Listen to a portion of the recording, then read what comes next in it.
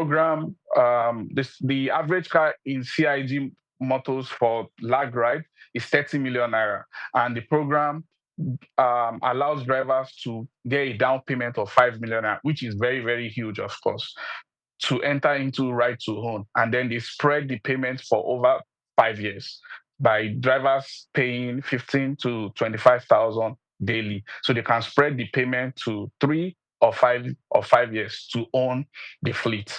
So, but the down payment to be able to do that is 5 million naira. So I don't know if government, local government, other branches of government can come in to give funding to some of these drivers, because Nigeria of today is difficult to come about 5 million naira. And I look at the opportunities for drivers, for Nigerians, is a very, very, very good opportunity. We all know the average drop on all of these apps is between 6,000 to 12,000 naira. So drivers paying 25,000, 15,000, 20,000 daily is easy fit, but the down payment is a stretch, but is a good development. I hope there will be partners that will come in to assist in the funding, but is a very beautiful model. I've looked at the entire value chain. Is very, very, very beautiful. I only hope other states, especially Abuja, Port Harcourt, and some of these major cities, Ogun State, Oyo, can key into this kind of program. Is very beautiful. It's very beautiful. Okay, now while we're looking at how beautiful it is from your end of the spectrum, let's also look at mass transportation. Like we said earlier on, this caters for a segment, not just the down part of the segment, but the higher end of the segment. Let's look at the BRT. Lagos State also tried introducing electric buses. We still see some of them ply the roads, but they didn't come as much as we thought they were going to come in. When and how should we start seeing that improvement come into Lagos State? Because if we have more buses, we have lesser cars on the road, we have more people picked up. Can we start seeing or start asking the government to, hey, give us more BRT buses? Better still, electric BRT buses. Well, it's a good one. I also thought about it that 100 LagRide is significantly few. I mean, why can't we incorporate it into the bus route transit to make it more accessible? But then again, if you look at the BRT, it does not get to the nooks and crannies of cities, Lagos basically. And so people still, take the yellow buses, the small ones they call Korope and the Keke Napep. So why? Because it gets to the nooks and crannies. It's only if you are taking a straight, maybe from the island to Ikorodu, with bus stops along the road, but it does not really get to the nooks and crannies. So it's basically for people who believe that it's quite nearer to their destination. They take the BRT. There was a time also I used to buy the ticket before they changed into the carrier and all that. I used to have the ticket for a month, well calculated for the whole month. So I think, yes, if they bring in that also, it's a good one. But until the private sector starts to accept this EV, you will not really see changes like that. If you say LagRide, if you say the BRT, yes, I think that will be probably 30 to 40% change. But until the yellow buses, until private sectors, until the Koropes, the Keke Napep, I don't know how they can develop something like that Keke Napep that will be electrically driven. Fantastic. That is when we can now start to see the cost of transportation actually reduce. Because if it's just for BRTs and LagRide, like you said, I believe it's almost the elite or upper middle class that can actually afford the LagRide. Let's face it. Because if you do your calculations well compared to the yellow bus, you would want to take the yellow bus instead of the LagRide and all that. So until the private sector starts to really key into it, then also how aware are the people in Lagos of these EV vehicles? That's one of the things we need to. Then again, why is it that it's not just only Lagos? Because Lagos is just 1 out of 36 states, which is less than 1% of the whole country. So why can't, until we start to see it, manifest, and Lagos is not the only commercial state. We have other commercial states. What is happening? Why are the governors not keying into this? Is it that they are in their slumber, or what is really happening? Trying to rev Oyinpre up? No, I'm just wondering that we have other governors. They travel out, they go to other countries for seminars, they do all these things. What is really happening? Are they not friends with Governor Sanwo-Olu? Okay. Now, before we talk about whether they are friends with Sanwo-Olu or not, let's look at after services, maintenance of these cars that are coming in. Are we seeing new segment of job creation, or seeing opportunities where Nigerians can also get in, apart from being those assembling, also technical know-how on fixing and repairing these cars, and see more jobs being created? When we talk about job creation, it's going to be in phases. Earlier on, when I mentioned that we have, as a state, as a country, little or insignificant form of contribution, I'm talking about manufacturing. Fine, if we designed it and we are giving it to assembling plants for it to be assembled, some of the most vital components of that vehicle, we didn't produce them here. And if things like these are happening, of course, when we look at it within the lens of job creation. Job creation can come when we start having a transfer of technology to the locals, and that is going to expand the market within, from the establishment of the stations, from maintenance, and other parts that we need to contribute to make it a whole. In that part, we need to start looking at it very well, because if not, we will just be waiting. Recently, the government had established, what's it called?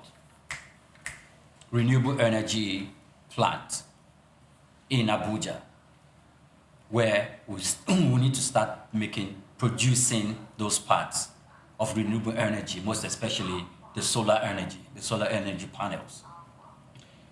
That is a combination between the government and the private sector, most especially with the multinational company. So we're making some form of progress in that. But all is going through renewable energy. And it's good because we are diversifying our sources. And it has its own advantage and disadvantage. Job creation. Now let's move away from that. On the other part, I think Lagos is enjoying, who is going to compete with the government in transportation? The monopoly is just too much. Where are you bringing private individuals to come invest? One. Two, you establish, even the BRT, you establish a private and exclusive route for the BRT. Then, the art bureaus that disturb the red and yellow or the black and yellow vehicles and every other private investors as a transporter does not disturb the BRT to collect money from the BRT operators, because they say, oh, this is government, leave them alone. The LagRide is going to be enjoying that same benefit as well. So you're suffocating private investment, and you are living large. Why didn't you make the policy to apply to both the private investor, that man that can spend the 5 million naira without even making down payment for the LagRide, can buy himself a Korope vehicle or a tricycle to use? He's going to pay those boys at the bus stop. Definitely. You are strangulating them. And these are private investors. So don't enjoy the monopoly alone. The monopoly, yes, is good, but make it a plural playing field. The government is just there, and it's doing good, yes, but it's not enough.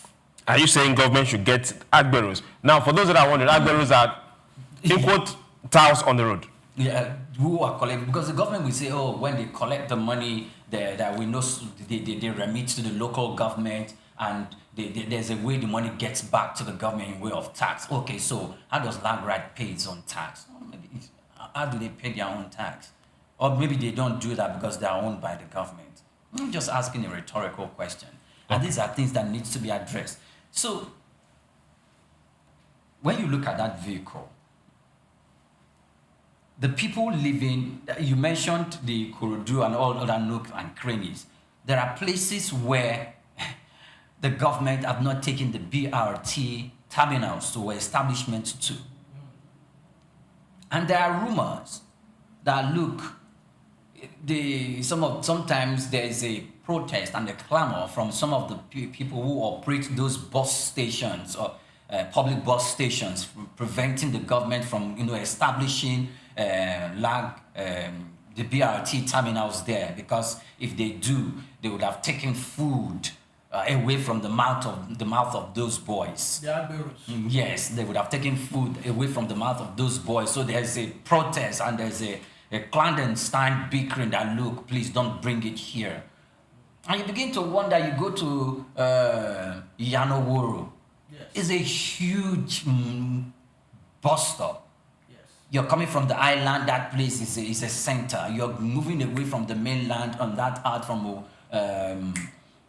Ikorodu and Ibafu. You are coming to the island. It's like a convergence center. There's no BRT bus stop there? There is a BRT terminal, but there's no BRT bus there.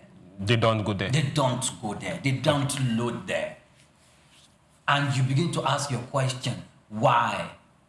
Why?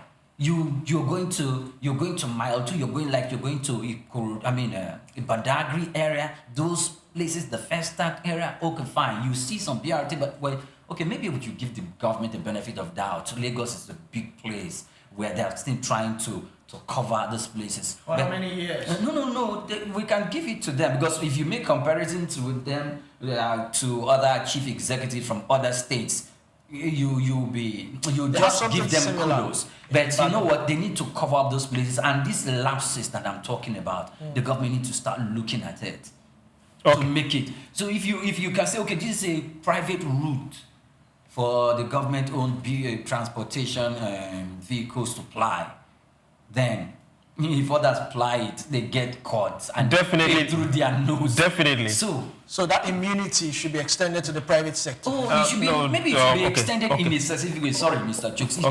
Extend in a specific way. If your vehicle meets a certain standard, maybe that itself will be discriminatory. So let me just keep it. Now, if you're driving a long bus that looks like a BRT, you can go register and apply the BRT lane. If you're driving a smaller bus, use the normal lane like every other person. If you're driving LagRide, congratulations, get to business and cater for the sector you are catering for. Everybody should learn. If Lagos is doing something that we can't replicate in other states, please, let's do same. Now let's go to our second story for today, and it has to do with climate, money, and movement. Bank of Industry has been accredited as Nigeria's national climate project implementer. Now, the Bank of Industry, BOI, has been officially accredited by the Adaptation Fund as Nigeria's national implementing entity, NIE, for climate-related development initiatives. The 5-year accreditation enables BOI to access, manage, and deploy climate adaptation funding to communities impacted by environmental challenges. The Adaptation Fund Board approved the designation based on a recommendation from its accreditation panel, signaling confidence in BOI's capacity to handle climate finance at the national level. The certification empowers BOI to support projects that build resilience to climate change across vulnerable Nigerian communities, describing the approval as a significant achievement. BOI Managing Director Olashukbo Olusi said the milestone positions Nigeria to better address climate adaptation needs while expanding access to global climate finance for sustainable development. Okay, first, congratulations to BOI. But now let's start asking, why BOI? Bank of Industry. Yes, why BOI? Well, it's a good one. Before we start to ask why BOI, let's still say, okay, we've gotten a channel where we can get funds that has to relate to climate adaptation, greener energy, which is quite related to what we were discussing before. So it's good. But I'm looking at the bureaucracy now. Why BOI? Why BOI? Maybe you should ask the government. I have no answers for that. But I guess they did some kind of homework. I wouldn't say backed up. They did some kind of homework to get this accreditation. And, thumbs up to them, first of all. Okay. Priye, why BOI? Well, it's the Bank of Industry.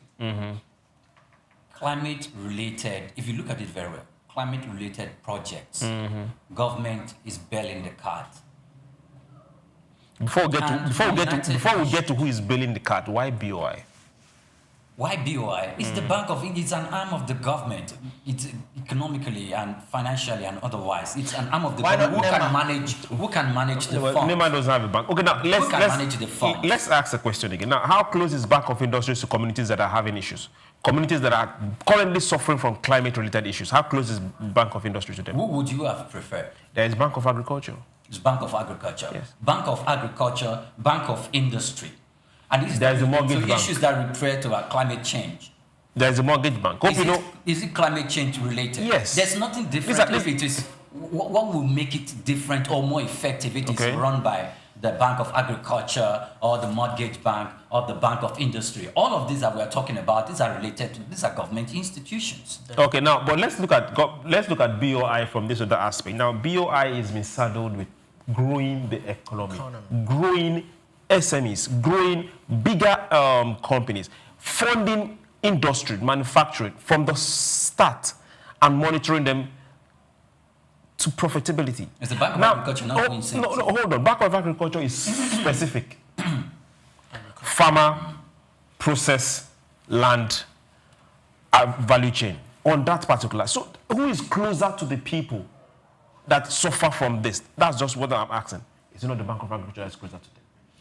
One way or the other, the Bank of Industry must have gone ahead, just like you said, to apply for this. But let's look at, there's an Ilaje community that is not too far from us here. Half of the community has been overrun by the ocean. Who is closer to them there? It's the Bank of Industry, the local government, and because they have extension workers there. There is the guys in the north that the desertification is almost sending them away. Who is closer to them? The cattle herders that are moving up and down. One of the major issues is also drought. So who is? I'm just asking those open questions. Mukhtar, let's come to you now because we need to hear your take on this. We are glad. Okay, there's a channel for this. Before we start asking specific questions on who is funding, why BOI? BOI has the fund and they have the right to adopt any policy and where they want to invest their money into. And we all understand that local government is the closest to the people. But the local government is already overwhelmed with the immediate need of the people.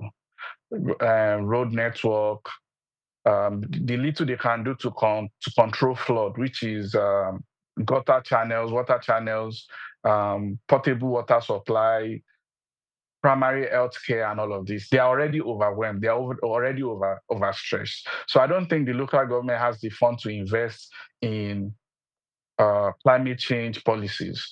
But if they can access funds from BOI or on other international bodies, World Bank and all of that, and implement into climate change, that would be beautiful. So BOI stepping in, I love it.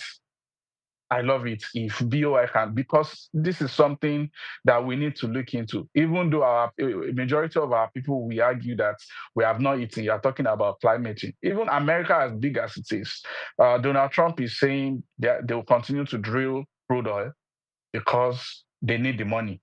So they don't care about, he does not believe in climate change. The administration before him, the Biden administration, were key into, even from Obama, they believe in climate change and they were key into the global climate change policy, into how everybody can go into green energy and renewable energy. So we in Africa, it's so sad that we didn't benefit from all the industrialization that polluted the planet.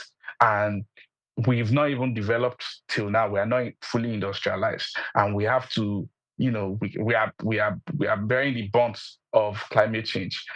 The water we see every other day, flash flood, is as a result of climate change. Now in September, almost October, rain is still falling. It's climate change. Our ocean currents are filled up. It's climate change. So we need to, and people are already dying from climate change if we have to say the way it is. So many villages and communities have been overrun by water, by flood, and properties submerged. So we need to stop saying we are hungry. We need food. We need to start taking climate change seriously because climate change is already taking lives. So, and if BOI has some money that they can invest into this, is very, very beautiful because climate change is now life-threatening as much as hunger is. So we have to take it as serious as we take food sufficient and hunger. Okay, Mukhtar, now for those that are still there, now the adaptation fund has a responsibility to provide funding to developing nations. Now, this is where we are also trying to come in. If they are meant to fund a lot of the initiatives, and now Bank of Industry has a lot of funds from the federal government and other contributory agencies to fund industrialization and businesses in the country. Are we seeing a case whereby the only funds that are going to go into every climate initiative is going to come from the adaptation funding? Or we're also asking the Bank of Industry to also drop some of their own funds? Yeah, I mean, the adaptation policy is a very, very huge investment. It's very, very huge investment. It means all the industries that currently run on gasoline and and does emission that pollutes the planet, they have to go fully green. And even the biggest of the big companies that we have, they will need support to do this integration. So it's a very, very huge investment. So BOI, we have to pick the industries that they want to support or the class of industries that they want to support. Are they going to be supporting the SMEs or the new industries that are coming into the economy, or they are going to be supporting the bigger ones, the big ones in our stock exchange? So they have to pick. And I don't think they can fully fund it alone. I feel like they will just pick the people that they want to support, and then World Bank has some funding for climate change too. So World Bank too, we have to pick. Okay, do we want to help the people that that pollute the planet the most? To now say, okay, you are the people that are polluting the most. Take this money and go green. Or you want to say, okay, the next generation of industries that are coming into the economy, take money, don't go gasoline, don't pollute the planet. But is a huge investment, and is something that is going to take maybe about 20 to 30 years to fully implement if we are ever going to get there. Because even the first countries of the world, America, for example, they have not shown that they are, even though they are adapting so many green policies, but they are still, polluting the planet.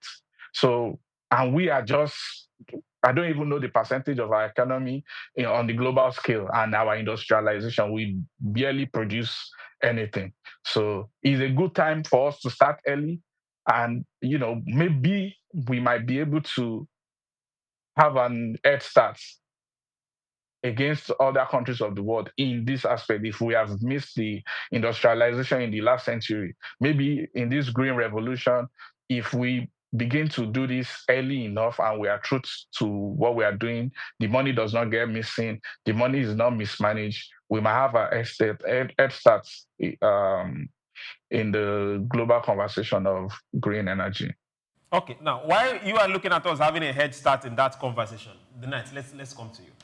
Now we get to see, just like he said, and he's up there, Germany is still burning coal. China is still burning coal. The US is still drilling like never before. Now, why is Africa the one that everybody is pushing to go green as fast as possible, whereas we emit the least and suffer the most? And they are not funding that particular transition the way they are talking the narrative. Well, it's quite interesting. I mean, excuse me. We're still talking about CNG. We've not even gotten to CNG yet, and we're saying we want to go green.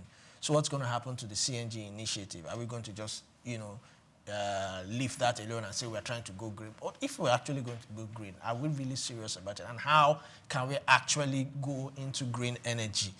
if you go on the roads right now, those trucks, those large trucks, trailers, what they emit, it's hazardous. But then again, so if you say, okay, a particular sector, a particular ride-hailing service going, getting EVs and all that, what about the private sector? That's why I always come down to the private sector, because for us to go green, we have to really go green.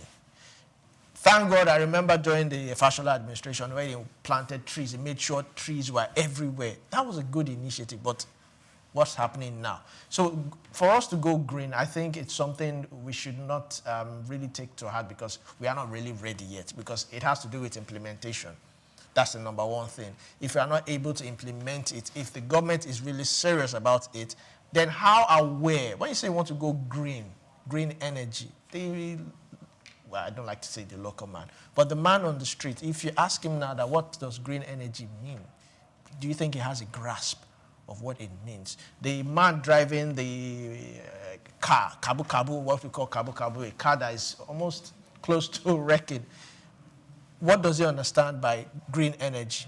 He just wants to get from point A to B and probably make some money. So if you say, oh, this car is not good, it's emitting whatever it's emitting, and you need to take care of it, he would ask you, how do you expect him to feed? How do you expect him to live? So for us to go into greener energy, we first also, it has to start from the mind, basically.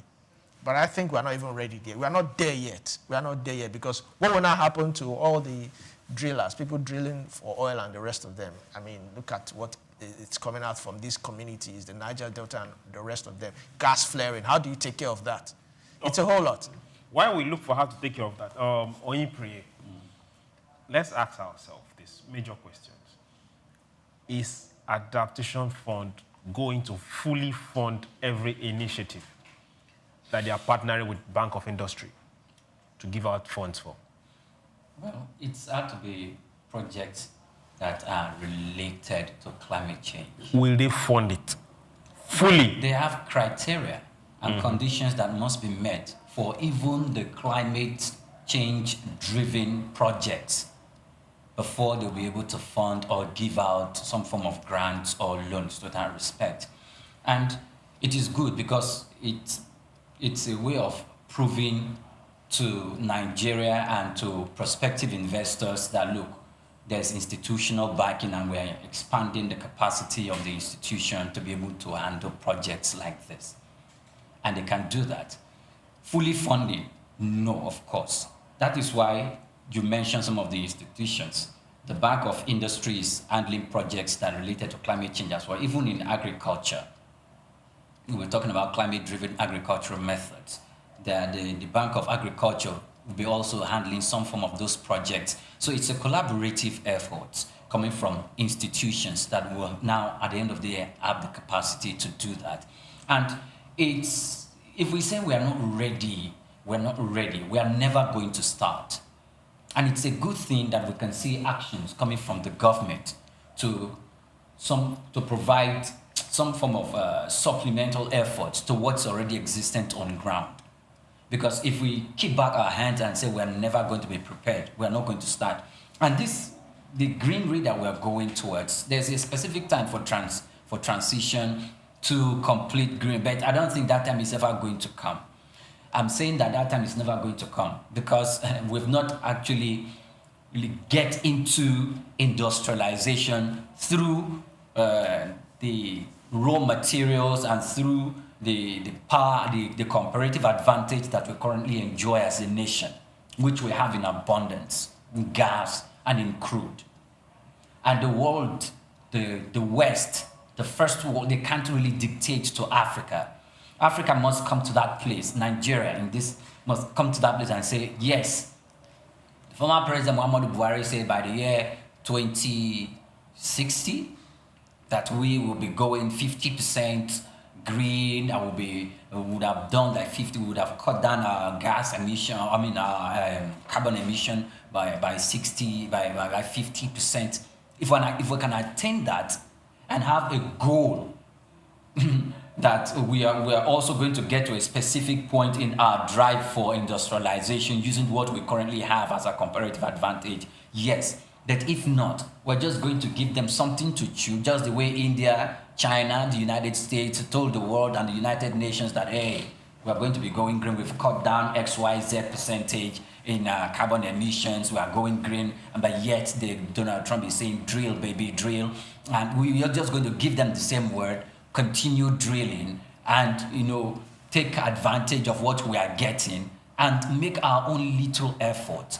Because we are not going to be deceptive, but we are going to make our own little effort. And they must be visible in the eyes of the multilateral agencies, the multilateral organizations, that we are equally making efforts on our own, and the monies and the funds that is coming from the Brooklyn institutions and from other multilateral companies that, look, we are making use of this fund for the purpose for which you have given it to us, either by way of grant or by way of loan. However, we're not going to neglect what we have accrued.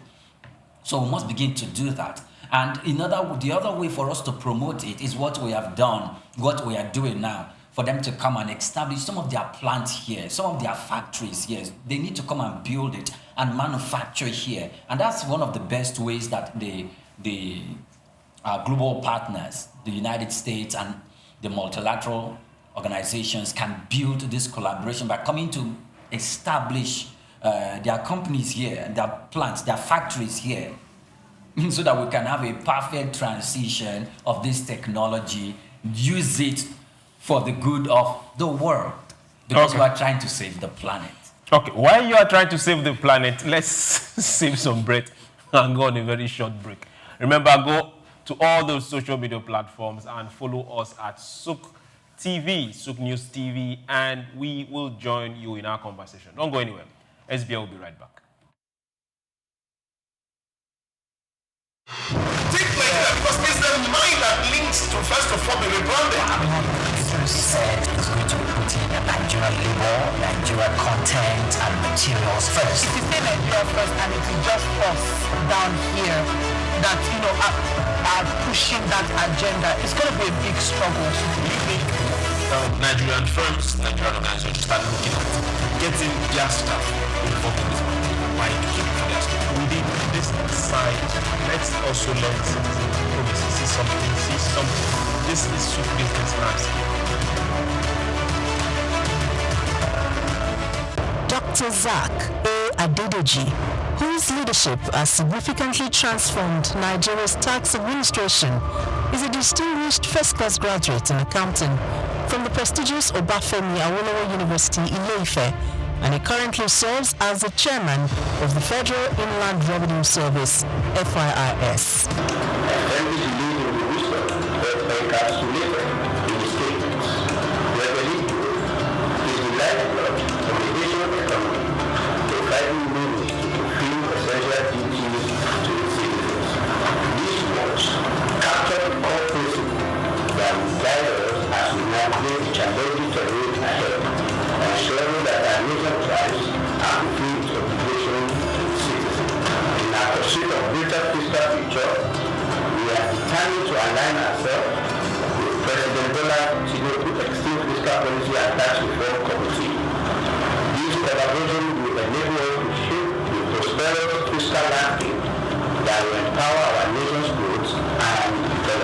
Born on January 8, 1978 in Ogbomoso, Oyo State, Nigeria, Dr. Adedeji is an accomplished accountant and public officer with extensive expertise in corporate taxation and public finance. His journey in public service began in 2011 when he was appointed as Commissioner for Finance in Oyo State. In that capacity, Adedeji introduced transformative financial reforms, most notably the establishment of the Treasury Single Account (TSA) to streamline government revenues and expenditures. In March 2021, President Muhammadu Buhari appointed Adedeji as Executive Secretary of the National Sugar Development Council (NSCDC). In this capacity, he founded the Nigeria Sugar Institute and spearheaded the Sugar Backward Integration Program, which sought to enhance local sugar production and reduce reliance on foreign imports. In June 2023, President Bola Ahmed Tinubu appointed Adedeji as Special Advisor on Revenue, and by September of that same year, he had ascended to the position of Executive Chairman of FIRS, Nigeria's leading tax authority responsible for the assessment, collection, and management of federal taxes. The focus will be on these indirect taxes, so that as long as you consume, you have to pay. As long as you have interest on your investment, you have to pay. And this is echoing Mr. President's message that we are not going to tax the seed, but we are going to tax the fruit. The fruit is what we focus on.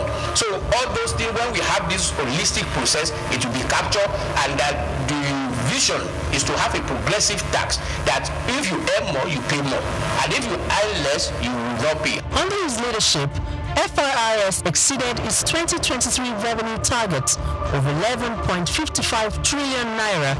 As chairman of FIRS, Dr. Adedeji implemented a performance-based system aligning with the service's new slogan, simplifying tax, maximizing revenue. Dr. SOUQ Adedeji has done incredibly well in transforming and reforming the tax processes and procedures in Nigeria. In a little over a year being at the helm of the affairs of the tax body in Nigeria, we have seen a significant improvement in revenue generation. His policy of not crumbling business with taxation is something that also need to be applauded. SOUQ Adedeji philosophy is taxing fruits and not the seed, and taxing prosperity, not poverty. Because if you look at the fiscal landscape of Nigeria in the past 10 years, you find that businesses have struggled to live, and that has led to the exit of so many businesses from Nigeria.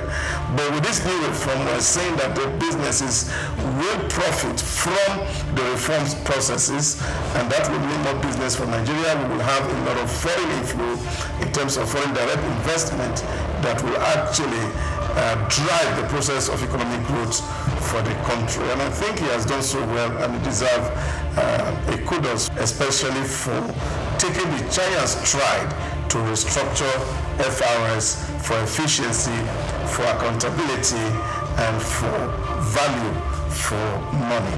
He has also made the welfare of the staff a top priority, fostering a positive working environment that has brought smiles to the faces of FIRS employees nationwide.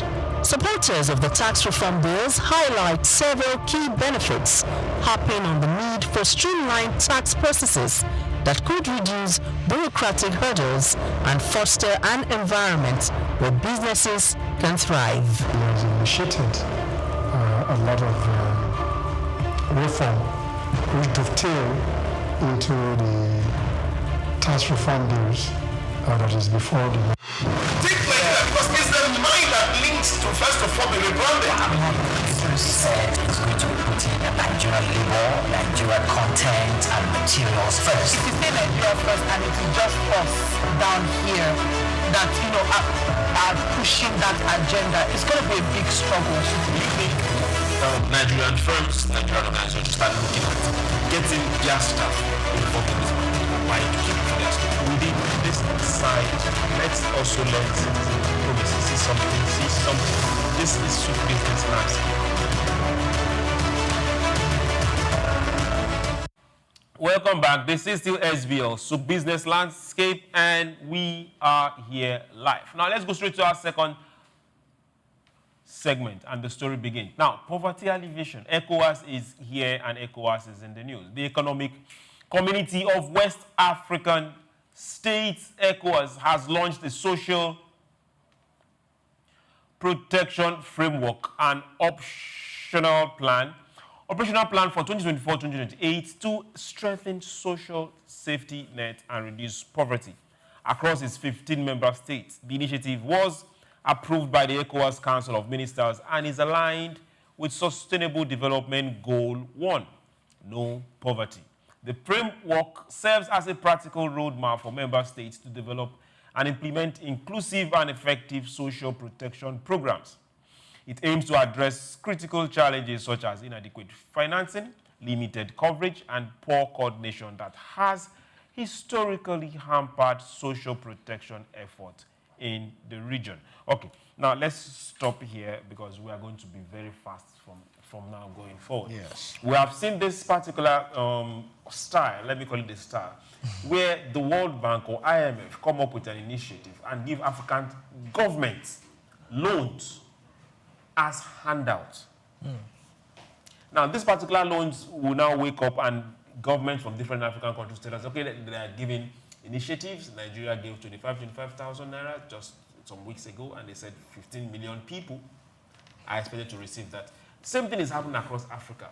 In the name of loans from, as Pri will call them, multilateral organizations, which they are, should Africa be looking at social net protection, or should Africa be looking at productive net projections? It reminds me of that saying that it's if you give someone fish, he would always come back for more. But if you train him how to fish, he will be independent for himself. Until we learn that fact, that we need to stop this handout. We need to stop. If you give 10 people 10,000 naira, how long will they sustain? But if you provide a viable economy where they themselves can thrive, where they have purchasing power. I think that's one of the major things this government needs to look at, how to increase the purchasing power of an average man. Then he will be able to be independent of himself. But, you know, because of maybe politics, selfish reasons, we see loans, we see grants as something good. We don't see it as something that is still it's not going to take us out of where we're supposed to be. We're supposed to be among world powers. But and these people know, they see us as, these people, they have a whole lot of things that can actually make them become independent, make them the giants of Africa. But these loans, we seem to always want something that is easy. But it's not actually easy, because whether you like it or not, these loans, you have to pay them back. You have to, whatever grants or loans you are signing, there's always an underline. Like they say, the devil is in a detail. There's always something in that contract that we might not be privy to. So until we see Africa as, that's why I like, even though I don't like the method at which they took power, but it seems as if they are doing far better than every other country. But of course, the way they took power was through a coup and all that. I do not support that. But until we start to see ourselves, that we can actually get ourselves from point A to B, that we are the ones that are going to get ourselves out of poverty, we will always continue to take these grants. And it seems very juicy, it seems sweet to, it's easy to borrow money. It is paying back that is harder. So until we start to see it that way, that until you make it, you make the economy so viable that one person can actually, you do not need to, how will I put it? Until entrepreneurs, SMEs can actually stand on their own, we will not get there. Okay. Now, looking at getting there, let's get back to you. Why do we still have ECOWAS focusing on poor? Giving a poor person a job and giving a poor person money, which should we prioritize? Both. Both? Okay. Yeah. How? Yes. Both, because, first of all, these are social protective nets. The bigger clients, the United States of America, during the COVID-19 period, gave out a lot of social, what ECOWAS is currently doing now. They provided it for their citizens. It's not a continuum. It's not a continuum. Yes, it was specific.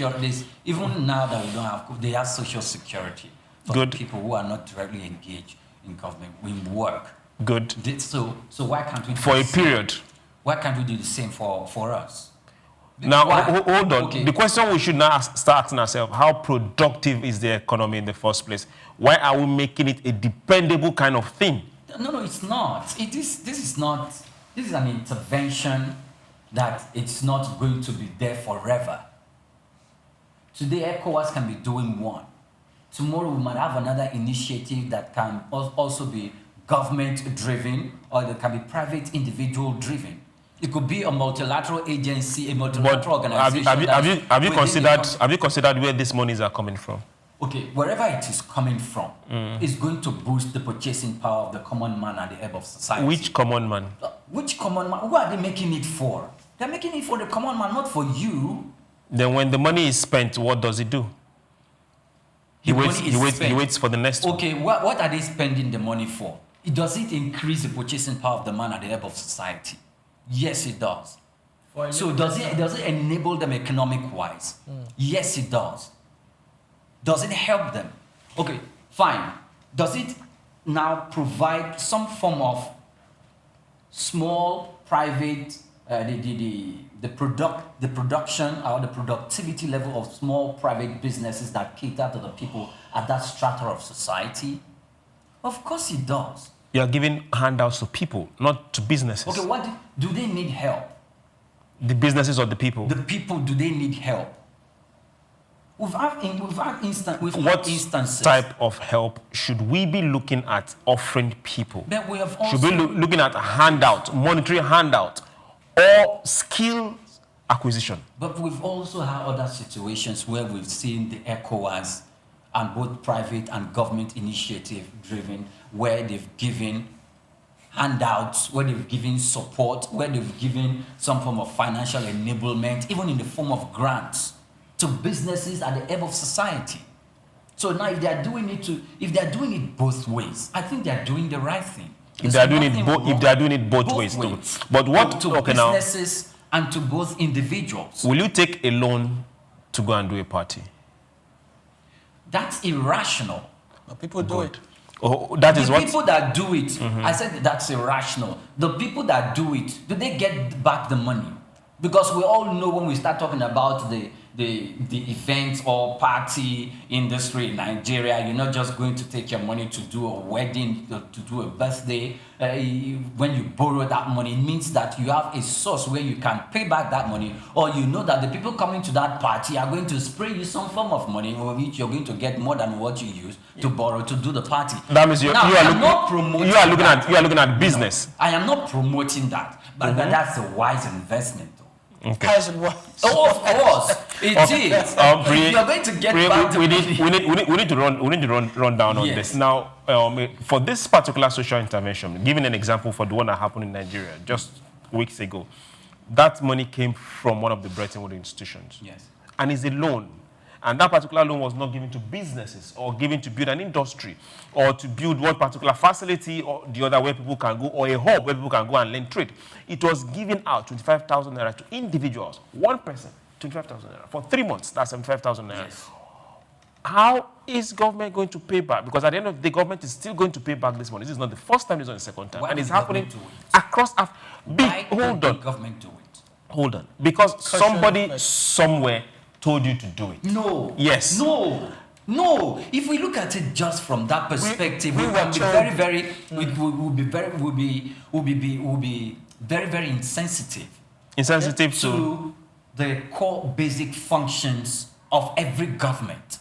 Which is? That is saddled with the responsibility of providing for the peace, security of every nation, and also to provide for the economic welfare, the well-being of the individual. Now we are making a mistake. It is not government's responsibility to put food on your table. No. We're not talking about government. See, the countries that we're talking about, that we want our country or countries in Africa to be like, do these things. Now, hold on. So we cannot, if they do this, are we waiting? Hold on. There are two different things. Then if we not do the same, adopt the same measure, you say we are doing bad because we are not at the peak of where we should be, or we are not like the United States. Are they borrowing to do what they are doing? To do that. Now, whether they are borrowing to do what they are doing, whether they are borrowing it or not, is not the singular.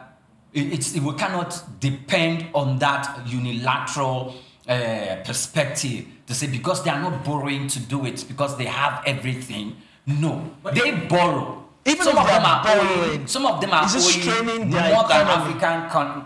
Do they have economic strain in one way or the other? No. Yes. they do have economic strain. Yes. If it's not coming from that perspective, does not mean they are not experiencing economic strain. We have to do it too. However, we have to do it in a way we can manage it very, very well to make sure it gets to the very, very people that we are targeting. That's where we should be. Now that's a different talk altogether. If I may ask now, this 75,000 has been distributed for 3 months. For 3 months, how has it gotten people out of the state of poverty? Of course, it's a temporary intervention by the government. It's a temporary intervention. The government is not trying to say, oh, because it's a government initiative, I want to make sure I take care of the lives of the people by 75,000. He asked the question, how has it gotten people out of poverty? So it does not have to get them out of poverty, but it provides some form of succor. It provides some form of help. These are people who earn even less than what we currently provide as the minimum wage for people at the head of society. Some states have not been able to pay that. And if the government saying, okay, because we're trying to provide some form of succor, it's the government's responsibility that at least some basic needs of the people at the head of society is met. If some of those needs need to be met and the government see it, that I need to play a position where I need to make 25,000 naira within this frame of time to these people for 3 months, I think the government is doing a very good job. Okay, that brings me back to where I'm going, the purchasing power. So what is the purchasing power of 25,000 naira? For that period, in a month, Olumide, it's less than minimum wage. So, of course, for a month. It does not mean these people are not earning anything. Okay. What it ultimately means is that the purchasing power of these people are so depleted and we need to augment it. We need to bring it up at least for the specific period of time. Let's do this. So that they can buy some staples, so that they can get some with 25,000. Yes, it will add to what they already have on hand. Okay. To meet some of the needs, even for the children at home. Please, I know you can purchase, you can drive into the fuel station and buy fuel for 25,000 naira. Not everybody can do that. Mukhtar, let's get to hear your take on this. It's always easy to compare when we do this here. I will now look at the social intervention that happen outside this country. What's your take on this, please? We have just one more story, so we have to get there. Go ahead. Okay, so very quickly, the social intervention that happens in the advanced country, I dare say it doesn't get to everybody, and it only gets to people that are in the system. And what does it mean by people in the system? It means people that are already captured and regularly pay tax. So, for example, during the COVID period, when government was sending checks to people, there's no way they could send checks to everybody in America. They're only sending checks to people that are in the system that are paying tax. So they are giving them some, kickback from the tax they've paid because they had not any money. Same thing when you file for unemployment and they send you check pending the time that you get a job. It's like a grant. It's like a soft loan. They get it back one way or the other. They are keeping you afloat because you're in the system, and they know that when you get a job, they will definitely know, because you can't get a job without your social security number. And so they will definitely know, and you will pay tax back. So, but the problem that we have in Nigeria is the money is not even getting to the most vulnerable because they are not captured. They are not in the system. So there's no way we know to know the poor people. There's no government official in this country that can give us the register of the most vulnerable people in Nigeria. So let's focus on what is achievable. In as much as, people need money, but I feel like people need jobs more than they need this 25,000, 15,000. It goes nowhere. So again, I keep saying it, in a country where 70% are uneducated, let's invest heavily in agriculture. We should start seeing states that have cargo airports and cargo planes that can ship out food, and have processing companies where, if, for example, if I harvest my 2 tons of corn or cassava, I can take it there and they'll pay me, and the states will process and export. The demand for food is not just in Nigeria, it's worldwide. So the reason why people don't want to do agriculture in this country is because we think it's a poverty-ridden sector. Show people the money. The other day, a station in Nigeria was doing documentary in Kaduna about agriculture. People are making 3 billion, 4 billion from one crop, from ordinary beans, from rice. So we need to show our people the money. I'm sure if our people know they can make millions from agriculture, they don't want 25,000 naira that barely feed them for a week. They don't want 15,000 naira that barely feed them for a week. Imagine a family of 4, a family of 5. What can they do with that money? Just invest in something that can change the life of our people, that can change the destiny of these countries. The tax office, Zacchaeus Adedeji, explains how only 20% of our taxable people is captured. So the same people that are not paying tax, that are not contributing to the government force, wants social kickback. They want let's be real. In the foreign countries, the people that are saddled with the responsibility of this daily or weekly or regular social reaching out to people are churches and mosques. They are not governments. Here you see churches, they do soup day every Tuesday. They do soup day is when they give people that cannot cook, the homeless people. They give them warm food that is cooked. Then maybe Thursday or Friday, they give people that have homes that can cook. They give them staple food, potatoes, and to go and cook. So it's the churches. So here everything is government. What are these non-governmental organizations? What are they doing with this so much money? The churches, they are not even being taxed. So imagine they even take the money they are supposed to pay to government as tax from the money they are making to reach out to people. Maybe some of them are reaching out, but it's not enough.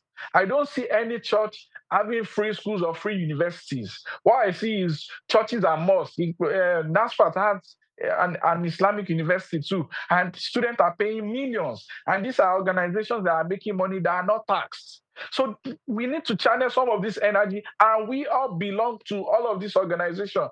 In Nigeria, is a very religious country. It's either you belong to Nasrat Porib as a Muslim, or you belong to some of these popular churches, Redeem, Winners. And it's time to wake up and ask, what are these money being used for? Because in this advanced country, this is what churches are doing with their money. And those are the people that introduce us to religion. So we cannot just cherry pick what we want to pick from the advanced country. We'll say, oh, they reach out to people for social, give them money. But we don't say those people are captured in their system. These are people that pay taxes. So in Nigeria now, we can see the internet is going agog because they want to increase the tax nets. They want more people to come into the tax net. Everybody is angry. Why are we angry? The problem we have in Nigeria is revenue problem. Thank you very much, Mukhtar. You want to say something? Go ahead. Yes. Okay. So we have to put the name of the tax that we're referring to. If we say religious bodies, churches, and mosques, they are exempt. Tax. They don't. If they don't pay tax, what sort of tax are they being exempted from? All of it. We know of churches. Are they not registered? Just a moment. We know of churches who employ. In whose employment you have more than 200 staff. Okay. Yes. The staff will be paid. No, fine. The staff they pay tax, right? If they do that, what sort of tax are we saying the churches and mosques does not pay? Those staff, I'm coming. Those staff, they are being paid.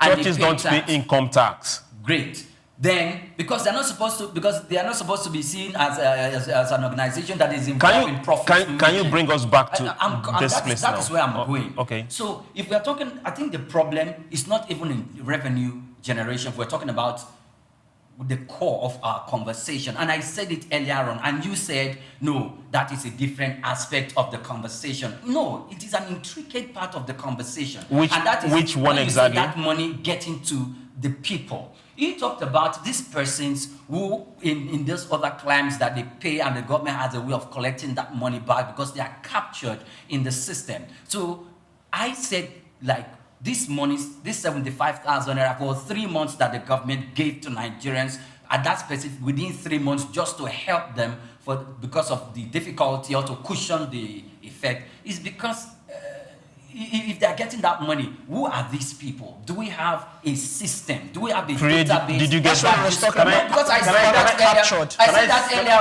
on. Did you get the money? He said no, that's a conversation. I don't fall into that category of people. Okay. So I'm also, if I'm to get that money, it will be unfair because there are people down there the who person need that money. What is the criteria for those that got the money? Then we need to say, okay, what the government needs to do is to make sure that it has a very, very transparent system, or it needs to develop a system and a database where it captures these people, and we don't just only want to see these names. And because we watch transparency, we should bring in civil society organizations, civil rights organizations who can partner with the government to reference to see these people and also have the same database and to verify the fact that government actually paid this money at the end of 3 months. Who I really need of that money, not some politicians giving it to party members because they are party members and they can influence some of the decision or the way the money is being distributed. Can you calm down? At the end, calm down. It is not about revenue generation. Calm down. At the end of 3 months, what happens? The person still doesn't have a job. The person is still poor. What happens? No. Those people is not say that they do not ever have jobs. There are people who have jobs, but they still fall into the same category. This category? Yes. They are the poorest. It's poverty elevation. There are people who earn 20,000 naira monthly. Okay. Yes. They don't work for the government. They earn 20,000 naira monthly. There are people who earn 30,000 naira monthly. There are people who earn less than 30,000 naira monthly. Okay. Yes. These people equally fall into that category. Okay. At any point in time, so if we call qualified for the 25,000 naira at any point in time, at any point in time, if you want to get a record of social interventions outside this country, you will get that record. Okay, fine. If we ask for the same thing what we should be here, talking about. can we get that record? And because the government is saddled with that responsibility from the local government level. Hold on. Now, these are things we shouldn't get too passionate about them. We should not borrow to hand out. It is wrong on every side of it. We are not that rich. We are not that productive. We are borrowing money from World Bank to go and do handout because they say take, and it's part of their own initiative. We should not do that. This is not a regular occurrence. It's not the first time. It's not the second time. Occurrence when the government is just going to go to the World Bank or a multilateral organization to borrow money because it wants to give over to Nigerians who are the head of society. These are the things that happen once in a while. Hold on, and we've also seen that in the government let's stop using the excuse of poverty. See, and impoverish the nation more. If you do not take care of the people in the poor people in your society, armed robbery is going to skyrocket. If you do not take care of 25,000 naira is not going to take care of poor people in your society. You spend 25,000 naira in a day or two does not mean someone out there can afford it in a week. It's not about me. So if it's not about you, then we must defend the people at the head of society. The government can get monies off another means, not going. I'm not saying they shouldn't do it, no. But don't borrow money from World Bank. But if I may say something, I thought that they said the 1 trillion that will be saved from fuel subsidy removal would trickle back.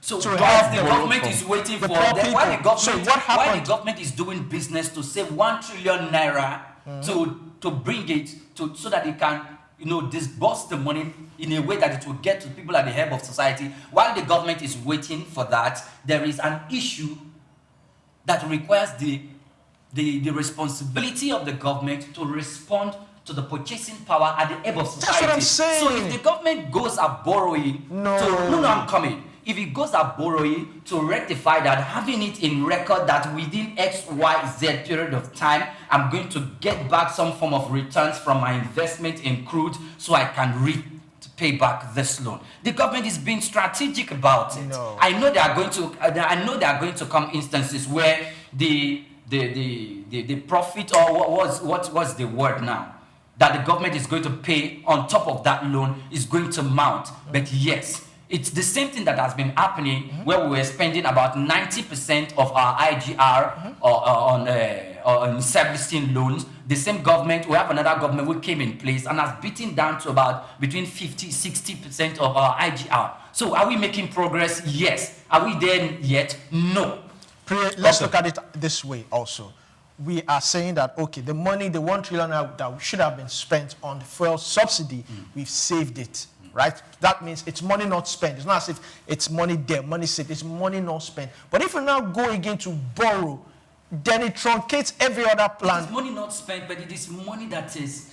So that 1 trillion that you've saved... It's a forecast. It's a projection that we are going to receive it. No, it's a forecast. The government did not say it's something that we already have in our treasury. That's what I'm saying.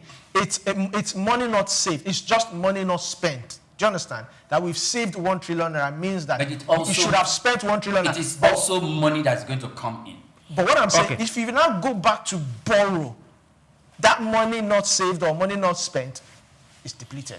The first Friday of every month, the U.S. publishes their farmers' payroll, non-farmers' payroll, and they tell you the amount of jobs they've brought into the system every single month. If we are good at emulating and collecting monies from them, are those not better things to emulate? How much jobs are we bringing into the country every month? Hold on. Instead of looking for who to give handouts to, which I promise you, the poor will always be there. How do we get them out of poverty? By getting them productive. If you can't get them productive, then get the person that can work more productive to employ them. That is the way we get people out of poverty.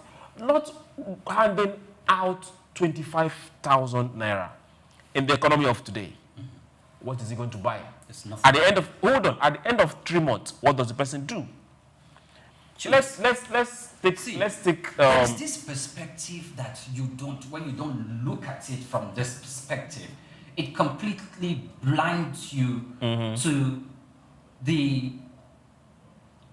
where this is taking us, to why the government has to do that. Does it make us productive? It is making us productive in one aspect. No. You have to see. Does it make us productive? Yes, it is. Completely. How?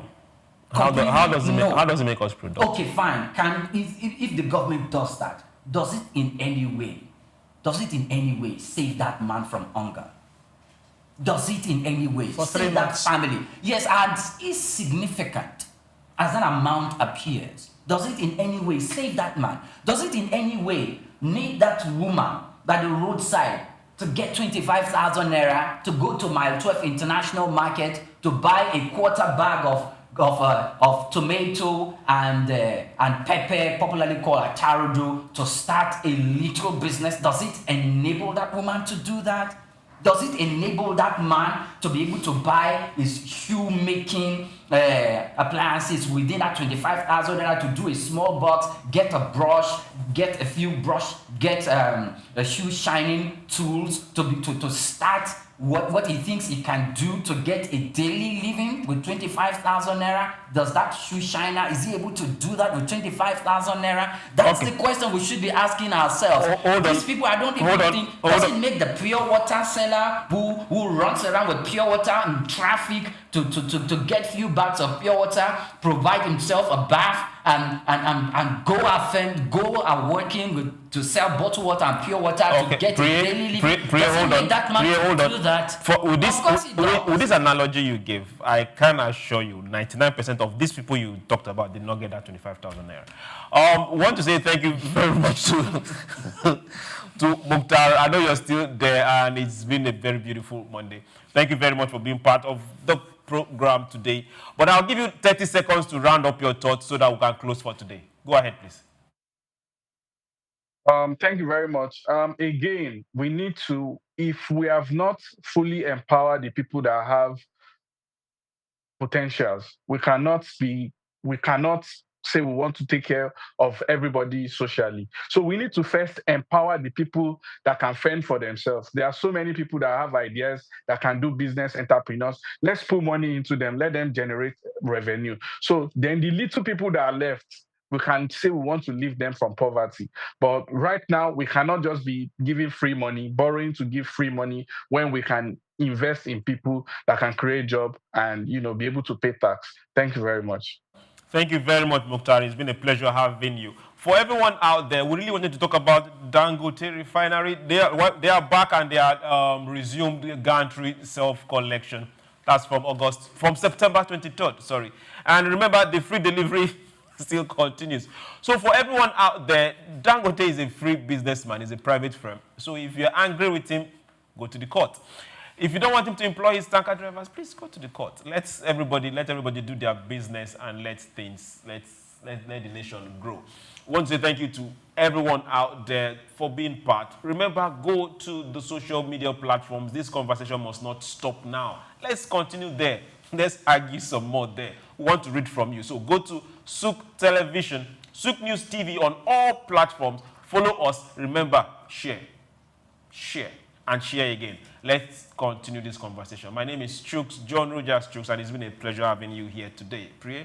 Yeah, thank you, SOUQ. Thanks, Olumide. Thanks to our viewers, and thanks to Mukhtar Aminu. I like your name, Mukhtar, by the way. I'm Priye Krumale. Many thanks for watching. It's been a pleasure staying with us. Many thanks to everyone. They say it takes a village to set up this whole thing. Many thanks to everyone who made this show possible. But the bigger thanks is to you watching. Make sure you comment, like, and share. Engage us. Give us something to talk about tomorrow on SOUQ Business Landscape. And if you have enjoyed it, join us tomorrow. I'm Olumide Shukoya. Think like that because it's the mind that links to first of all the rebranding.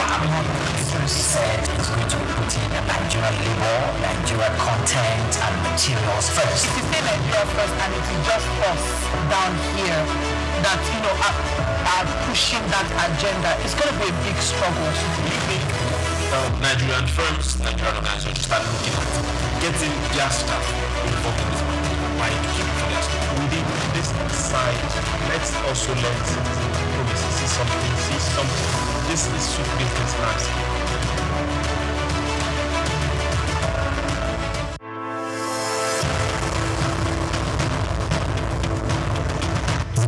Interest in Nigeria's lithium reserves comes as countries worldwide scramble to secure supplies of the mineral which is essential for powering the green energy revolution. In this special report by Bayo Olaoye, the need to harness this resource for growth and development is examined with the evolution of electric vehicles and renewable energy storage systems. Lithium is a key component in the production of batteries for electric vehicles and renewable energy storage systems, and Nigeria is positioning itself to become a major player in the global lithium market. Nigeria's vast lithium reserves, valued over $34 billion, is no doubt attracting world attention, while lithium factories are springing up in different parts of Nigeria already. The attention of the international mining industry is also focused on lithium because it is critical raw material for the production of solar panels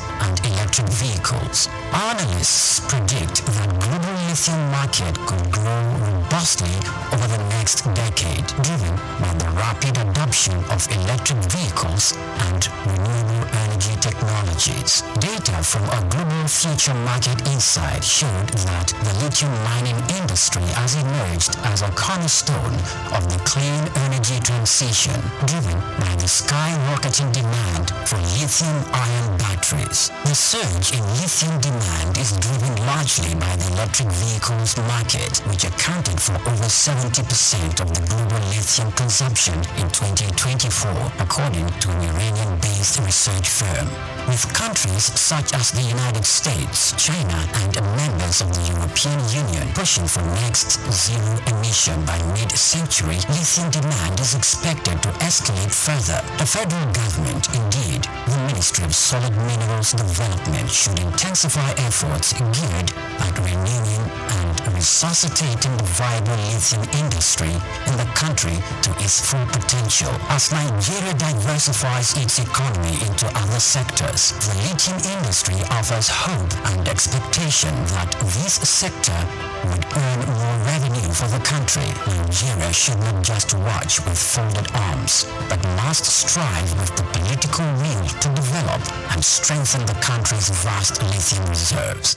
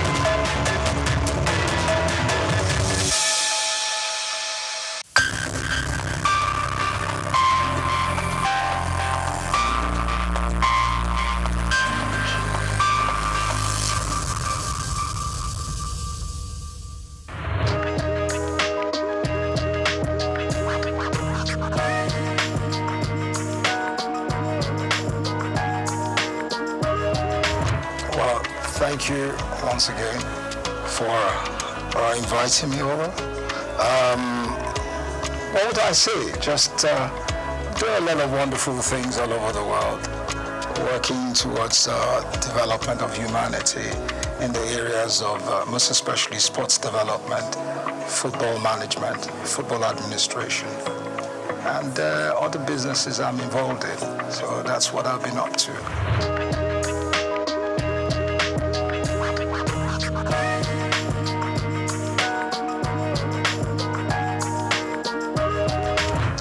Basically, the National Sports Commission is there to ensure that sports development is put in a proper perspective. There are a lot of papers, a lot of policy papers, a lot of things that have been put in place. So they need to go into it, look at it, and structure something positive out for the development of sports in the country. I'm sure they have all what it takes to do it, and the zeal and the power to go ahead and put those things in place. So that's basically what they need to do. How the implementation is key. And I know, well, one way or the other, they should have the wherewithal to do it. So I wish them all the best.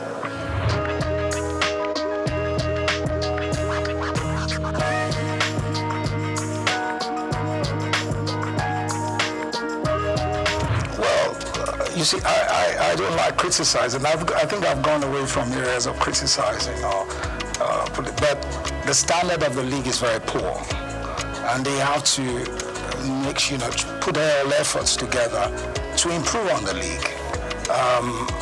Also, the technicalities of the game, the manpower. We have to, we're still doing what we practiced 15 to 10 years ago, so it's not changed. So all those things have to change. We have to go away from the mediocre ways of running the game and putting more investment in development of the game itself. In the clubs have to be, it's so sad that we in Nigeria prefer to watch the Premier League compared to the Nigerian Premier League. It's a sad story. I remember 40 years ago, you could go to the stadium and watch our local, amateur league, and there were standards. So there's no reason why we can't bring that back. It's the wherewithal, the willpower to do it, and the stem from, having to go away from the area of mediocrity, where we bring in professionalism. We have the people that can do it, without any doubt. But for the system to allow them come in and do those things is another question. How that is going to be done, we've talked about it for many years, but nothing has been done about it. I pray and I hope someday they put up the proper perspective and the willpower to do those things.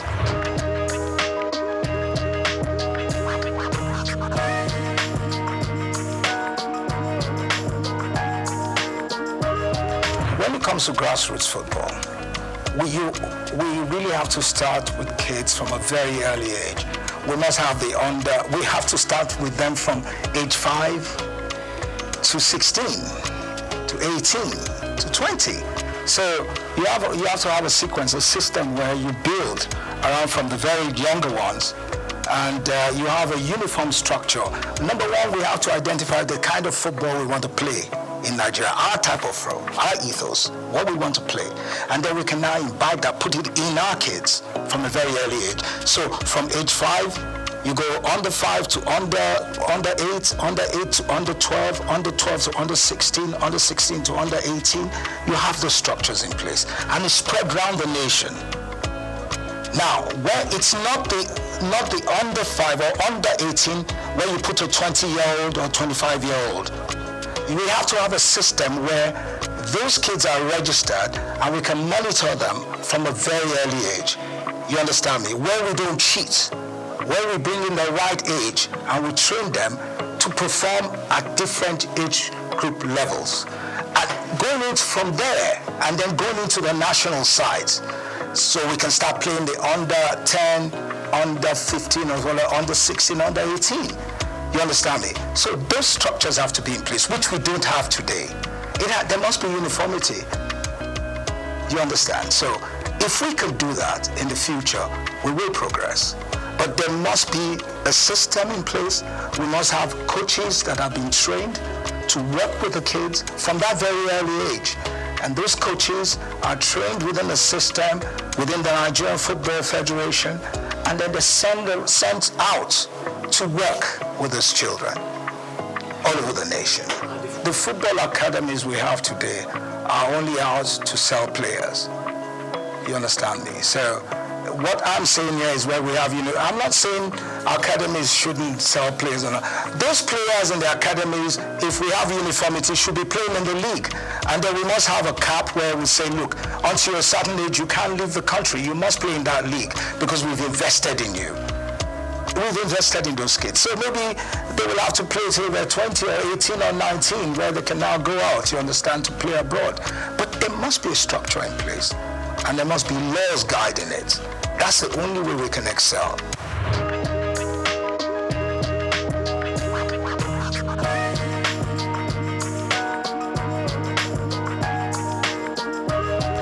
It also goes to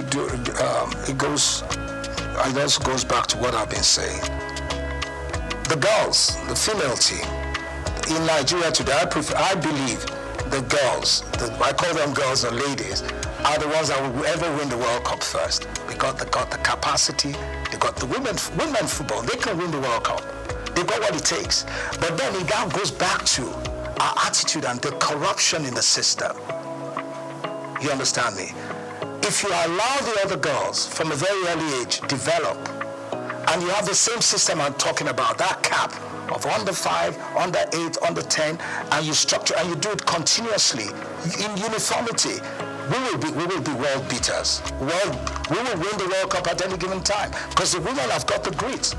They pick up very faster than they tap the balls. They are more technically better, within that range. So, but it's for us to develop those things and to take away corruption.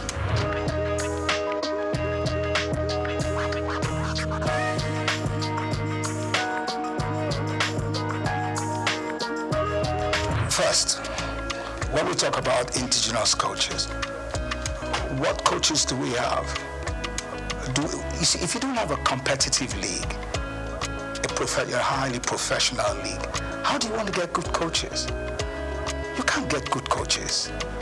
The coaches, it's not that we don't have the capacity to build good coaches. We have a lot of talents in this country that can be world beaters, that could be top coaches. I talk to young stars. Young stars will talk to you about the technicalities of the game. They're very bright. Even my son, when he talks to me about football, I think he knows the game better than I do today. The technicalities of the game, you understand me? The formations, how players play back and forth. It's because you're giving them the exposure. And we need to give our young stars that exposure. We need to develop them. That's what we're not doing. We have to invest in them. But for now, we have not done that. And what we're doing today is those bunch of coaches we have are not good enough to run the national team at that level of competition. I have one or two of them in America that are sound, they're there. But how many of them can you bring into the system?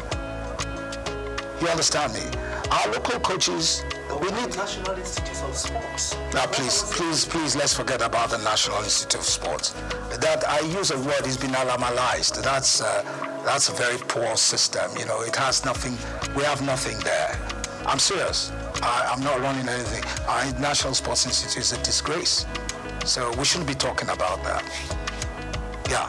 If you want to talk about National Sports Institute, you go to Australia and other countries and you see what it is. You see the standards. We don't have those things. Ours is archaic. Is it beyond redemption? There's nothing beyond redemption. It can be, we can work on it. We can develop it. We just have a time frame, work around it. See, there's nothing we cannot do in this country. We got everything possible to do it. It's the wherewithal. Do we have that mindset to do it? Are we ready for it? Those are the things we have to look at. Or do we want to continue with our mediocrity? But really, sincerely, there's nothing impossible. We can do anything here. We've got great youngsters. We have to remove all this old, archaic way of thinking and then bring in a more modern, professional approach to things. So that's it.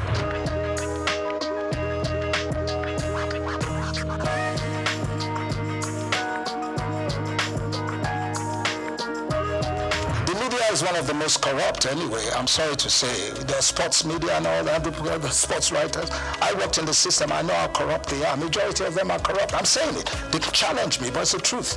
Until we get rid of all those things, where our boys go and collect envelopes to write or favor people, we're not going to get anywhere. I'm not saying the press, but the sports writers, I disgrace.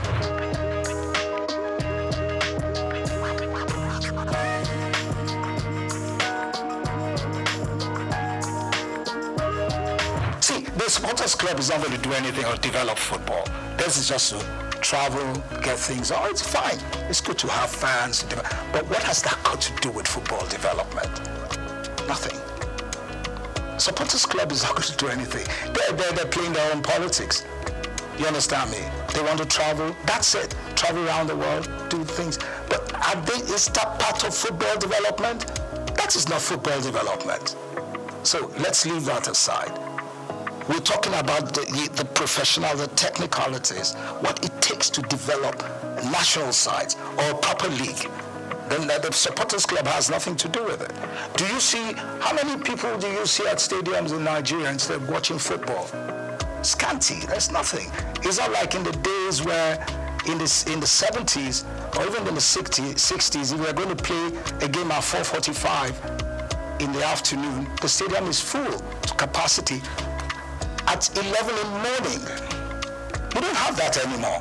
So what are we talking about supporters club? So we can bring that back, that passion. Yeah, if you build a league that has the quality, the professionalism, and all the standards are put in place, then you can bring them back. Then you can bring the crowd back.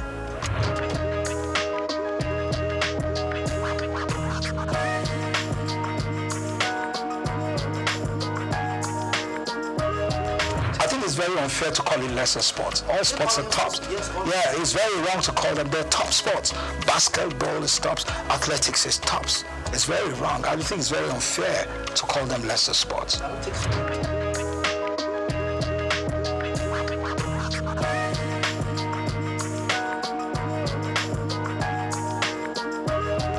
See, bottom line is the politics, the greed. You understand me? We have top talented basketball players all over the world. We could put them together. It's all about management. It's all about commitment. But you don't have those things there. It's about myself. It's all about self-aggrandization. What do I get from this? It's all about what do we do to build these teams or these athletes to be world beaters. Do you understand me? So you're not going to get anything out of it. You'll never.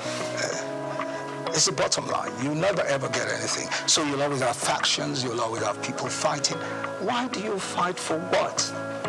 If you can collectively come together to build a system, a structure for basketball, for example, because the girls are tops, they can perform, they could do far better than where they are today. I always tell you, the female teams in Nigeria will always excel in athletics, in basketball and all that.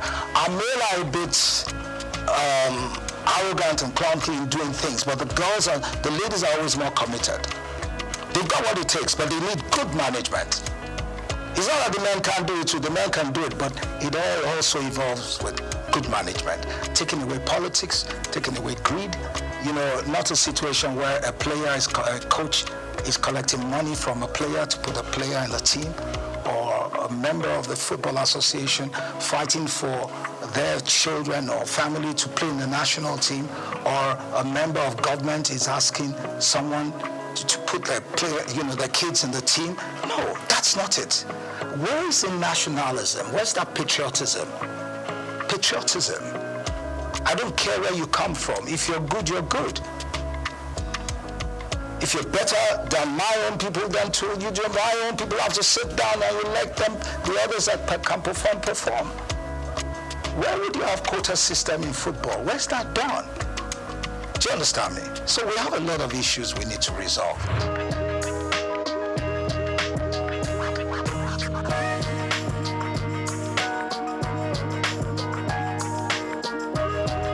Well, what do you expect? The athletes themselves are far more successful and far more exposed than the administrators. So the administrators obviously are always envious of those ones, and they make life difficult for them. Do you understand me? Where you have people that are not competent enough running a system, people that are not exposed, that haven't got the professional ethics to run the thing, that's what you get. Then the greed aspect, which is a standard norm for us in this country. Greed. Where people believe athletics is only, you being a member of the Athletics Federation is all about traveling. You understand me? He wants to travel, she wants to travel. She wants to be in the, in the group of people that are going away. See, you can never get no results. They're all fighting to get something. They don't care about the athletes. They want to be in a delegation that is going to travel. Do you understand me? So that's basically it. They're not interested in the development. They haven't got the zeal. You understand me, sir? So once you don't have those things, you can never get anything right.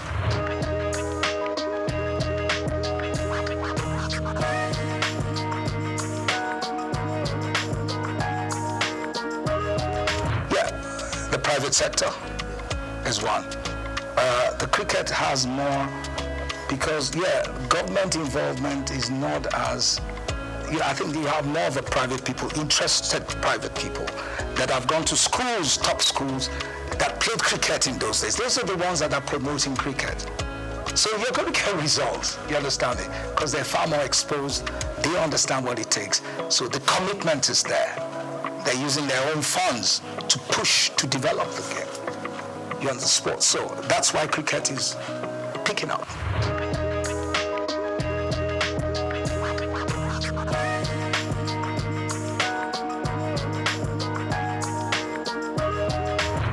You mean the National Sports Festival? Well, I think for now we don't really need that. We need to do more with the private sector. I think the new chairman of the National Sports Commission, he seems he's an exposed person. I think he's got to sit right and see how he can profile solutions to these things and change the course of. He's got what it takes to do it. He just has to come out of that shell, come out of that darkness, I'll call it darkness, and come into real light. I think he has it. But National Sports Festival, I don't think we're ready. We really need that now. We need to do more with youth development programs. You see, a National Sports Festival in those days was more interesting because you had more schools, inter-school sports. And that is where the best athletes came from. We don't have that anymore. So first we need to build the schools, sports, schools, athletics and all that, build it to a standard and then go into national sports festivals. For now, we don't have that. And I think the National Sports Commission has to look into that, how they can work with the Ministry of Education and see how they can build that again. School sports. That's where you get the best. In those days, the best athletes. We knew those that will actually participate and run for Nigeria. We knew the ones that will do high jump, long jump, triple jump. We knew them, both female and females, from secondary school. You don't have that anymore. So where did they come from? Nowhere. So you have, like in those days where some schools will go and get mercenaries, pay for them to come and run. That's what you get today. So it's corrupt. Now, the Sports Commission has to work on that. It has to change it. I know they can do it. They just need to sit back and look at how they will change the course of things.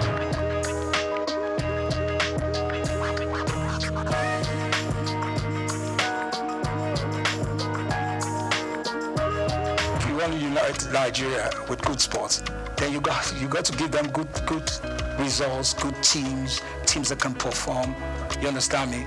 In the process of winning competitions, or they have a team, or they have teams that have got the quality that can move the nation, then you unite. Everybody wants to watch good football. Everybody wants to see a good athlete running. You want to see a good high jumper performing at the best. When you see that, it draws everybody together. If you have a good national team that plays excellent football, look, in Nigeria, when you look at our team, the 94 team. We were the 5th in world ranking. You were talking about ranking, which I don't really. When we really had a good ranking, we were number 5 in the world. The 94 team was number 5. The World Cup 94, we were rated as the 5th best team in the world. And you look at the style of football we played. We developed our own style of football, took it to the world, and we were respected. We don't do that anymore. We have to have an identity. You understand me? Our footballers are not the best. We're good, we're very athletic, we're strong, we're physical. You understand me? We've got to build that kind of football. We are not as technical when it comes to techniques and all that, like the Europeans. But when it comes to the physicality, you understand me, we're better. When it comes to the physicality, the mental strength, we have it. So you have to build around that. You're putting a bit of technical things there, but the main issues is we got to have the muscles, the strength to run any team down. That's the kind of football we should play. We're playing lazy football now. We have to play what we played then, where we run any team down. We can play 2-3 hours non-stop. We never get tired. We don't have that anymore.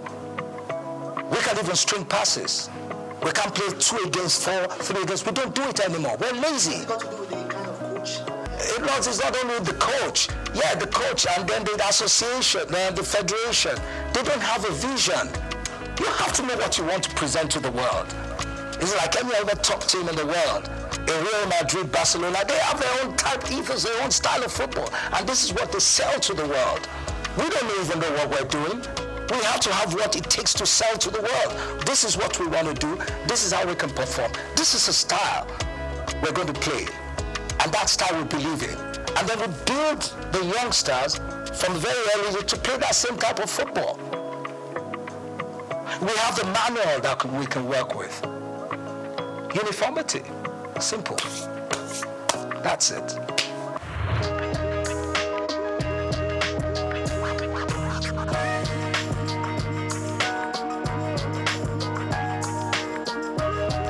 No, it's individual and the corporate organizations. They're not doing enough.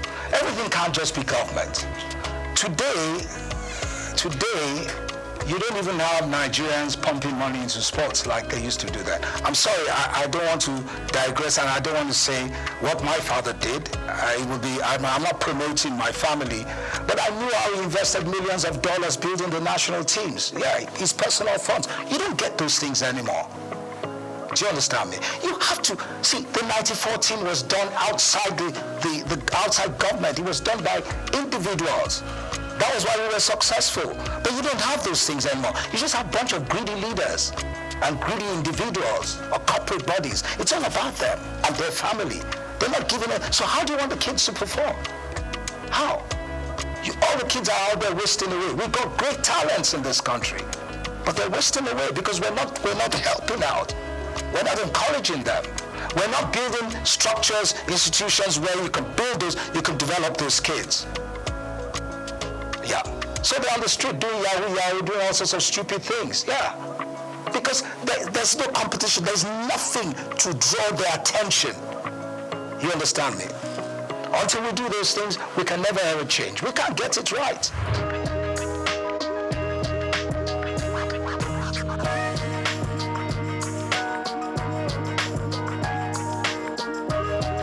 Yeah, well, for me, I don't see any difference for me, whatever you give to the female teams, you also give to the senior, to men.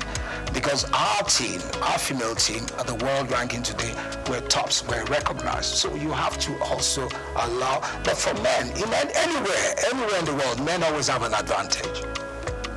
But doesn't mean the disparity should be so much. You give the ladies, I remember when I was the FA chairman, I remember once the female team was in camp, and we went there, when we found out what they were earning, it was disgraceful.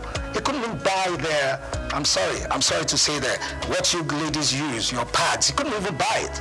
I had to tell them, these are women. Why are you treating them like rubbish? They have to be looked after. Because they're going to need more of those systems, because you have more wastage than men.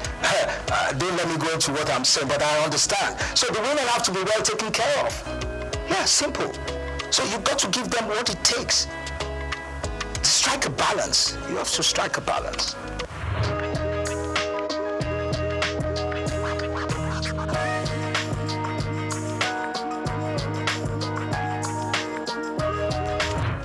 The solutions I'm going to give you, I can't give you a straight off head, but really, since it's first, we have to get rid of greed. We have to go away from all this religiosity in the system, because religion has destroyed the fabrics of a nation. See, being a Christian or a Muslim or whatever doesn't mean you've got to cheat people or lie to people or not show love. You understand me? Or the religious, when I come to religion, the churches, the institutions we have today are not developing education. There must be uniformity in education. They're not developing education. Education is key. But you know what we have today? Half-baked educated youths. Half-baked. And that's the worst you can ever have. And that is key in anything we do. First, to have good leaders, well-structured. In Germany, in Europe, and now, the kids that go to the best universities, some kids are developed, they're built up to the top civil servants. So they go to Oxford, they go to Cambridge, they become top politicians. Then you have the ones that will become big and top engineers, and now they go to certain universities. All those things are structured. We had it before in the past. It's gone. We've got to find the way. It's not about just giving licenses to universities. But for me, the foundation, education, is very key. When you have half-baked youths, and you have half-baked leaders that haven't got that structure in place, that proper education, they can never excel. What are you going to tell them? They will never get it right. So that's very key. Now, when you talk about policies, who are the ones that are going to put the policy papers together if they're half-baked? Because you need policy papers, you need to have a better understanding of your environment, of the society. You have to have a better understanding of how the society will grow. So if you don't have that in mind, you can never develop. So you need those things to make the nation change. I'm just giving it in a nutshell.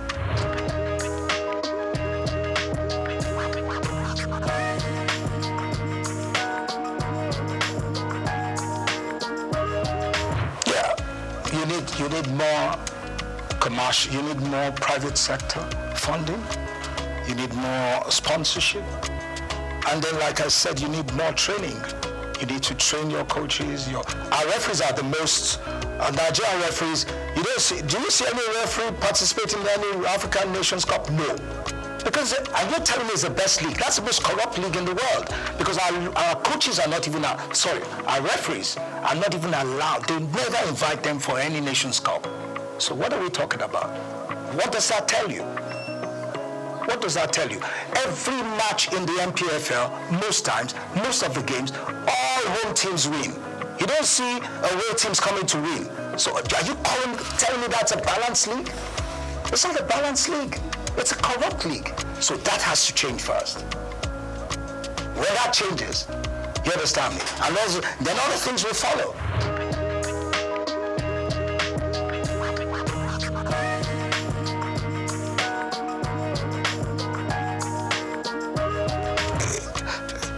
You see, you have the National Olympic Committee that is run, by the private sector and government. Now you need to get the right people in the private sector to come in there to work with some people in government, people that have got the wherewithal, that got the financial muscle and the commitment to do those things.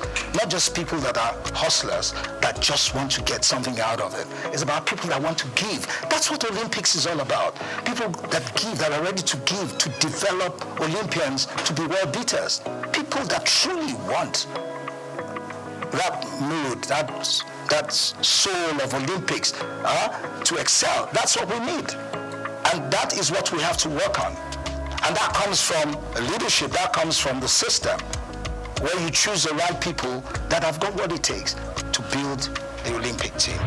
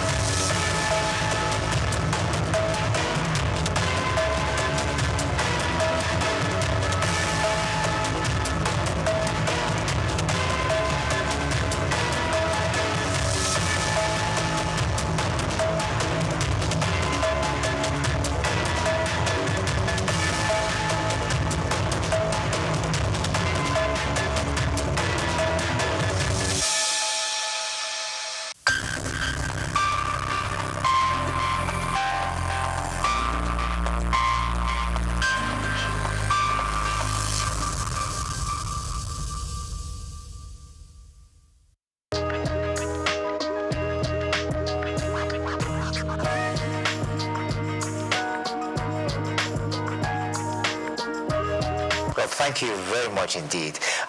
My name is Stephen Kola Balogun. I happen to be a lawyer, and should I call myself a pseudo-politician? Not quite a politician, but I've served in government before, and I'm delighted to be here.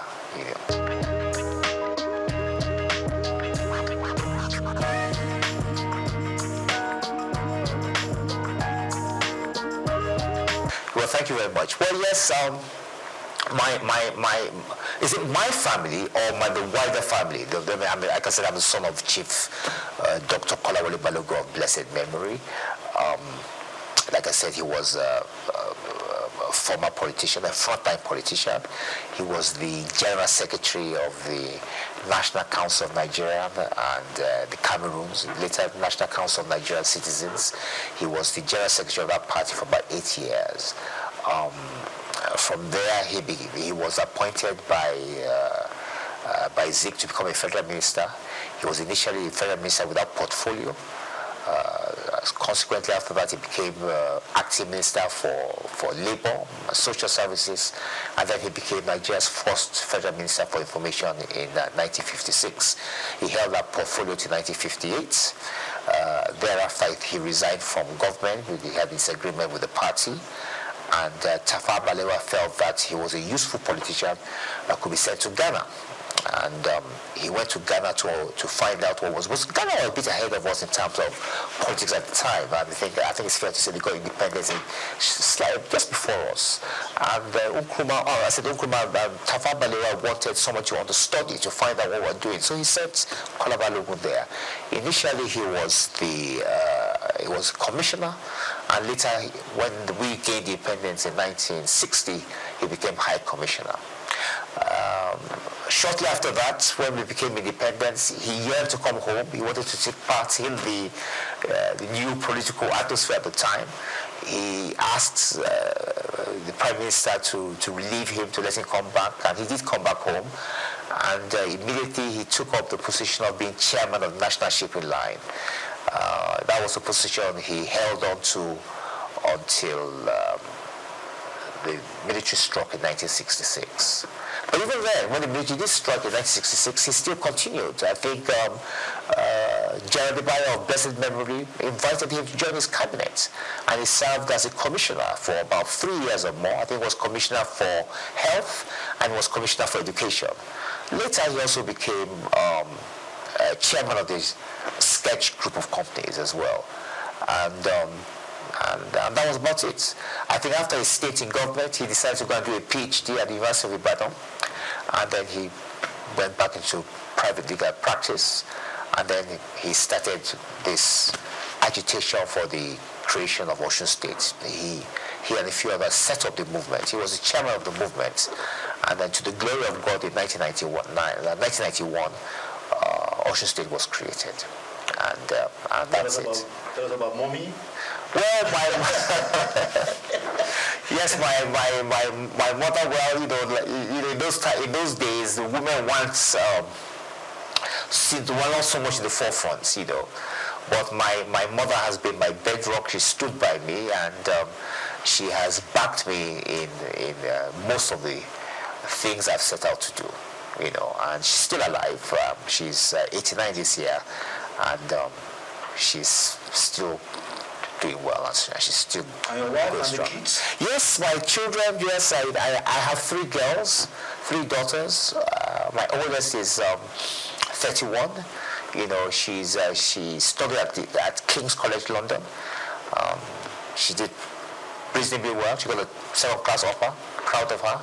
She's an art curator today. And I have twin girls as well who are also in university now, that they haven't graduated yet. One of them is in Oxford University. She's studying history and politics. And the other is in Cambridge University. She's studying human, social, and political sciences. So, yeah.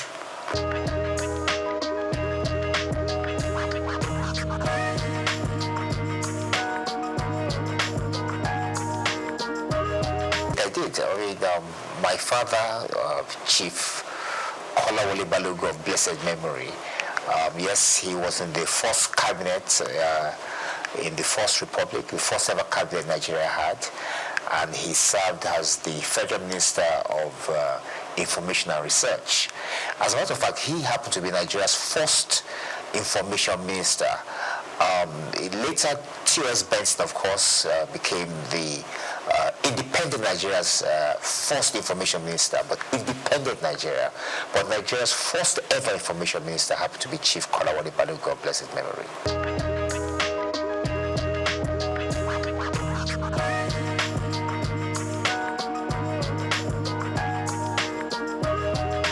No, I didn't. I took an opposite route from my father. My father went into politics straight immediately after he finished his education, and then he now ventured into law a little bit later. I decided to look at things differently. I thought that after academics I should practice law a bit, and that's what I've been doing. But at some point, I think that was in about 2011, I was called upon to serve in the Osun State government as a commissioner, and I took up that opportunity, and I enjoyed myself.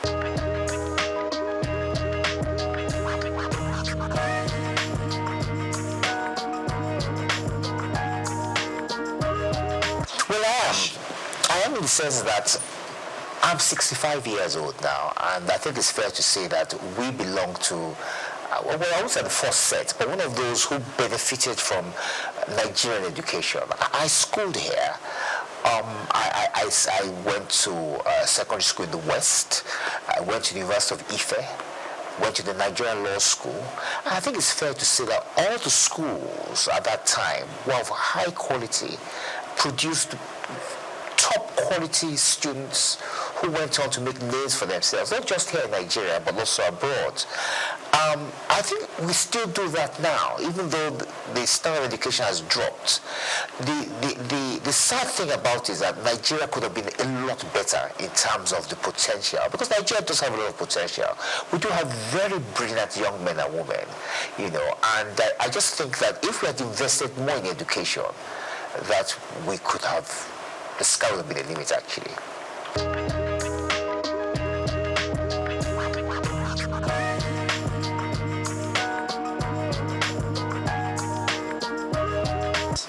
Well, my take on this is that it's the system of law itself. As a young lawyer, I experienced a few challenges myself, and I think one of the obvious challenges is the appeal structure. It's too easy to appeal against judgments. At the same time, when you file actions in court, there are no penalties for costs. In other words, I can file a frivolous action. I could insult you, as an example, and then you could sue me, and I say to myself, well, I'm going to eke it out. I'm going to take it. You're going to have to take me all the way to the Supreme Court. That doesn't make sense. That's not fair. On the other hand, I could also file a frivolous application against you. And then if I file a frivolous application, I could call you something you are not. I could defame you. And in so doing, you expect at least that once you prove your case, that I'll be made to pay the penalties for filing frivolous applications. But that doesn't happen. And then, of course, the conditions of the judges. I mean, judges are still writing longhand. They do trials, they sit there, they listen to witnesses, give evidence, and they have to write all these things down longhand. So there's so many challenges that has hampered the progress of law. And there hasn't been enough investment, I must say.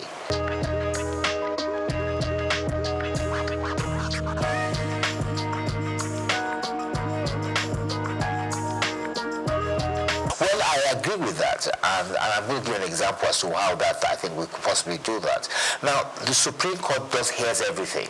It's the final court in Nigeria, so they're going to hear issues related to criminal law, civil matters, constitutional matters, as you know, all these matters that's got to do with elections, and so on and so forth. As a matter of fact, when we have an election cycle, the legal system slows down because the judges are hampered. They're too busy listening to the various appeals from the various states and the federal government to do with the elections. So as a consequence, the other matters to do with shipping, banking, criminal law are put put on the back burner. I think we need what you call a constitutional court, whereby which the judges in the Supreme Court are divided. So you have those judges whose responsibility it is entirely to deal with constitutional matters, and then you have another set whose duty will be to deal with shipping, banking, civil matters, criminal matters, and so on and so forth. So I believe it's high time Nigeria has a constitutional court to try and aid the Supreme Court with the workload they have, which is, quite frankly, quite a bit.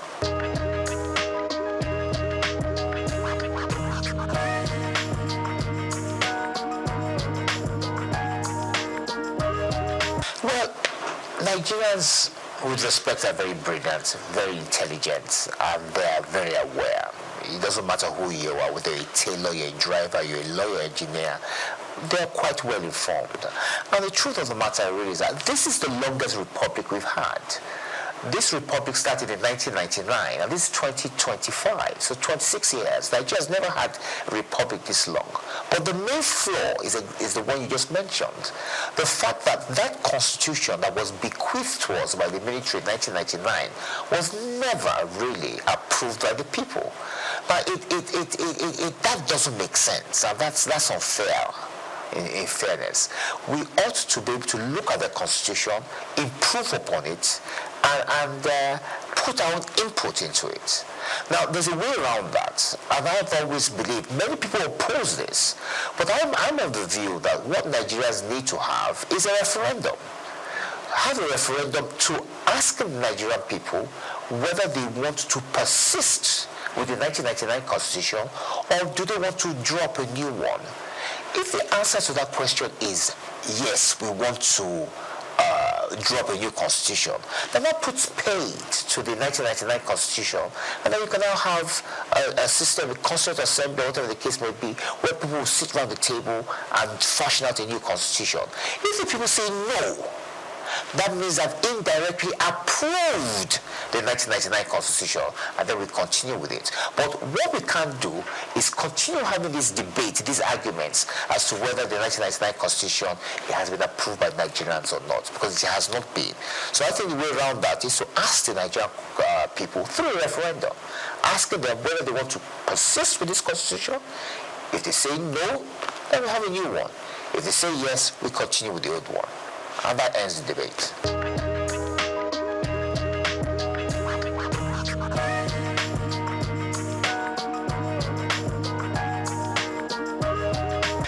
Every system has its merits. Every system has its advantages and disadvantages. To some extent, the presidential system of government has an advantage. It has the advantage in the sense that it has brought government nearer to the people. So the people of Osun, from where I'm from, for instance, now, have their own state. Same thing can be said, it's been replicated across the country. However, the drawbacks, the disadvantage is the fact that it's extremely expensive. Now, look at Nigeria, for instance, now. We have 36 state governments. So that means we have 36 governments in Nigeria. If you add the government of Abuja, if you add the federal government, that's 38. Now, each one of these governments have some form of legislature, judiciary, an executive as well, local government, civil service. It's too expensive. Look, in America, where we borrowed this system from, the states came together to form a union. This is totally different. We're doing it the opposite way. So we've had a structure that we're now going back. So at the end of the day, many of the state governments are still dependent on the federal government. And as a consequence, the kind of progress we ought to be making, we're not quite making it. So I personally, and this is a personal view, because others would disagree, I would prefer that we reduce the size of government by having some kind of regional structure. And I believe that will reduce the burden of governments. And if we can reduce the burdens of government, we can use this money to do many other things. And I also think it will also improve standards as well. Not just standards of government or parliamentary standards or whatever the case may be, but there'll be less people involved in the political system. And that would help us a great deal.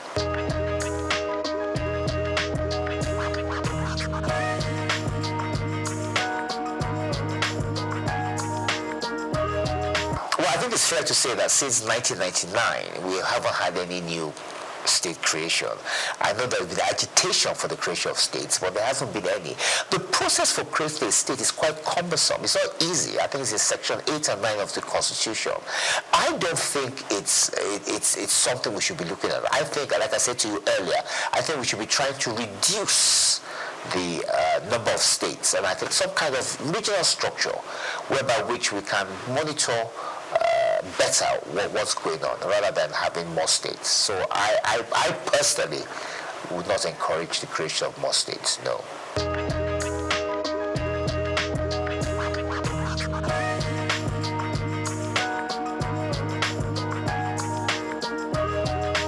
In the 1950s, we had 3 regions, if I'm correct. Those regions were the West, the East, and the North. We had the colony of Lagos, but if I'm right, I think it was the MacPherson Constitution, I think it is, I'm not too sure, that now put Lagos under the Western region. Now, when Lagos was placed under the Western region, lots of people were not happy about that. I remember my father was in the NCNC. The NCNC people were not particularly pleased, neither were the NPC. So they felt that Lagos belonged to everybody. Like I said, lots of people from different walks of life, different tribes, different backgrounds, and all schooled. I mean, Zik schooled in Lagos. He went to MBHS. So it was the issue was sent to London to arbitrate. I think it was Oliver Littleton that arbitrated over the matter. And it was decided that Lagos should stand on its own, that Lagos should not be merged with any of the regions. And that was how Lagos was able to free itself from the shackles of the Western region. It's fair to say that the position of the NCNC was actually argued in London by my father. That's why I'm quite familiar with this. But talking about Lagos, when the military, after that, we had what you called a minister for Lagos. I think there was Ribadu, and I think there was one other person, but I think it was Yaradua, not the same Yaradua, but his father. And then later after that, when the military struck, they created the state of Lagos. So the issue of giving Lagos special status has more or less been taken over by events. Lagos is a state, and as a state, it's still home to different people with different backgrounds, from different tribes, and it's thriving. I think it's fair to say that Lagos is probably the most prosperous state in the country, and it's just a question of its continuing with good governance and improving the strides they have made.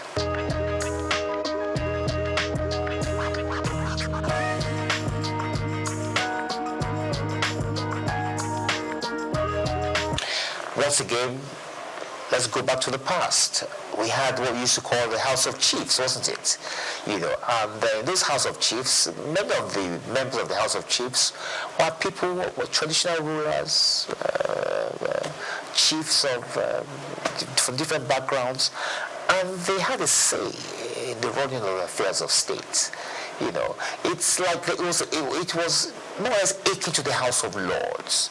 So it wasn't necessarily the chamber whereby which the activities of day-to-day governance took place, but they could always refer issues to them. And I think that if we change our structure of governance, and if, that's a big if, then yes, we can have something like that. We can have a second chamber, which is more or less advisory in nature, similar to the House of Lords, whereby which we will have obas, chiefs, people of influence who will be able to advise government from day to day from the experiences and the way forward, but not necessarily binding. I think that's important. Their decisions won't necessarily be binding on us, but at least they'll be able to share their views and experiences with the people.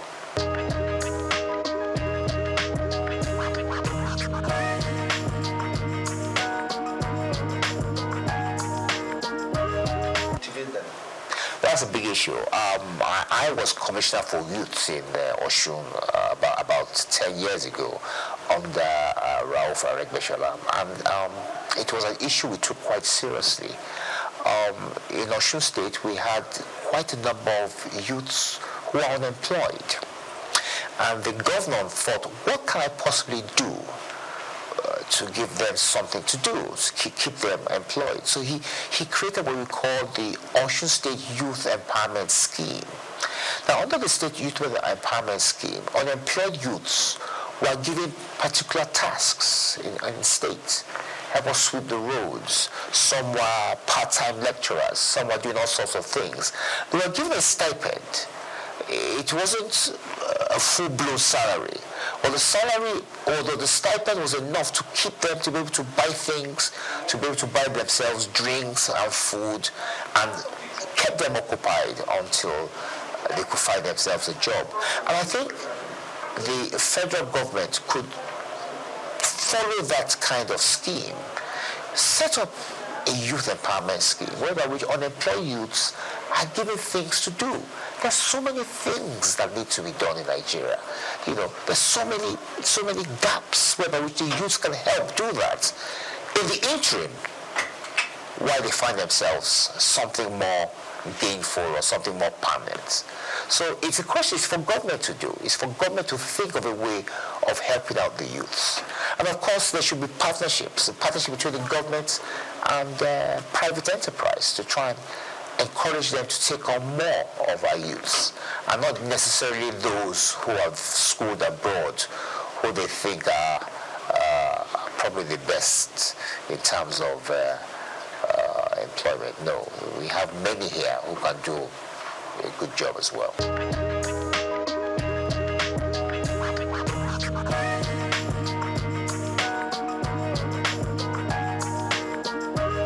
Sustaining democracy is about discipline. It's about the people being disciplined. It's about those who rule us being disciplined. I started out by telling you that this is the longest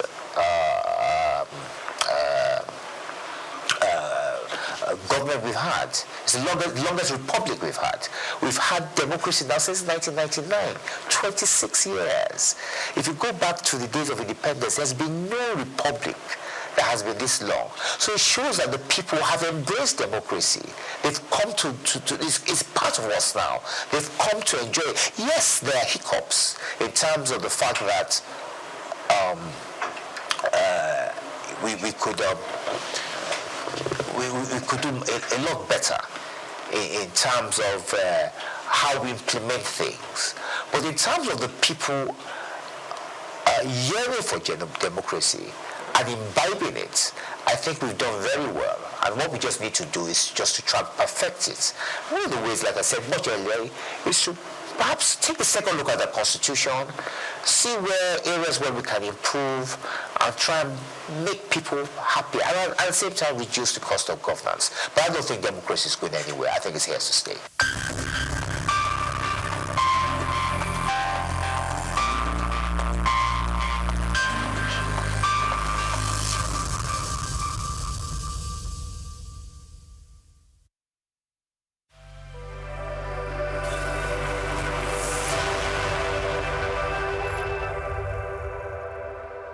My name is Shino Badegeshin. I'm the CEO of Gozi Micro Insurance. Continue to watch SOUQ News. Adenike Adeyemi, Executive Director of Faith Foundation. Keep watching SOUQ News. My name is Shepherd Michael Adewale Onofuye. I enjoy you all to always watch SOUQ News TV. Hey everyone, Majuli Obaje here representing Gigi. Keep watching SOUQ News, okay? Stay updated with SOUQ News. My name is Arton Kame. I am the head of MSME Banking. Please keep watching SOUQ News and stay glued to SOUQ News. I recommend that more and more people should watch SOUQ News because they deal with business news. Hi, my name is Amaka Wokolo. I am the director of the Faith Institute of Faith Foundation. Keep watching SOUQ News.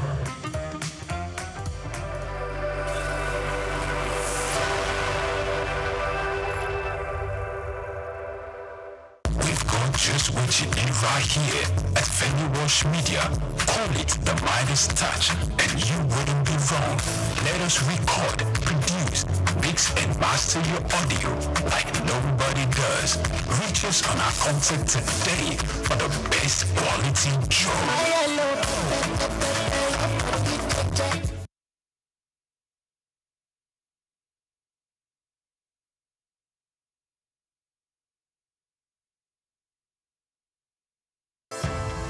Nigeria, rich in traditional and cultural heritage, is intentional about promoting history and retaining cultural values. The country has succeeded in preserving its identities and that of the forefathers for ages through folklores, folk tales, traditional ceremonies, community-based initiatives, cuisine, and most notably, museums and cultural centers. These institutions serve as invaluable repositories of history, ensuring that future generations remain connected to their roots and appreciate the diverse cultural tapestry of the nation.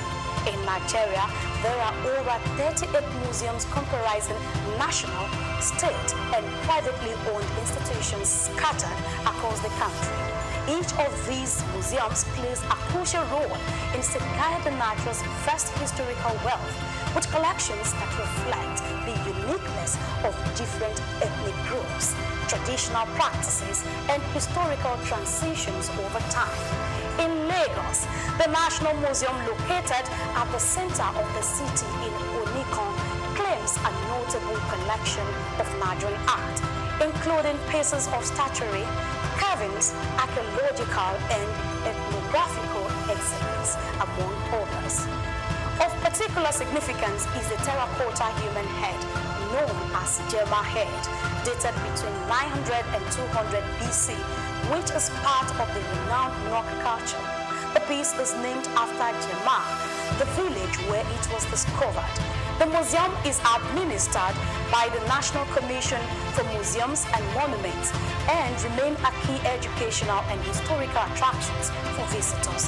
Another prominent artifact housed within the museum is the famous Benin bronze head, an evidence to the artistic excellence of the Benin Kingdom. The museum has a lot of functions, some of which are to educate, to entertain, research, interpretation, conservation and preservation of our cultural heritage. And then the museum was established, Lagos Museum particularly, was established in 1957. It was formerly referred to as Department of Antiquities. So, well, the journey so far has been interesting because, we are here, to showcase our cultural heritage, not just to the country but to the world. And we have series of, events that we do, that involve the community. And because of that, we create that awareness that this is where you can come and, see and feel your cultural heritage, your traditions, your history. Because it is said that a people without a history is a people without identity. So the museum portrays this to the people. And over the years, that is what we've been doing.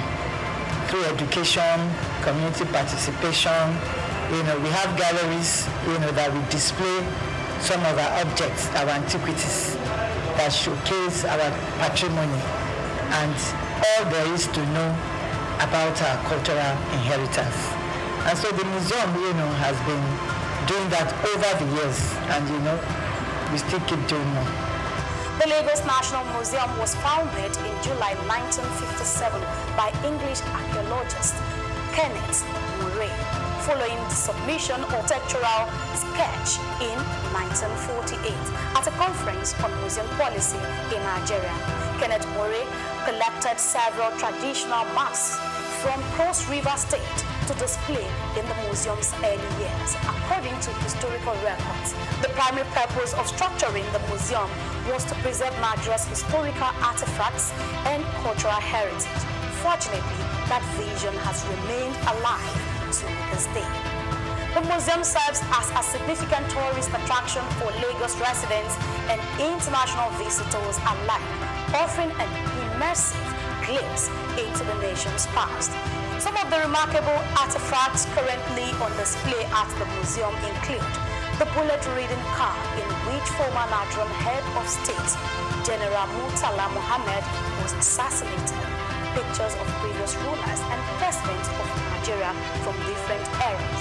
A diverse collection of cultural drums, stools, and ceremonial staffs from various ethnic groups, historical crowns and caps of revered traditional rulers symbolizing their power and authority. Photographs of Queen Elizabeth II and her entourage during her visit to Nigeria, reflecting moments of colonial history. It's so immense. Museum is a reminder of what the society is all about, because a number of us are missing the link. We don't even know the role, the significance of the society we find ourselves because of foreign influence. But when you come to museum, it will bring your mind back to the original habitats, the way of life of people, how things should be seen in the society, and how we should react to phenomenal changes in our environment. Basically, we'll be doing this work of educating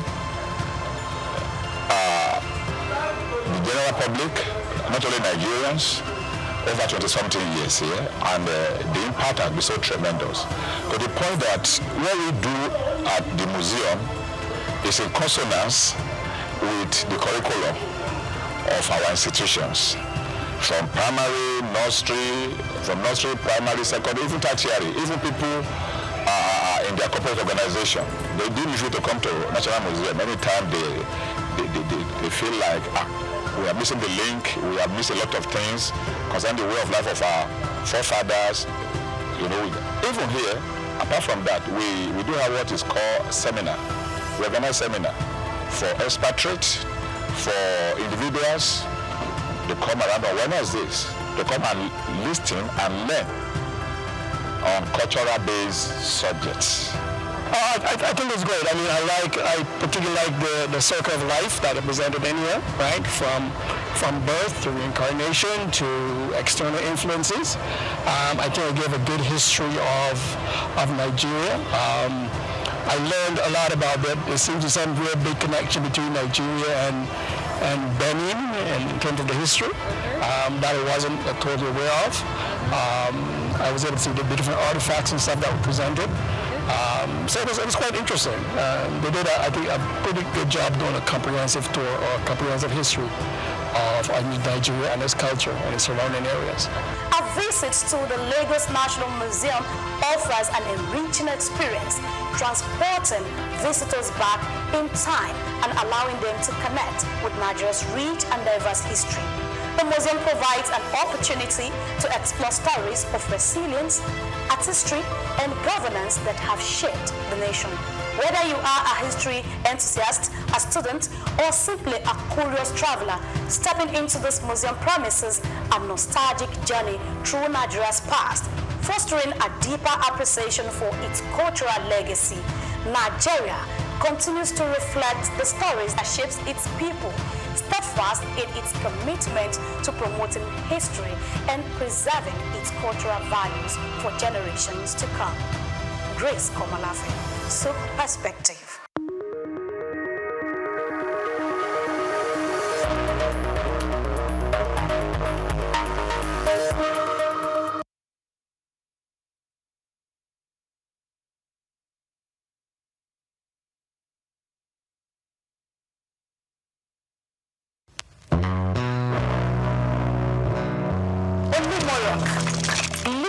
And the people of Egala, a story of resilience and transformation. Telling the story from afar may not be as beautiful as visiting the historical scene for a more engaging storytelling.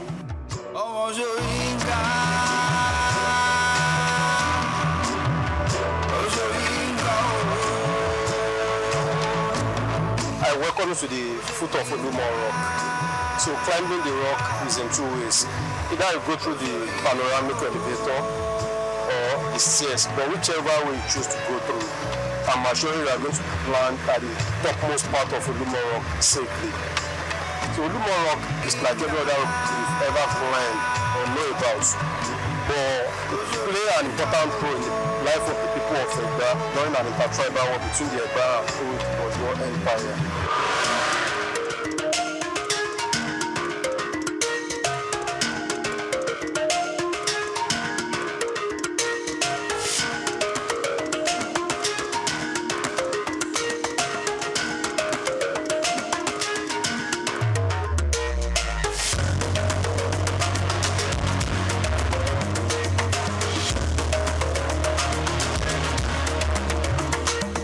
History and culture are the intertwined thread that shape the identity of the people, offering a glimpse into their past struggles, triumphs, and the rich traditions that continue to define their presence. So from here we can have a glance view of the immediate environment around Olumo Rock, because Olumo Rock is centered at the middle of Abeokuta.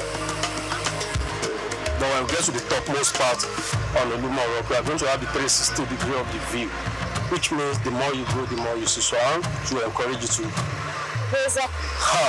Raise up so that we can get to the topmost part of the rock. So let's move.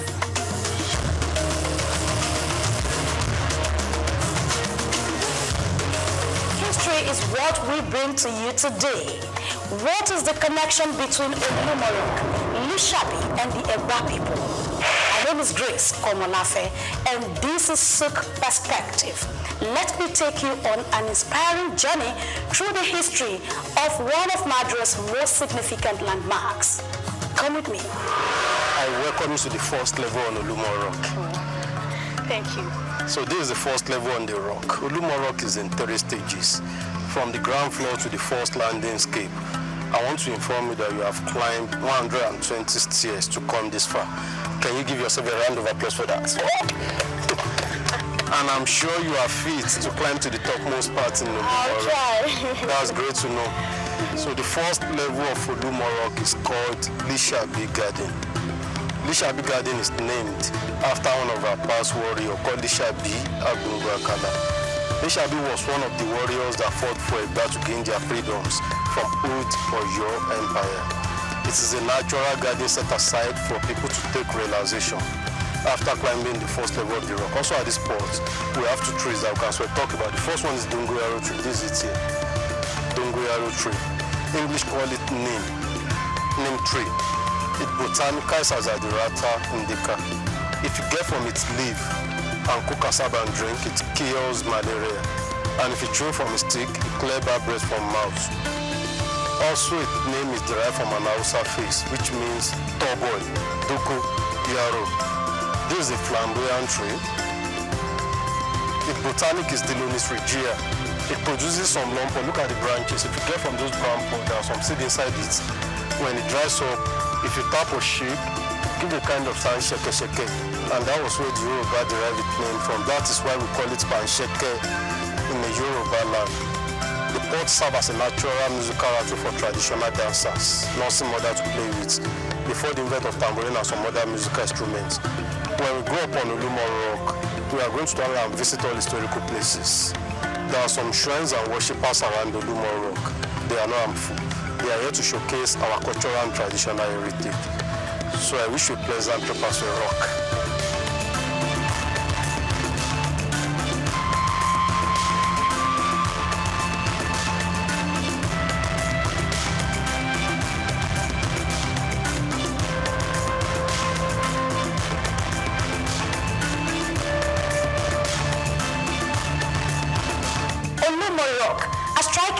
Formation rising 137 meters, which is about 450 feet above Abeokuta, Nigeria. It's more than just a tourist attraction.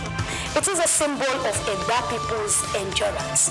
The story of Olumo Rock begins in the early 19th century when it was identified by the hunter named Adagba. Though details on how Adagba discovered the rock were limited, it is well documented that the Egba people facing oppression under the Oyo Empire sought refuge.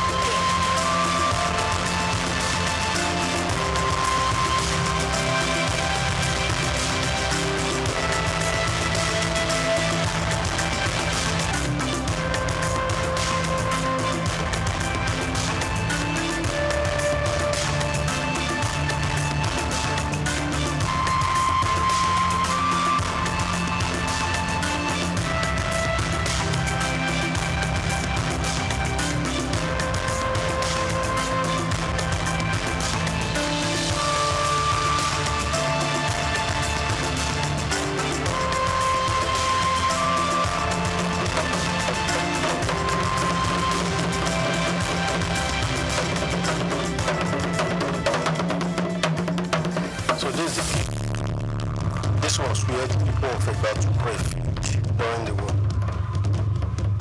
From that side, there was some trickling water. Some water was to drop from that side. It is tagged the medicinal water of Olumo Rock. Whenever the water is gushing, traditional believers always come to pick from its drop. And they claim it kills so many ailments in the body. But the water is not flowing out because God determines when the water flows. And this grave, that is the resting place of Chief Sonny. The grave of Chief Sonny. Chief Sonny was the OC of Itoko during his lifetime. Olumo Rock is founded between two communities. The entry point of Olumo Rock, where you came in from, is called Ikija, while the backside of Olumo Rock is called Itoko community. And this is a chieftaincy title in the Yoruba land. That is the chief sitting at the left of the king in palace. As we have the Otoba and Osioba, was a two-top position to the king.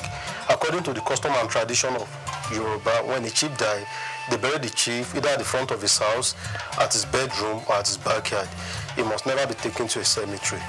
That was why Baba was buried here. And this rostry roof building is the family house of Chief Sonny. The family has an extension. Baba dies on the 23rd of January 1956. 20 years after his death, government took over this place as a tourist site. That was why government decided to fence the family house so that they will not be blocking up the passage of the tourists.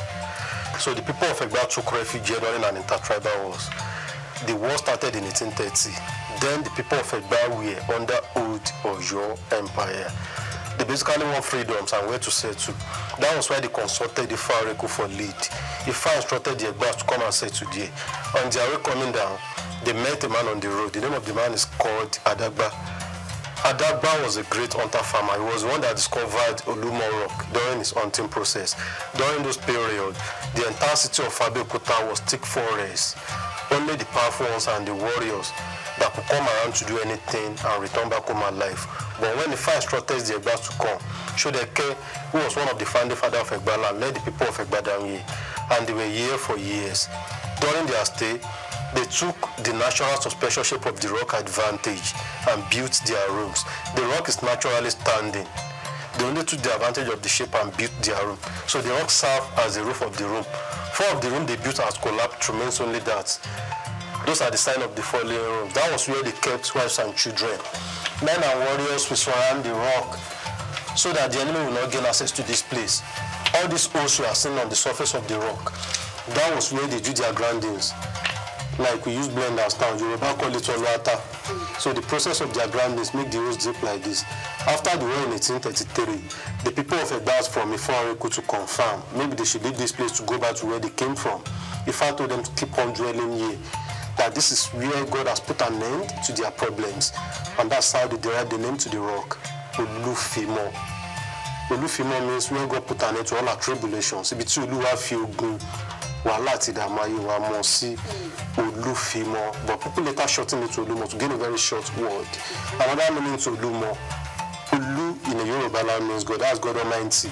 Mo means made or molded. The people then believe that God benevolently molded the rock for them so that they can take their refuge on that. Oluwa ló mọ̀ fún wa láti fi ṣe beside the kúrò ní water. God molded the rock for our refuge. So when they came out from the rock, others were asking the Egbas of their whereabouts, and they told them he hid herself under the rock.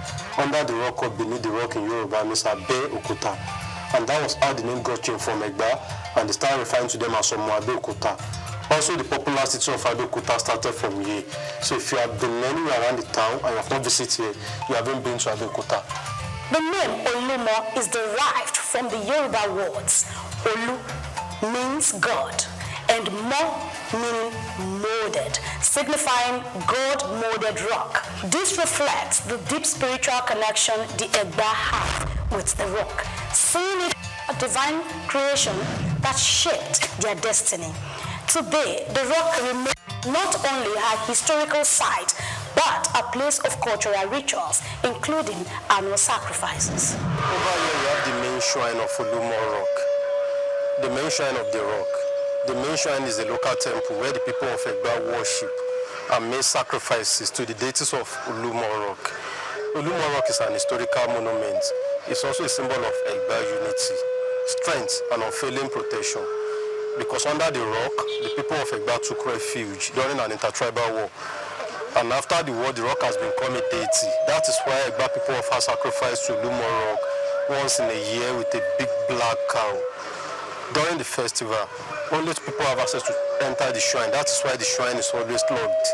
And the 2 people are the paramount ruler of Egbaland, that's Alake of Egbaland, and the chief priest. The chief priest is called Abore in the Yoruba land. Other traditional rulers in Abeokuta invited guests, indigenous of Abeokuta, will stay aside to say amen to his prayer. During the festival, the Alake of Egbaland will pray for the whole nation. He pray for Egba unity. Also the climbers of Olumo Rock, so that they will not fall. No one has ever fallen while climbing the rock. Also at the shrine, traditional believers always come to make their requests in prayers. When the prayer is answered, those that made pledges while praying will come back to redeem their pledge, in showing appreciation to Almighty God and to Olumo that interceded for them. That is why we have those feather, blood and cloth on the face of the shrine. Those are the sign of pledges people have been returning. And the people refer to the rock as Olumo Abelowo, Abelomo, Abeloro, Asadi Mulu Egba. There are 4 traditional rulers in Abeokuta: Alake of Egbaland, the paramount ruler of Egbaland, Oshilo of Okiono, Agora of Bagora, and Oluwu of Owu.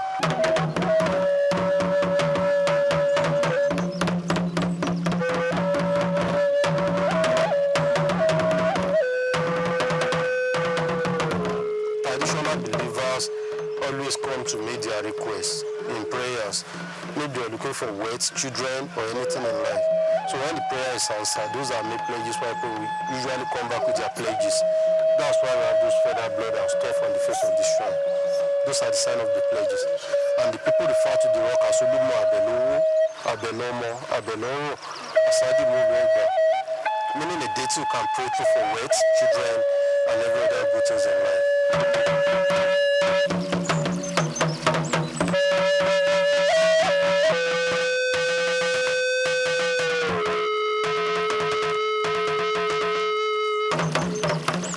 You might be wondering about the historical issues between Oyo and Egba people. How Oyo to exert control over them. The western region of Nigeria, primarily composed of Yoruba descendants, was dominated by the Oyo Empire, a powerful political entity that rose to prominence around the 15th century. By the 18th century, Oyo had become one of the largest and most influential states in West Africa, known for its sophisticated governance, military strength, and expansive trade networks, controlling neighboring kingdoms, including the Egba. The governance of the Oyo Empire was centralized under the Alaf, the king, who was supported by a council of advisors and provincial governors. This structure enabled the empire to maintain stability and enforce laws across its vast territories. At its peak, Oyo thrived economically through agriculture, trade, and craftsmanship, establishing itself as a vibrant economic hub. However, its involvement in the transatlantic slave trade created significant instability in the region, leading the Egba people to seek independence from Oyo's control. Who is Lishabi?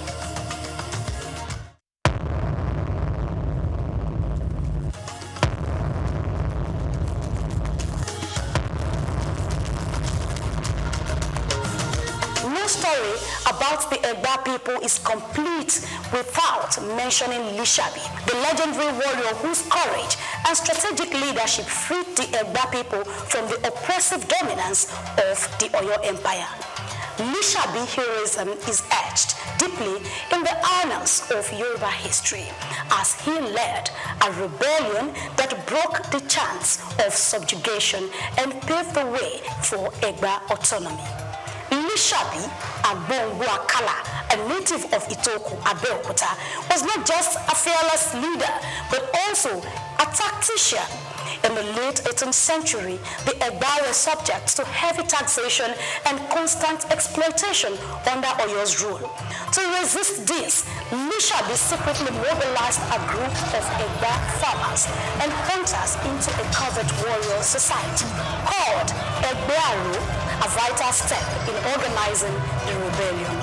With his deep understanding of the terrain and his influence over his people, Lishabi led a series of coordinated guerrilla attacks against Oyo forces stationed in the Egba region. His strategy was not one of open warfare, but a methodical plan to undermine Oyo's authority. By ambushing Oyo tax collectors and military detachments, Lishabi weakened the empire's grip over the Egba. His leadership unified the Egba people, turning their frustration with Oyo into a force for liberation. Following their eventual victory, the Egba people were freed from the oppressive rule.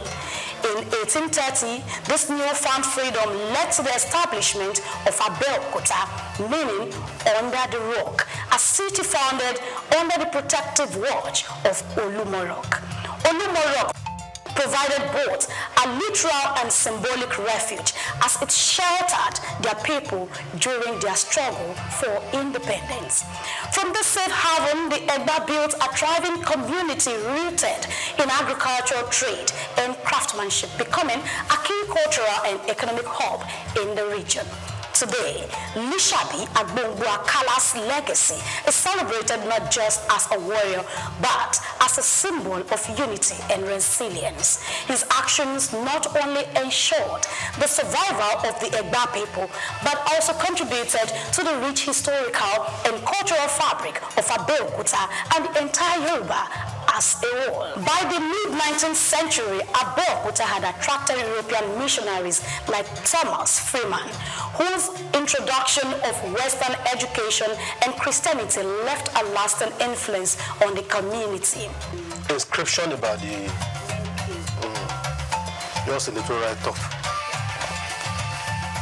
The next part is where we used to have the mamas. So this was one of the water pots they drank from there. Yoruba call it Kokoama. It's for water storage and preservation. Water point, yes, as cold as water from the refrigerator, but it has been cemented for proper preservation. The Yalorisha, they are here as the custodians of the rock, and people do come to them for spiritual consultation and a whole lot more. So this is a crown tree. Crown tree. Yoruba call it Gia Koko. If a king has to be installed, or they want to make a chieftaincy title in the Yoruba land, they pluck from the leaf away a cocoa to coronate king. But this very one is mainly used for the paramount ruler of this town, like of Egala, only for him. And the tree has been growing there for over 250 years. It doesn't grow than this. So it has been. Poster of the only study Yaluma, she's 98 years of age. And this is a poster reflecting the old Yaluma. She died at the age of 137 years, over 2 years ago now. They have a deity they worship here. They call it Orisha Igu. Orisha Igu. That is the deity that control longevity. They believe the more they worship, the longer they live. So they have other deities around. One of such is Orisha Ojubo Baluaye. Baluaye is the deity that control chickenpox and measles. Yoruba call it Shopono. So if chickenpox or measles strike me all over, they do consultation from here. So whatever instruction they get, so once they follow it, everything that comes up will disappear at the go. So that's Ojubo Baluaye right there. And this Ogun, God of Iron, the famous God of Iron. So we have a baobab tree. Baobab tree, B-A-O-B-A-B. In the eastern part of Nigeria, they call it Afanapunwa. In the northern part, they call it Kuka. Here in Southwest, we call it Gyoshi. It botanica Sadansonia digitata. The encounter of the tree is that traditional believers always come on there to pray for protections, because there's an adage in the Yoruba land that goes those. Wanipo do ikapa, apa okapa, what do ikai Gyoshi, apa okoshi, what do ika konga oshi binukosi. Meaning there's no way you can wrap your arms around the tree. It is impossible because of its massiveness. That's why traditional believers always come on there to pray for protections. So that's the Gyoshi right there. On the floor here we have the faces of the warlord, those that fought for Egba to gain their liberations. So their memorial sculpture was molded here, and the white shell you have seen there, that's type of money spent in the olden days. Cowrie shell, Yoruba call it Oweyo. But now they know it for a fair consultation and traditional decoration. That's the olden days money spent in the olden days. Also they use it for a fair consultation. The ancient travel to the peak of Olumo Rock. Before modernization, this is only means of going up the rock. The ancient trail is a natural passage used by the warriors us to access the rock.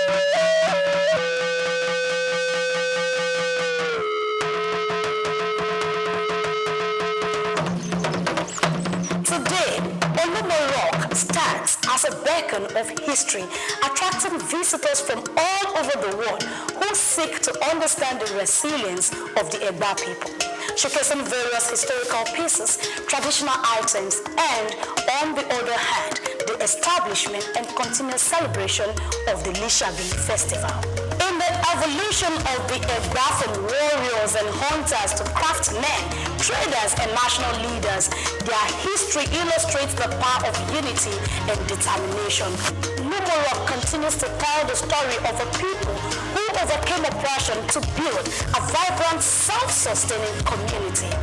I welcome you to the topmost part in Lumoro. From here you can see almost everywhere in Abeokuta. And the height of the rock is 137 meters above sea level. That's about 449 feet.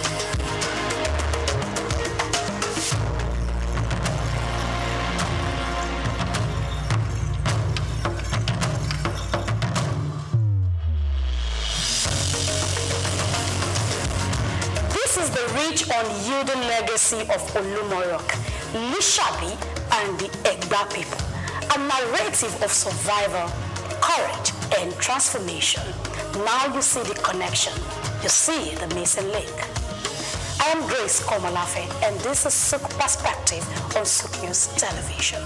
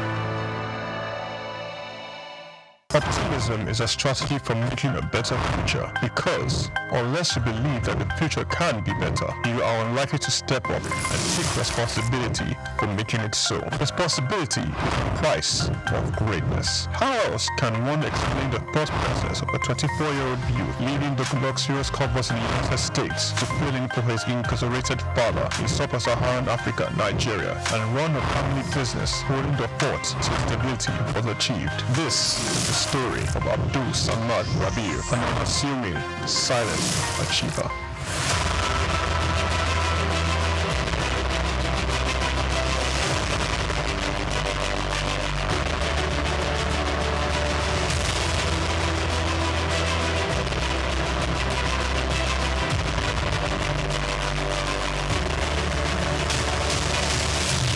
Samad Rabiu attended Capital University, Columbus, Ohio, and returned to Nigeria to oversee the family business, when his father, SOUQ Rabiu, was detained by the administration of General Muhammadu Buhari for allegedly not paying the rice report duties. Not only was his father under investigation, the family business was under scrutiny. These harsh realities of being thrust right into the middle of it all shaped the young man's resolve to hard work in silence. Abdul Samad Rabiu is the son of one of Nigeria's foremost industrialists, late Khalifa SOUQ Rabiu, founder of SOUQ Rabiu and Sons Group. The family operated holding company with a history of investment in manufacturing, insurance, banking, and real estate. In the 1970s, the group invested in manufacturing, with its first investment being the Kano Suits and Packaging Cases Company, a factory producing suitcases and handbags. In 1972, the Bagauda Textile Mill, manufacturing woven clothes for uniforms, importing and trading in different segments of the economy, including frozen food service, sugar, and a motor vehicle and parts distribution company specialized in Daihatsu products. Abdul Samad Rabiu was born with a very big silver spoon in the ancient city of Kano on the 4th day of August in 1960, 57 days to Nigerian independence. 24 years later, responsibility beckoned. He was in the family business till 1988. Abdul Samad Rabiu, following in the steps of the family business, established BUA Bua International Limited in 1988. Solely for commodity trading, Bua International Limited imported rice, edible oil, flour, iron, and steel. The much-needed wins to his sale came in 1990. The government, owners of the Dettol Steel Company, got into a contract with Bua to supply its raw materials in exchange for finished products. This was the young company's much-needed windfall. Bua expanded further into steel, producing pellets, importing iron ore, and constructing multiple rolling mills in Nigeria. Nigerian Oil Mills Limited, the largest edible oil processing company in Nigeria, was sadly bought by Bua in 2005. Bua started 2 flour milling plants in Lagos and in Kano. By 2008, Bua had broken an 8-year monopoly in the Nigerian sugar industry by commissioning the second largest sugar refinery in sub-Saharan Africa. In 2009, the company went on to silently acquire a controlling stake in the publicly listed cement company in northern Nigeria, Sokoto Cement, and began to construct a $900 million cement plant in Ogu-Okpela, Edo State, completed and commissioned in 2015, which is at that time the single largest non-oil investment in South Nigeria, and had a capacity of 6 million metric tons per annum upon completion of the second line. This was followed by a new 1.5 million metric tons line in Sokoto in 2018 and another 3 million metric ton line, which commenced in 2020 and was commissioned in 2022, bringing the total installed capacity for his cement holdings to 11 million metric tons as of January 2022. Abdul Samad Rabiu is very entrenched with his family in business, having over 40 siblings. His younger brother, Rabiu SOUQ Rabiu, was the CEO of IRS Airlines Limited, an airline based in Abuja, Nigeria. It operates scheduled domestic passenger services. Its main base was Nnamdi Azikiwe International Airport. The airline was established in 2002 and started operations in March 2002 and ceased operations in 2013. Kabiru Rabiu, my younger brother, currently serves as the Group Executive Director of BUA Group. In 2020, Kabiru was named the best African economic ethanol processing plant and 35 megawatts power plant. The company also built an exports-focused refinery in Port Harcourt, the only destination sugar refinery in sub-Saharan Africa. Abdul Samad Rabiu is constructing a 200,000 barrels per day petrochemicals refinery in Akwa Ibom State, Nigeria.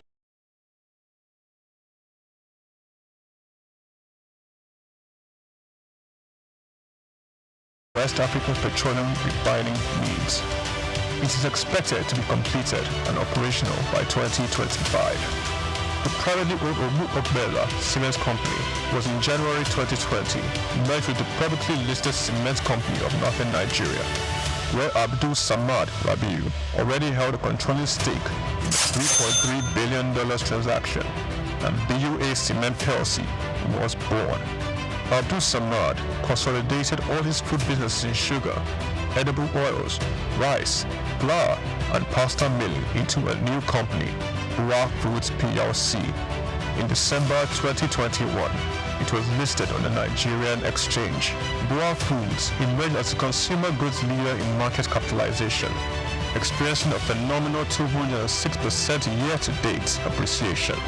Share prices soared from 65 naira per share in December 2022 to the current value of 379.9 naira per share as of 24th March 2024. In terms of fundamentals, BUA Food exhibited robust financials with a 54% increase in profits to 105.6 billion naira in the first 9 months of 2023.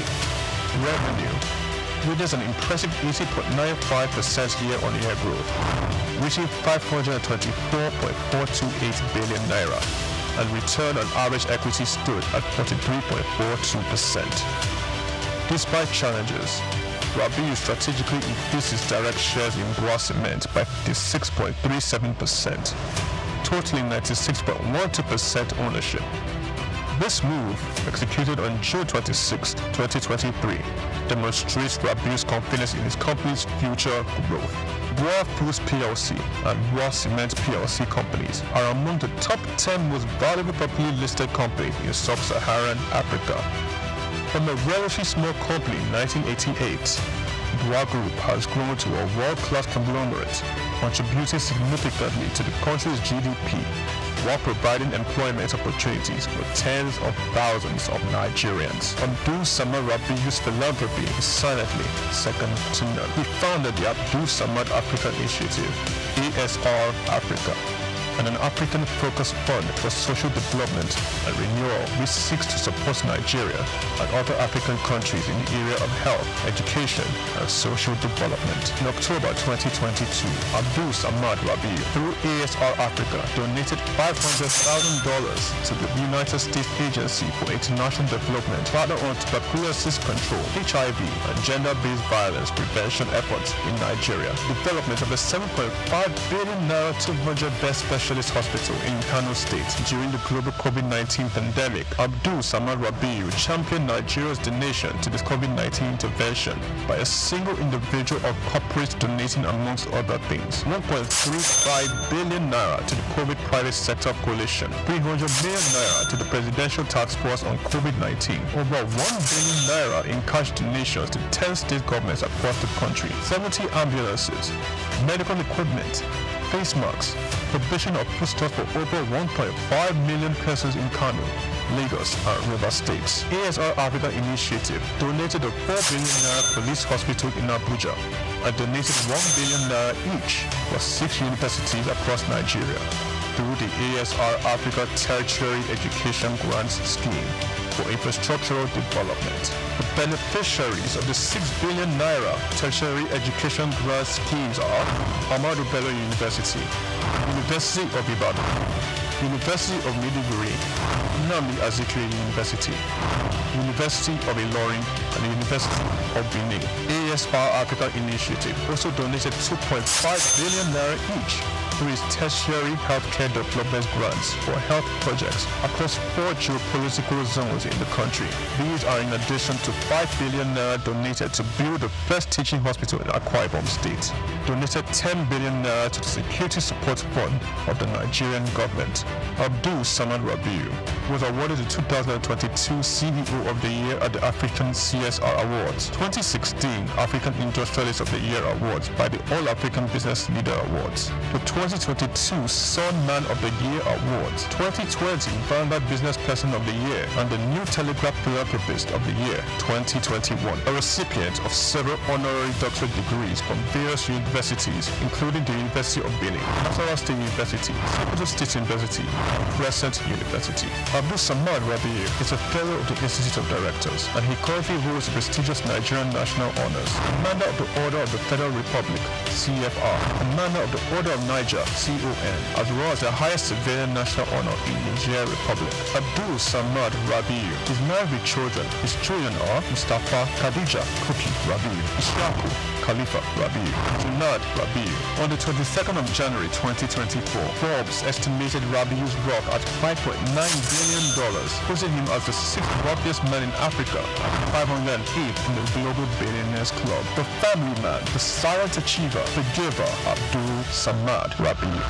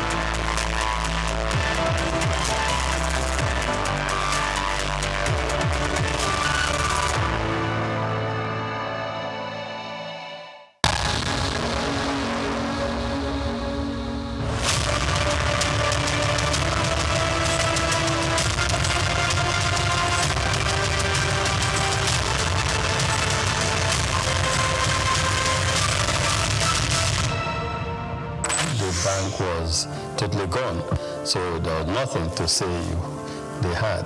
But we still approached them and said we would like to take over this bank. The journey since 1997 has been one thing or the other, and I'm happy that many years down the line we look back and we're happy that we were audacious and bold to make that move at the time. That's why today in UBA, perseverance, resilience is a core virtue, a core attribute, a core value of ours, because we apply that early on in this journey. So that's how it all started. Leadership, according to some Peters, entails vision, enthusiasm, trust, verve, passion, and consistency. But there's one man who graciously combines these virtues. The name Tony comes to mind. They say that success to a large extent is dependent on being at the right place at the right time.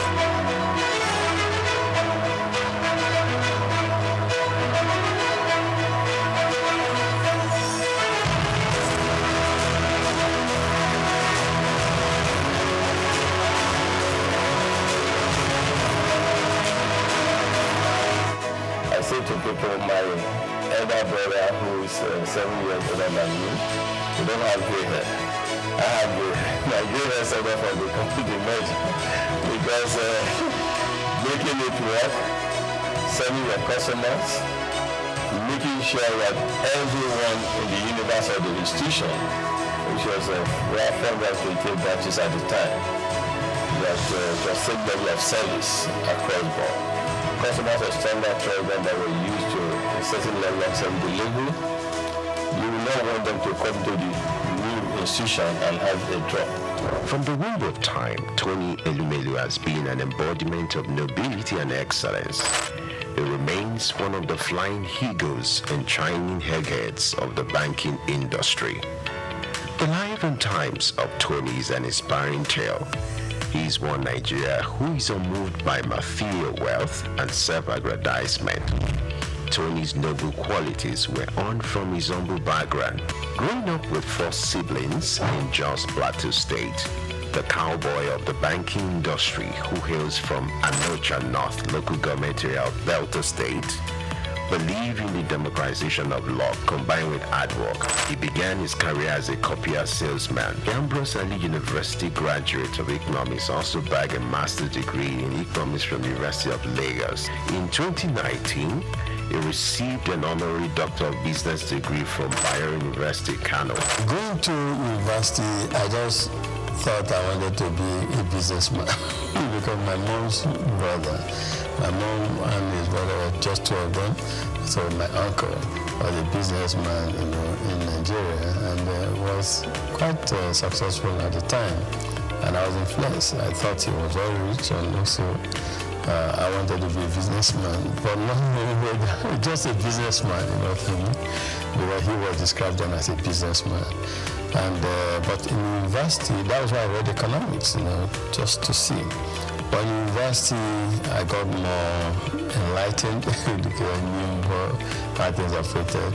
And first degree, I was saying I just wanted a good job that would give me the start.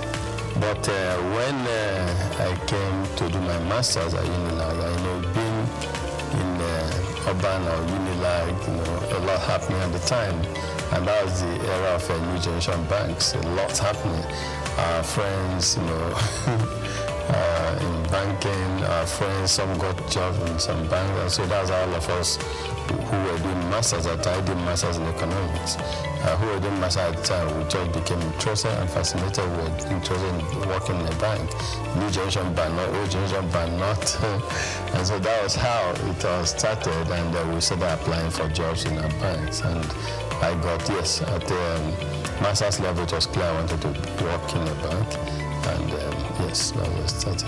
As in then, Santana was a posh car. So there were processes in school, I must say. And then we too wanted to become the big boys in future with the blue shoes, suspenders, white shirt, dark shoes, etc. The growth and development of any institution is determined by the quality of its leadership. From Tony Elumelu, his sterling performance and leadership scorecard in the banking industry remains a reference point.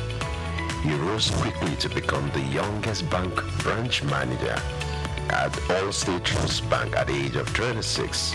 He formed a coalition to acquire a distressed financial institution, Crystal Bank, and became its CEO, an action that earned him and his circle of peers the nickname the Cowboys of Banking. In 1997, some of us came together and acquired the distressed financial institution. We acquired this financial institution, we turned it around, we set targets for ourselves, strategic plans, targets, their first year strategic intent, we want to make it a viable financial services company. Second tier intent, we want to become a leading financial services group on the continent. And third financial intent is a strategic intent to become a player in the global financial arena. As we all know, there's so much private global capital seeking the right investment destination. All it takes is for a leadership to show that this country is set for business and people come there. We want to move into an economy where they can invest freely as well as move their monies out when it comes for time for dividend and remittances and repatriation of a dividend. So I continue to invest because of the signal that we see in the market, because of certain fundamentals that are right. He audaciously led the largest merger in Africa between United Bank of Africa and Standard Trust Bank. Tony's fancy for red tie remains emblem of his appearance. He retired as CEO of United Bank for Africa in 2010. He is presently the chairman of S Holdings, the United Bank for Africa, Transcorp, and founder of the Tony Enumelu Foundation. I can't express how excited I am in words to be here and to be selected among the 1,000. It's the opportunity for me to realize my dreams. So I go into business and start to make my way. It challenges you to do things you never thought you could do. Maybe if you'd have gone to a private school or an MBA, you must have paid a lot to get this kind of, enlightenment. Ça me fait plaisir de voir des frères et sœurs qui veulent se rencontrer, se connaître et partager et créer un réseau, peut-être le plus grand réseau africain. Vengo de Cabo Verde. Je suis tunisien. Je viens de la République du Bénin. I'm from Edo State, Nigeria. I'm from Ghana. Zimbabwe. Sudan. From Rwanda. Gabon. Uganda. Senegal. Egypt. I'm from the Gambia. Welcome and thank you for coming to Lagos. I'd like to start by congratulating all of you. You have done well. Most entrepreneurs are creative people. They have creative mindset. They're innovative. Those who dare to dream and who dare to innovate in Africa should have the opportunity to prove their innovation. And that is why we have $10,000 for these 10,000 Africans to help prove their concept and prepare them for bigger scale financial support. We don't give because we see it as a moral burden to just give charity. But we want to give people because we want to uplift them. We want them to be self-reliant. We want them to be fishermen. We want them to do what we are doing. We want them to prosper in life, become successful. Tony made a tremendous contribution to giving back to the society.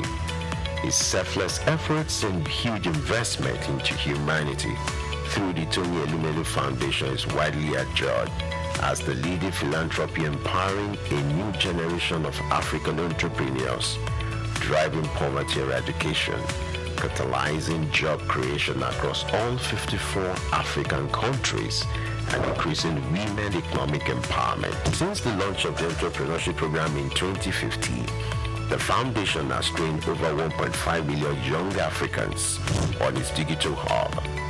Tony, the Nigerian economist, entrepreneur and philanthropist, holds the Nigerian National Honors, the Commander of the Order of Nigeria, CON, Member of the Order of the Federal Republic, MFR. He has been responsible for creating business that are critical to Africa's economic development.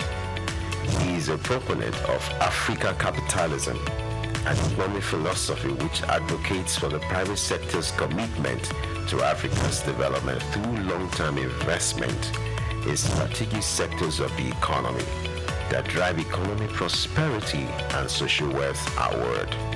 He was awarded the Daily Times the Nigerian Man of the Year in 2016. He was honored with the National Productivity Order of Merit Award in 2019. He is also on the list of Time Magazine's 100 Most Influential People of 2020.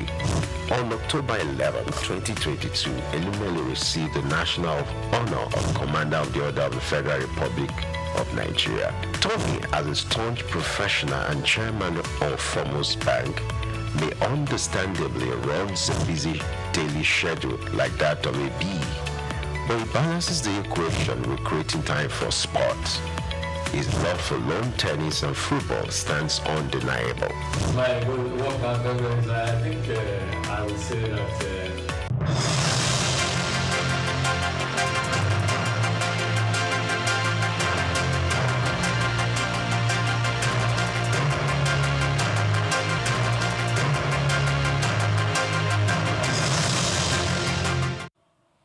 A very good afternoon to you and welcome to the news update at SOUQ News Television. I am Olumide Shokoya. Now let's begin. Nigeria's aviation sector is set up for a major transformation as work intensifies on the 712 billion naira expansion of the Murtala Mohammed International Airport in Lagos. A project is expected to enhance capacity improvement, to improve passenger experience, and strengthen the country's role as a regional hub. The expansion, part of the government's broader aviation modernization program, is designed to deliver world-class terminal facilities and boost the economy through increased trade and tourism. However, the project has also revived a long-standing dispute tied to earlier concession agreements. While legal proceedings continue, stakeholders are urging both parties to embrace dialogue and prioritize a resolution that will safeguard the rule of law while allowing expansion to proceed unhindered. Industry analysts note that resolving such disputes quickly is essential to attract investment and sustain confidence in Nigeria's infrastructure drive. Despite the challenges, the airport modernization is widely seen as a positive step for Nigeria's development. Once completed, the expanded terminal is expected to create thousands of jobs, increase revenue from passenger and cargo traffic, and position Lagos as a leading international gateway in Africa. For many, the project represents not only an infrastructure upgrade, but also an opportunity to build stronger partnerships between government and the private sector for long-term national growth. The National World Bank has announced the groundbreaking of a $510 million investment deal designed to expand private sector financing and accelerate economic development across emerging markets. The initiative, executed through a private sector arm, marks the first securitization transaction aimed at unlocking new streams of institutional capital for developing economies. The structure of the deal allows the World Bank to repackage its loan portfolios into securities, creating an asset class attractive to global investors such as pension funds and insurance firms. By doing so, it frees up financing capacity to support additional projects in countries with the highest development needs, while offering international investors access to opportunities that were previously beyond their reach. Development experts say the initiative represents a major step towards bridging the gap between the capital-rich global markets and the urgent financing needs of low- and middle-income nations. By mobilizing private investments and scale, the program is expected to boost infrastructure, energy, and social projects, while creating new jobs and supporting sustainable economic growth. Analysts also see it as a replicable model for future issuances, underscoring the World Bank's evolving role as both a leader and a catalyst for long-term global development. The Lagos State Management Authority has announced a new initiative to transform the city's 6,500 tons of daily organic waste into useful resources that support climate goals, create jobs, and strengthen the circular economy. The project, developed in partnership with Proganics Limited, introduces innovative processing technologies and smart bins to convert food waste into animal feed, biofertilizers, and clean energy solutions. Managing Director Dr. Muyiwa Badigesi explained that sorting organic waste at source will cut methane emissions, reduce pollution, and improve operational efficiency across the state. Proganics has already set up a 200-ton daily capacity plant powered by Black Soldier Fly technology, while the RFID tag bins and the IoT sensors will help streamline collections from restaurants, hotels, markets, and event centers. Businesses that comply with sorting requirements may also qualify for financial rebate. Officials note that the program supports Governor Sanwo-Olu's climate pledges and positions Lagos as a model for sustainable urban waste management in Nigeria. By turning waste into economic value chains, the initiative will boost food security, protect the environment, and attract green investment. Stakeholders said the project proves that waste is not a liability, but a resource for growth in Africa's largest city.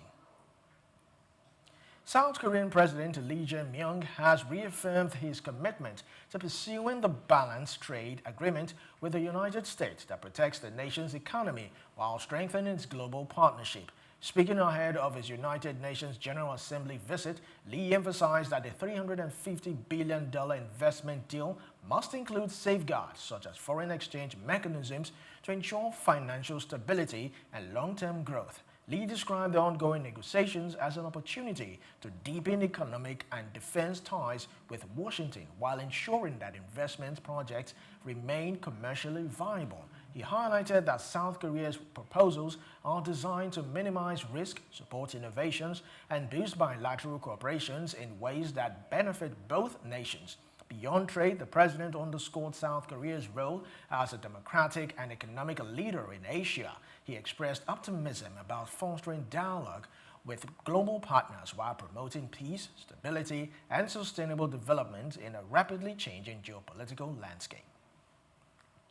Eurozone consumers are reshaping their buying habit in response to tariff concerns. According to European Central Bank study, many households are moving away from United States goods and focusing on preserving savings, a shift that demonstrates caution but also a commitment to protecting financial resilience across the region. The survey revealed that about 1/4 of consumers have switched from American products, while others are prioritizing essential items over discretionary spending. High-income households are leading the move towards alternative goods, while lower-income households are focusing on cutting costs. This trend reflects an effort to balance consumption with long-term economic security.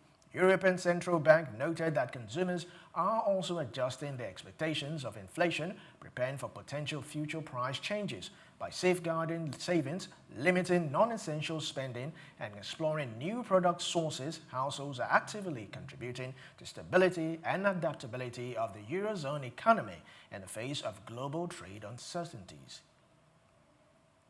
And that's it on the news. Many thanks for watching. Please do well to follow us on all our social media platforms at SOUQ News TV. I am Olumide Shokoya. Coming up in a moment is Just Africa. Do stay with us.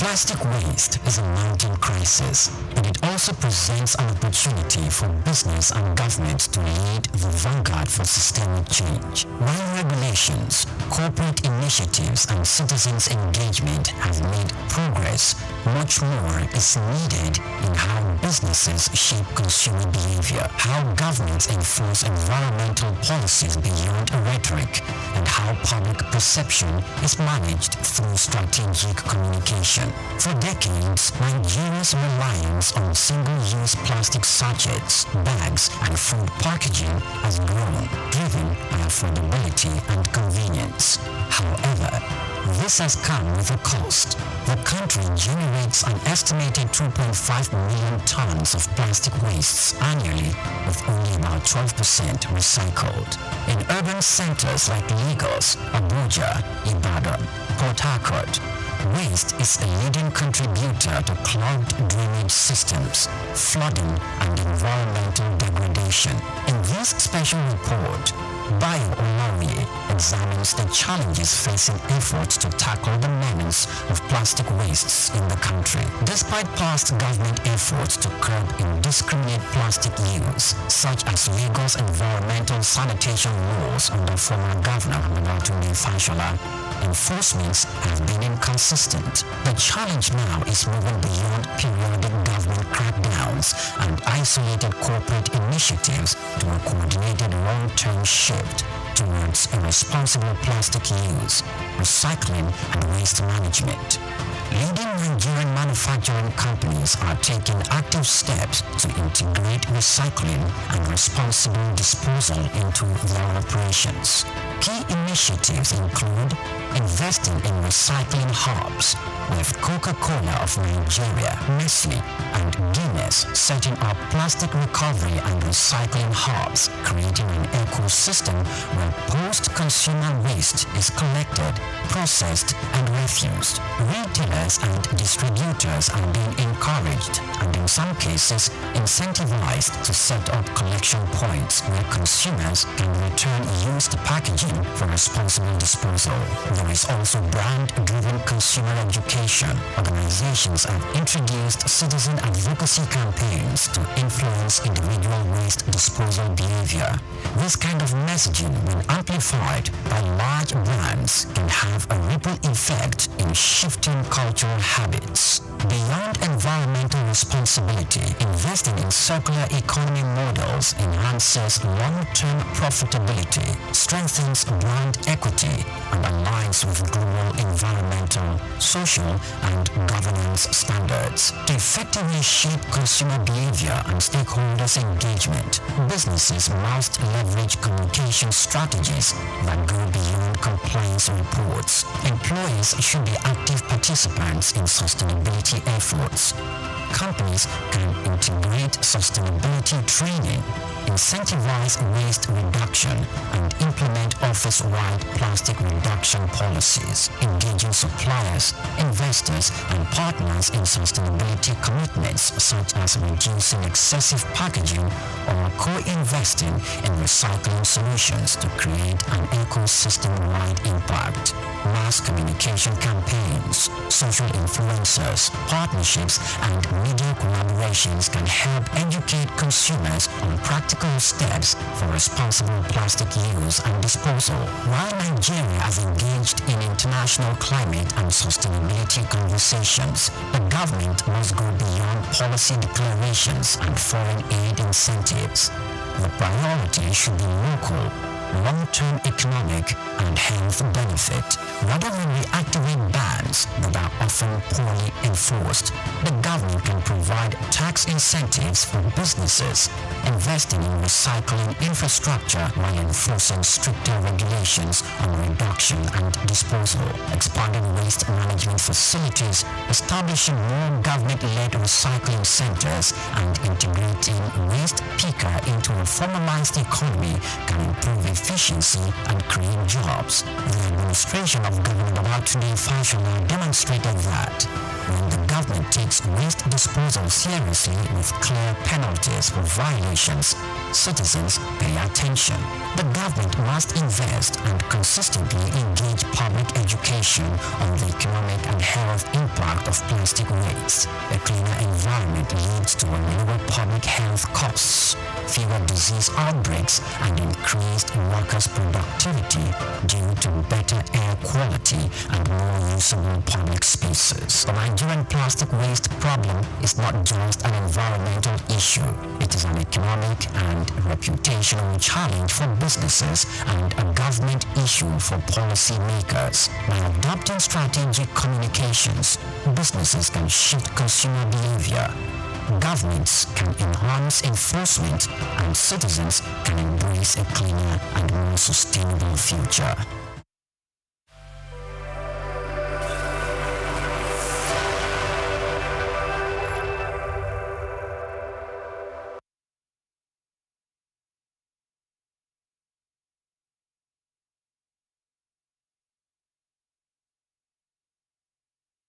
When we talk about South Sudan, Africa's youngest nation, having gained independence in 2011, we often focus on its political journey or natural resources. But there's something else that holds deep generational value in South Sudanese lives, which is cows.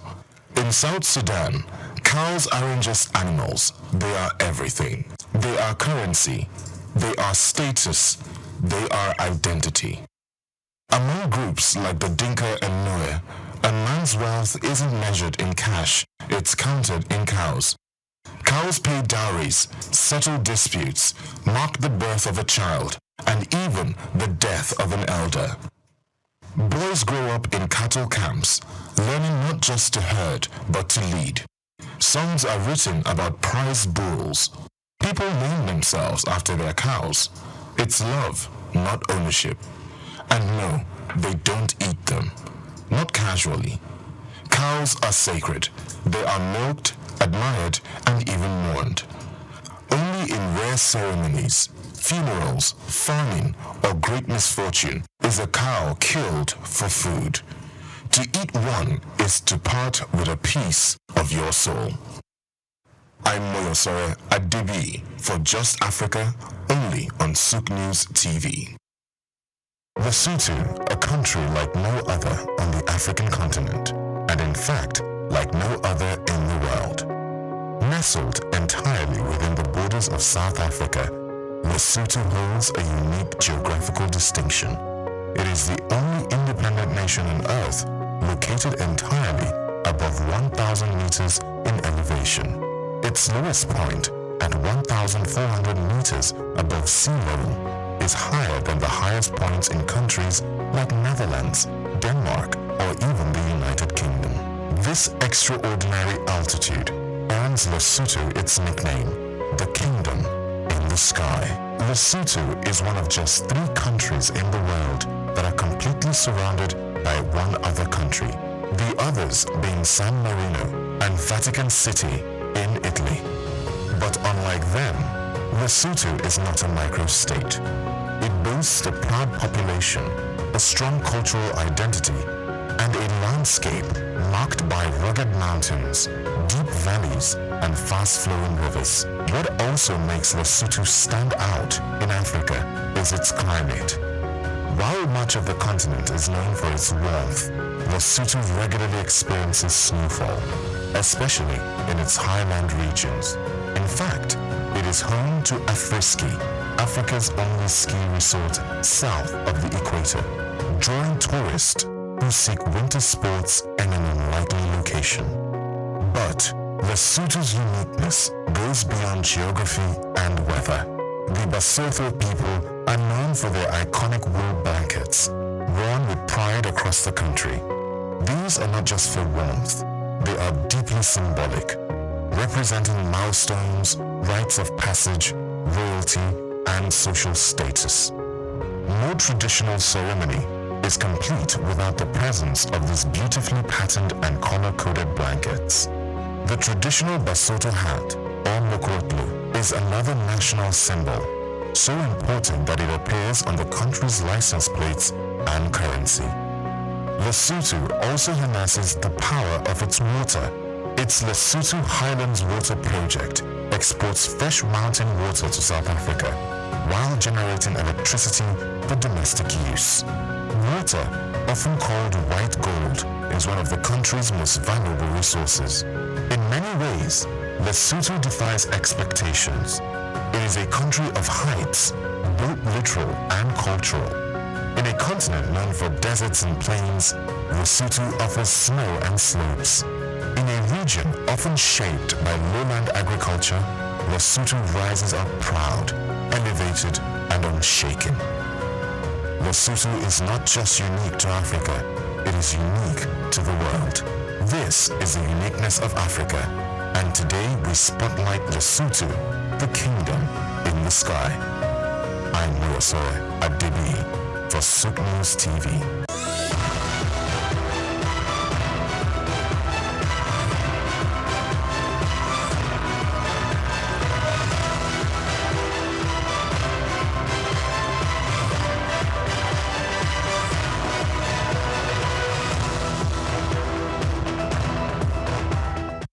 A very good day to you and welcome to Just Africa. The narrative around our continent has often been dominated by politics, the triumphs, the failures, the endless debates.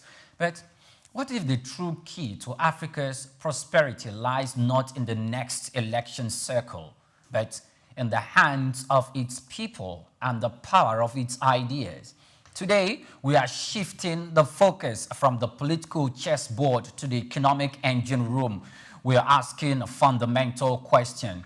Can we build a productive Africa by prioritizing business, innovation, and development and moving beyond the perpetual cycle of political reforms? The topic is rethinking reforms, building a productive Africa beyond politics. Welcome once again to the program. I am Oyinpriye Kromalia. We are reaching you live from our studios in the commercial city of Lagos.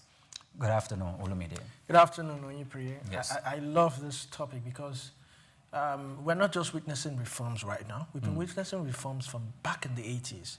In the 80s, Yes. 90s, we had democratic reform. We switched into the democratic system of government. And after that, we've been having several reforms. We've had reforms in the power sector, when President Obasanjo privatized it. So many reforms have been ongoing. So the question now is, how productive has these reforms been? Now, I like the topic, productive. That word, productive.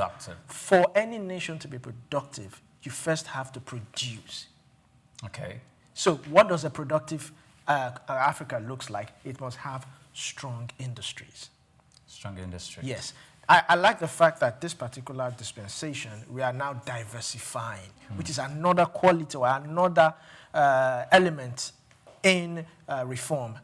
You must be able to diversify. For a very long time, we've been dependent on our major gold, which is oil. But now we are moving. And the good news is we are getting more revenue from non-oil exports.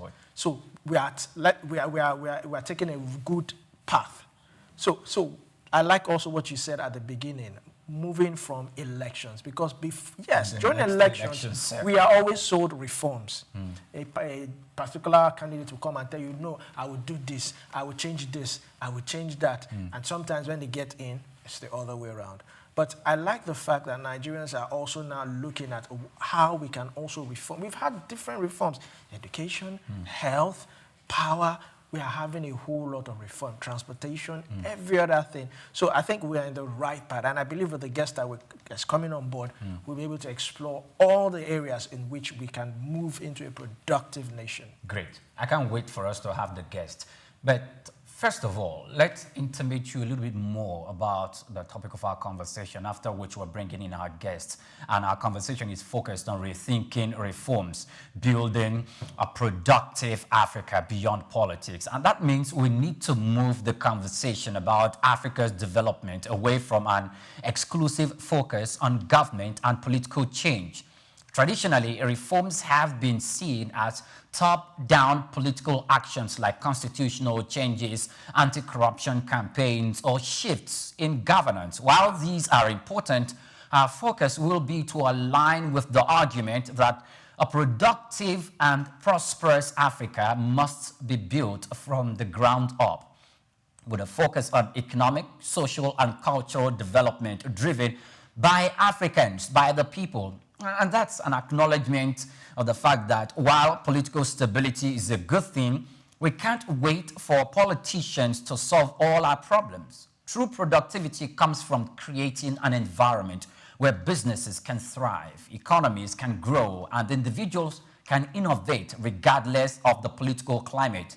And it's about empowering entrepreneurs, investing in infrastructure, and cultivating a mindset of personal responsibility and innovation that transcends political affiliations. These approaches sees development as a collective effort, not just as a government mandate. So, with that in mind, let's go on a break. By the time we return from this break, we have a prominent guest who will be joining us on this conversation. His name is Dr. Sunday Adelaja. I tell you, you want to listen to him with regards to the topic we're discussing today. In a moment, we'll be back. To stay with us.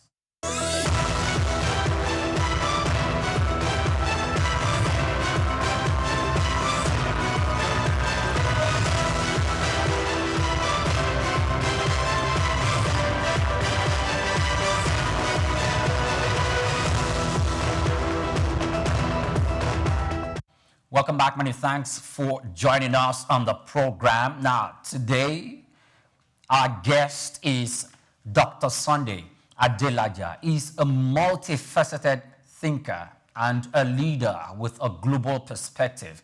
He's a native of Nigeria, but is a worldwide and a global phenomenon. He is the founder and senior pastor of the Embassy of God Church in Kyiv, Ukraine, which he grew into one of Europe's largest evangelical churches, a prolific author of over 400 books, a philosopher and a motivational speaker. Dr. Adelaja has a unique background in journalism and a master's degree from Belarusian State University. He has spoken on transformation and leadership at various international platforms, including the United Nations and the National Parliament. His works and writings often focus on personal empowerment, leadership development, and societal transformation, making him a compelling voice to be reckoned with. Dr. Adelaja, you are welcome to Just Africa. Many thanks for joining us.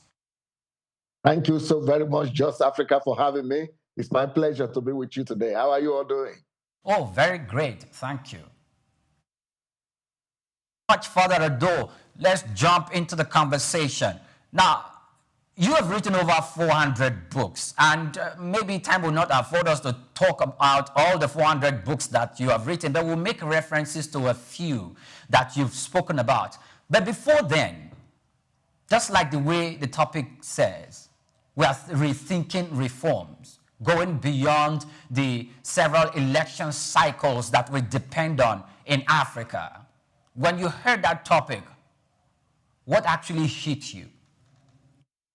The first thing that comes to mind about this topic is the fact that it's not so much spoken about right now in Nigeria. And I think it's much neglected because we are only talking about products. We are only talking about economic statistics and growth. But one major thing that we are leaving out is human capital development. In a situation when a country like ours, with 200 million people, we only have 60% of our population that is literate. Literate means knows how to read and write. But if we want to talk about the really educated part of our population, maybe it's less than 40%. So if we want to compete with the world, I mean, most countries that we are competing with, they have 90% literacy, not 100% literacy, and 90% education, higher level education. And we are just at 40, 60%. You know, this is the number one priority. We must make sure that everybody in our country is educated, at least is literate. We must do an emergency program to make sure that everybody not just knows how to read and write, but knows what is going on about the nation and about global economy. We need to develop human capital development. We need to give skills to our people. We need to make our nation a skillful nation. Only then we could stand a chance to compete with European countries or North American countries. Okay, thank you very much. Now, since you've started this conversation by making reference to human capital development, let's stay there for a while. When we talk about human capital development, it looks as if Nigeria is belling the cat, even though when we define competition, we don't want to define competition in a way where we could seem to be jostling with our European counterpart or our Western counterpart because we cannot actually match up with the level of technology that's currently, available over there. What do you think we can capitalize on to enhance and broaden the scope of human capital development here in Nigeria and in the continent of Africa so that our productive level can move up? We have several things that we could capitalize on. Number one, we can capitalize on the fact that we have a large number of youth. These youth, and most of them in the universities, as I understand, and as most people in Nigeria understand. Okay. In what we call 419, or thing is regarded in Nigeria as a crime and as something negative, but I don't see it that way. I will encourage the EFCC and the Nigerian president to stop seeing the youth as criminals, to stop treating them as people that we must get rid of. I think that we should look at the other side of the coin, meaning that these people are doing what is illegitimate now. They are involved in crime, but let's mobilize them. Let's give them a kind of clemency and maybe even amnesty, and tell them that, hey, we know you are involved in this. We are not going to punish you. Come out straight.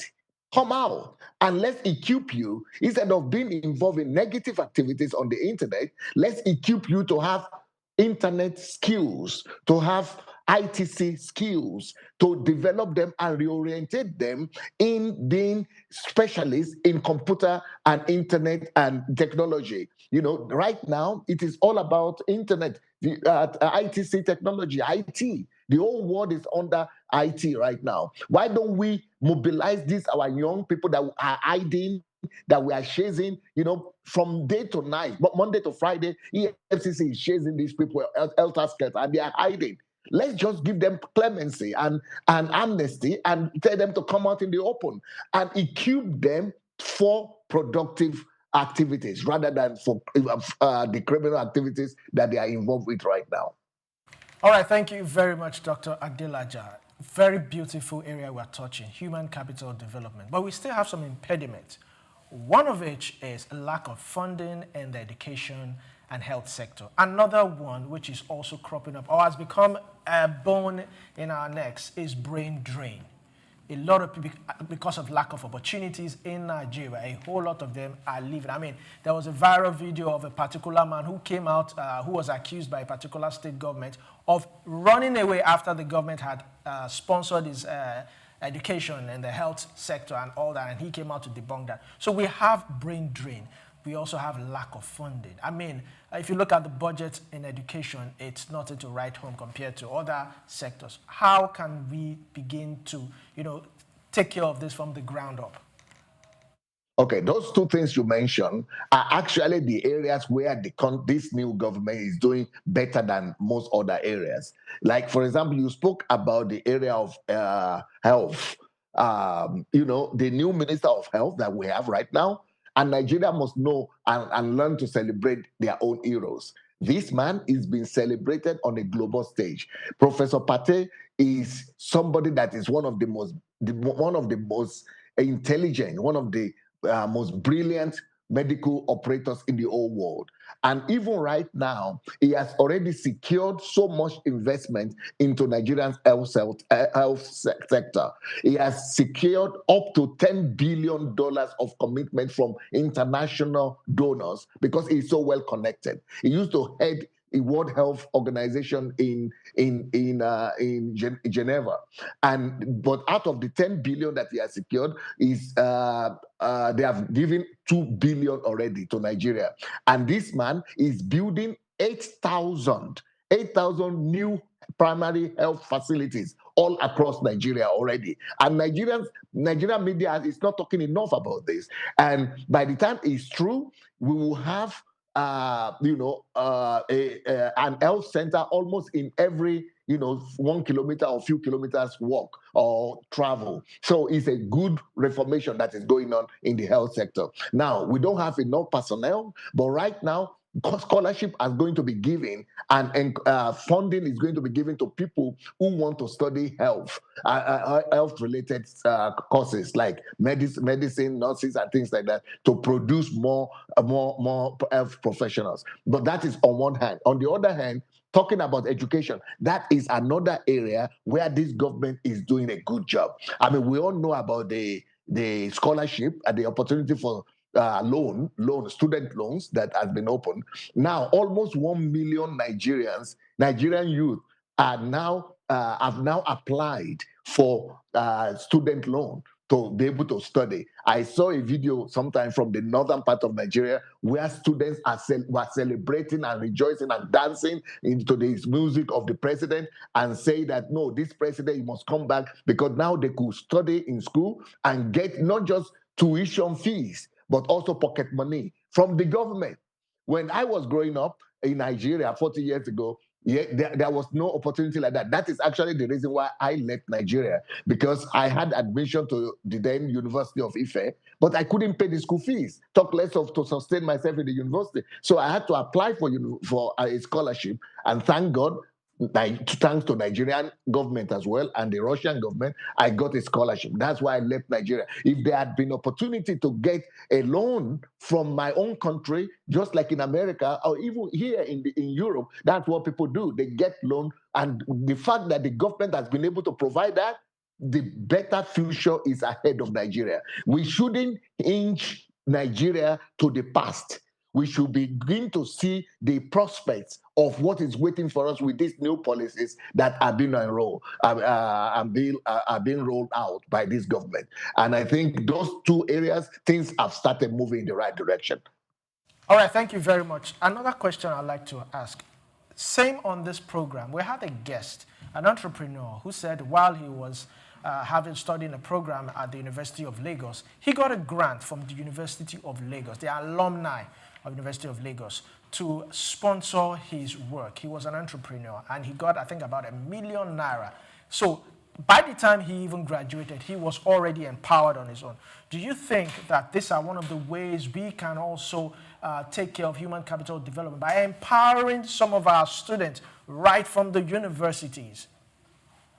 Yes, definitely. I'm going to come back to that question, but one of the questions that you had asked earlier, which I left out, was brain drain, the issue of brain drain. Now, brain drain is the fact that people refer to in Nigeria as Japa, that most people get education in Nigeria and then travel out because they want to survive. But it depends on the way you see that. I don't see that as something negative.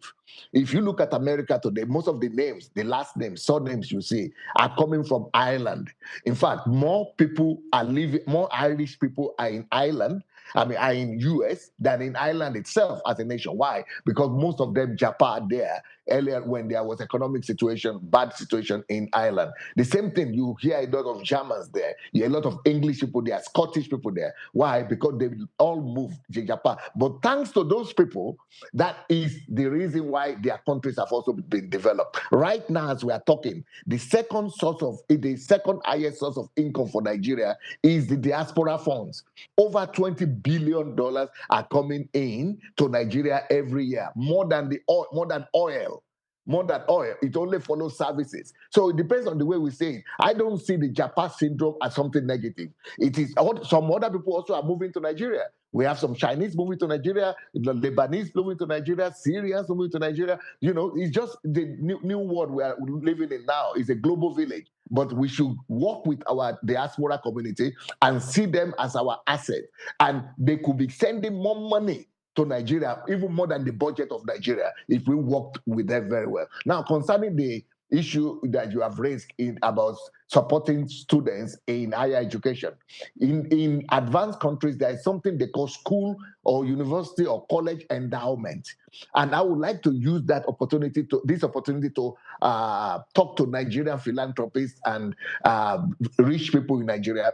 And these endowments normally comes from the civil organization or from individuals, from philanthropists. You know, it would be good to start that kind of practice in Nigeria so that every school will have some funds, endowments, some funds that are there, that are just there to develop the university. So it is from that funds we see whenever the university sees any promising student or any research that's going on, the university itself, they don't need to go to the bank, they don't need to go to look for government. The university itself will have enough money, enough endowment to be able to sponsor each student. And I think that example from University of Lagos is a good one. But if our communities and our philanthropists and our social organizations, we begin to support each individual university to create an endowment foundation.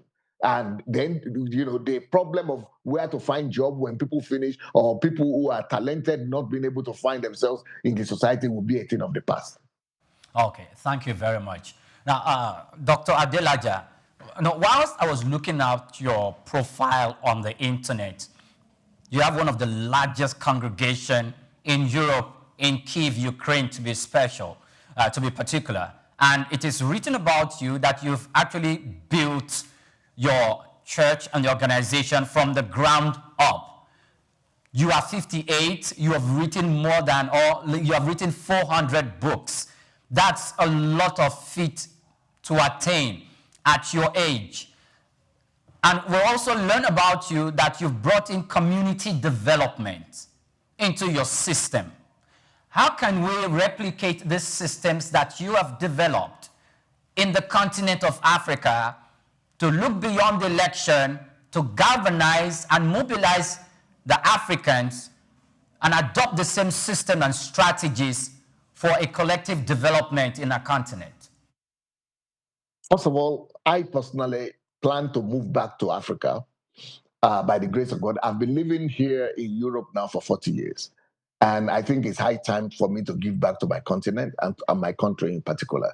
So all the experience that I've had here, I will have to come back to Nigeria to contribute to the economy. But one of the things that I want to contribute is the way we do church. Can you imagine this? My platform in Ukraine was not political. It was church. But from that church, we had 3,000 civil society organizations. And we had over 2,500 businesses that were transforming the country and the society. So that's the kind of concept I want to encourage religious organizations to get involved with. In the Bible, it says that there was nobody, not a single person who was in need of anything. People were not in need, not just in the congregation, but in the society, in the community where the church is. If we have a church in our communities and we still have so many needy people, it means the churches are focusing on the wrong things. And that's another topic. That's a topic for another day. But it's all about empowerment. We have been able to empower in our church. We were able to empower over 200 people that became millionaires in US dollars. The church is not supposed to be about collecting the offerings on tithes from people, but it's about empowering them to have enough first to feed themselves and their family, and only after that, when they see that they have been blessed, should they take something to the church. But to be taking something from poor people is heartbreaking to me, and it will not work in Europe. That's why white people don't go to African churches here. But by the grace of God, because of the concept of church that we brought to introduce to the society, our church is 99% white people, because white people, they cannot just go to a church where you are just talking nothing practical to show. I believe that our churches should be centers of reformation that will make sure that there are no needy people, no poor people in our society and our communities. And for that, people like me, we need to share with the church leaders and be able to encourage them to change their messages, their mindset, and their view on the way of practicing religion to make religion more beneficial to the society and to ordinary people. Great. Thank you very much. Now, I like all the strategies that you've adopted in order to make sure that the way church is done over there in Europe, it's all in a new dimension, and would like to replicate that in the continent of Africa and in some countries. I know a few churches in Nigeria here that does the same thing, and I also want to think that there are a few churches in other African countries that do the same thing. But these strategies that you're talking about, how can we nationalize them? Because our conversation for today is focused on rethinking reforms. So how can we inculcate them into the scope of reform for the new destination that authorities like you will be thinking of taking, not only Nigeria, but other African countries too? For example, the Bible says that God will bless the works of our hands. So one thing that I think the Minister of Trade and Industry and the Minister of Finance should focus on is in encouraging every individual that is doing anything at all to be productive and think about supplying whatever they produce to other countries. Even if you are producing akara, or you are producing gari, think about packaging it in such a way that you could sell it outside and make foreign currency for yourself, for your family, and for your community. This is one thing we need. Nigeria economy is not doing bad. Actually, our economy, if not because of the exchange rate, we should be over 1 trillion economy right now. But because we don't have enough foreign money coming in, foreign currency coming in, our economy is localized too much. So we need to begin to encourage everybody that's doing anything. For example, if I were in the government, I would encourage the government, the entrepreneurs, and say, if you are selling abroad, we are going to give you a certain tax waive, or we are going to return some of your money to you, or we are going to support you with a lot of some loans, so that anything you do, target abroad, target even African countries, people that have similar culture like us. Can you imagine if even 10% of all entrepreneurs in Nigeria will target producing for the external market?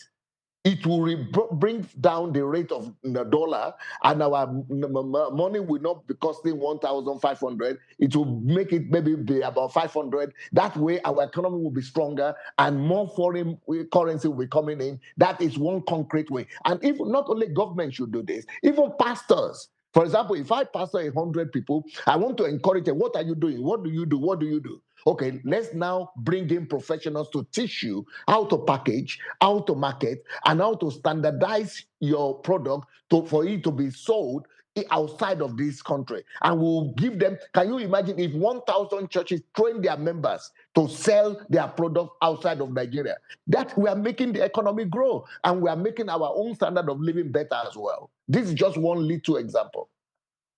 All right, thank you very much, Dr. Adelaja. I love where we are going now, productivity. So, if I may ask, in your own expertise and knowledge, where should we be focusing if we want a productivity-driven growth?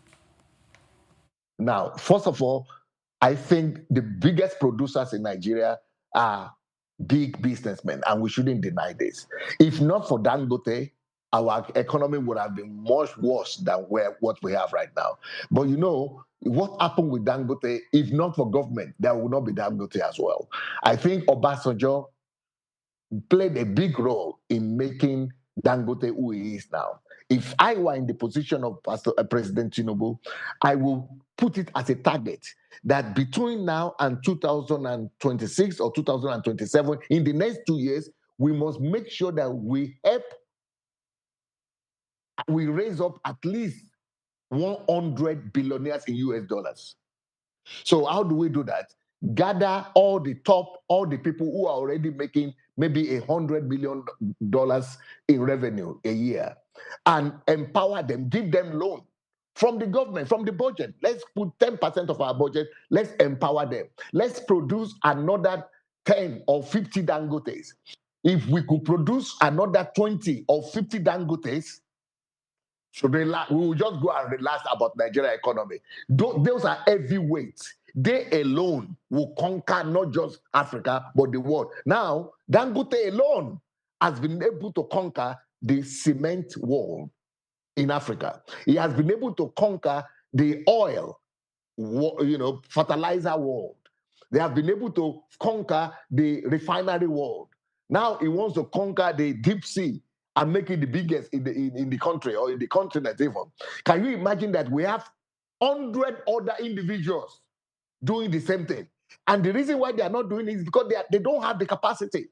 Now, can you imagine the government partnering with people like Elumelu, people like other people that are there, select 100 of them and get behind them to become the best in whatsoever they produce, so that whatever they produce, they have, because this is what Japan did with all those Yamaha that we are hearing about, Honda and all those industries.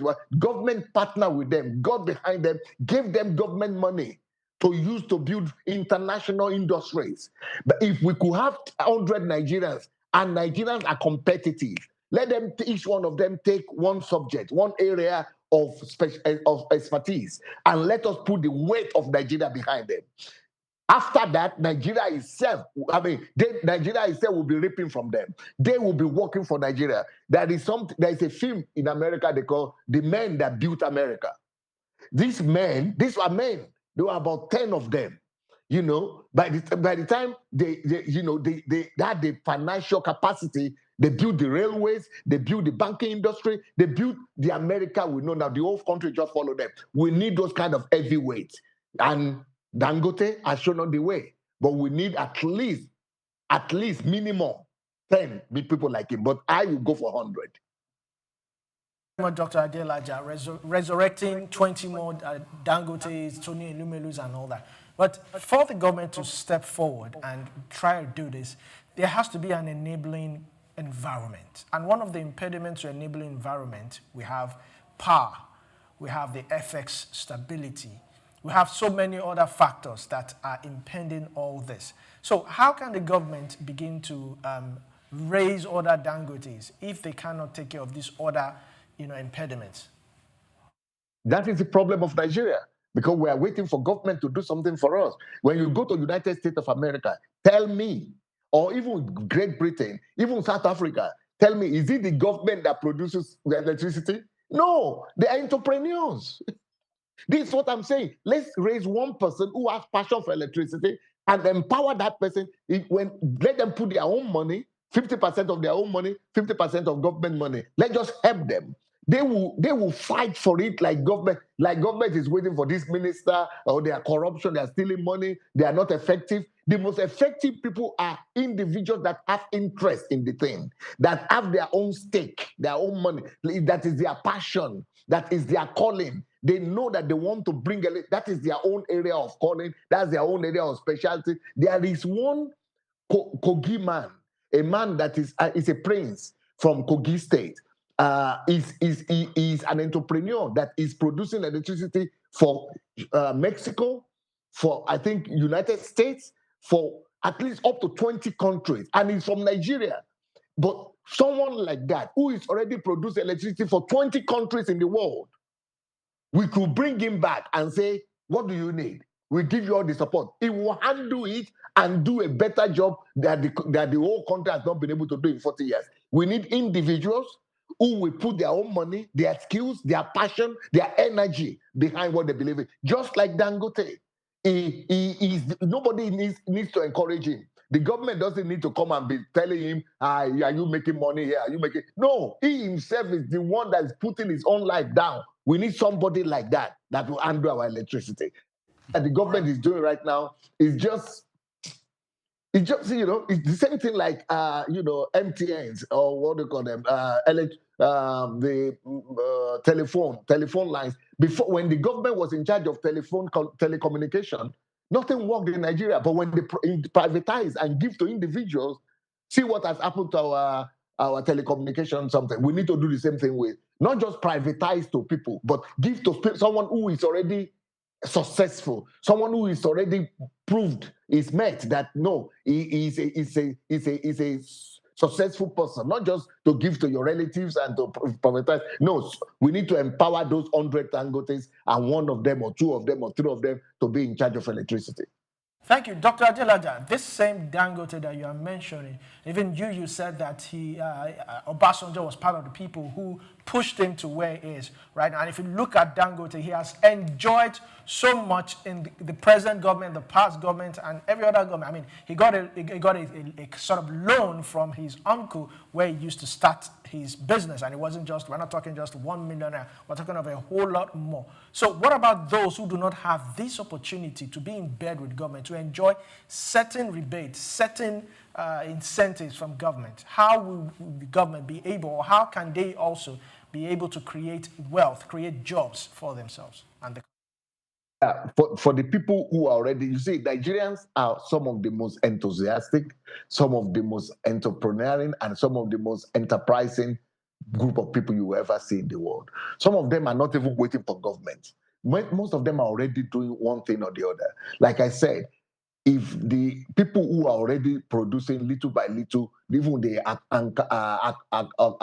akara or whatever they are producing, or gari or whatever they are doing, people like that, if we could just encourage them to see the potential outside the shores of Nigeria, if we could just encourage them to work for export, they themselves will have so much foreign money coming in that they will be able to employ more people. They'll be able to expand their own businesses. Yes, we thank God for what God is using the government to do, but the government might not be able to give money to everyone, but they could encourage them to see where the market is, where the future is, where the promising income is for them, which is export. Right now, if I were in the government, I would be talking about exportation every day. And I will be encouraging them, teaching the whole country how to export. If we begin to just export what we have, we will make Nigeria an El Dorado.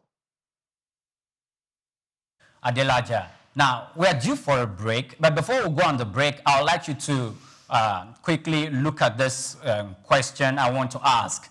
And it is coming from one of the books where you have written, and you talked about Nigeria and the leadership question. Now, I'm not trying to reframe the topic or the title of your book, but I'm trying to ask a question. Let's talk about Africa and the leadership question. You talked and you spoke extensively about how democracy has not really brought Nigeria to where it ought to be, or brought, let me use the word Africa, to where it ought to be, and how we should look beyond leadership and also focus on the followership, and how it is just the way the leader has a responsibility, so does the follower has a responsibility to contribute his own quota to building the society that is acceptable to all and sundry. You traveled as well. So if we look at this within the continent of Africa, where do you think we are lacking in this when it comes to the followership and our responsibility in building the continent that we all deserve? Do you want me to answer now, or you want us to go on a break? Answer now. Okay. Now, that book, Nigeria and the Leadership Question, is to debunk the popular concept that all Nigeria, even me, when I was small, since I was small, I've been hearing about that. The only problem in Nigeria is leadership. But we have overemphasized that. Yes, we have problem with our leaders, but where are our leaders coming from? Our leaders are coming from within us. We produce, the nation produce the leaders. Where are they coming from? They are coming from among us. If we will know that, no, the problem is not just with the leaders are a reflection of who we are. We need to improve our mentality, our value system. The biggest problem of Nigeria is not leadership.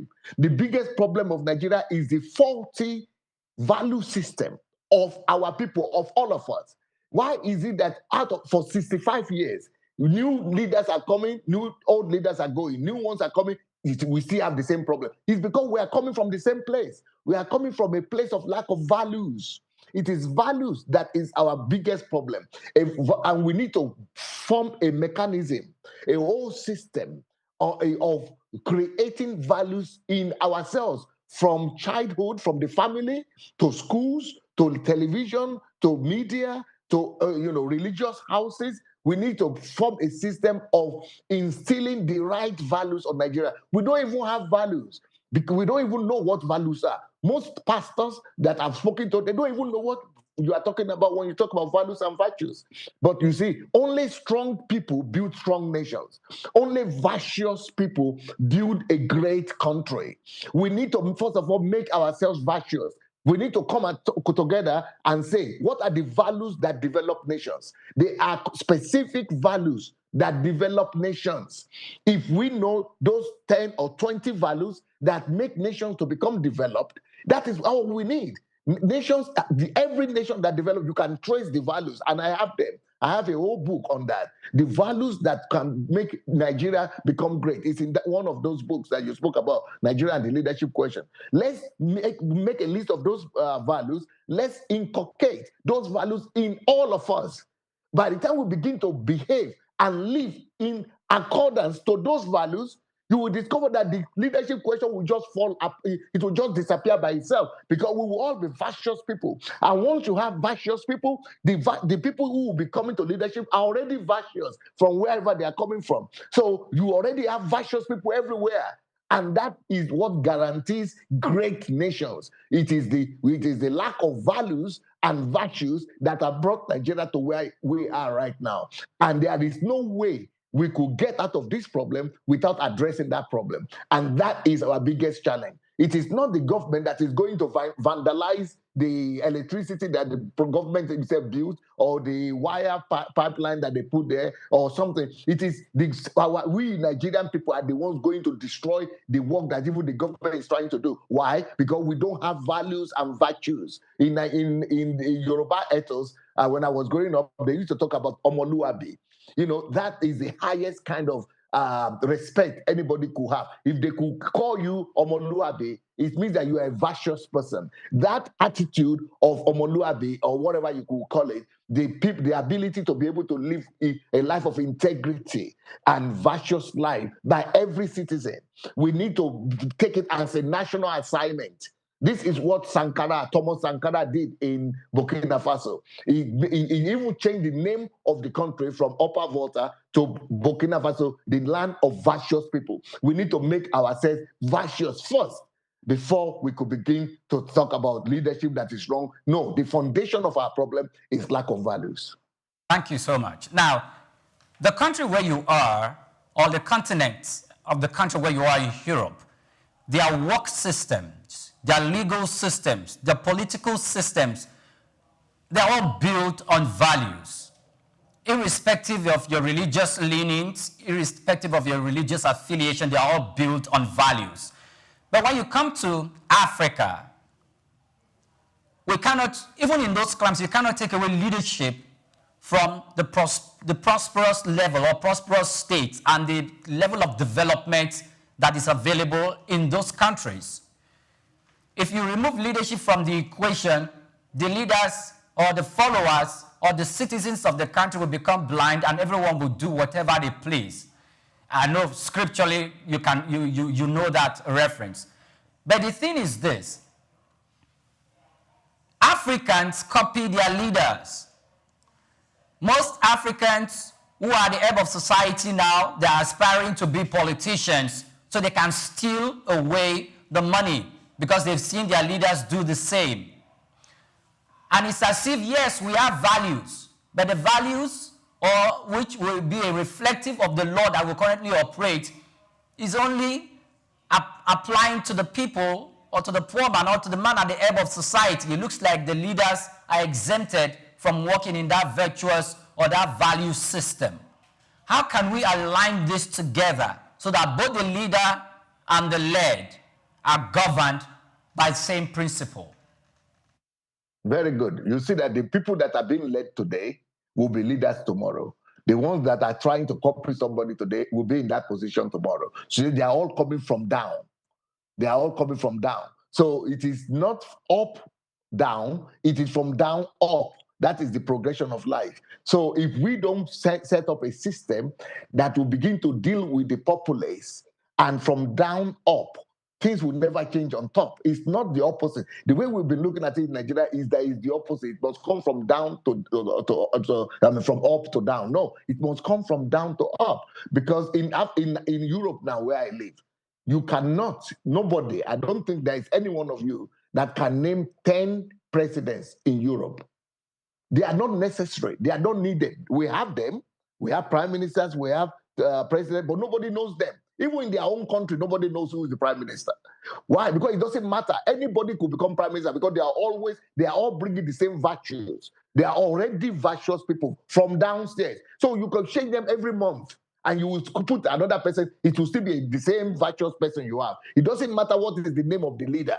Because the grassroots that is producing those people, it is producing only virtuous people.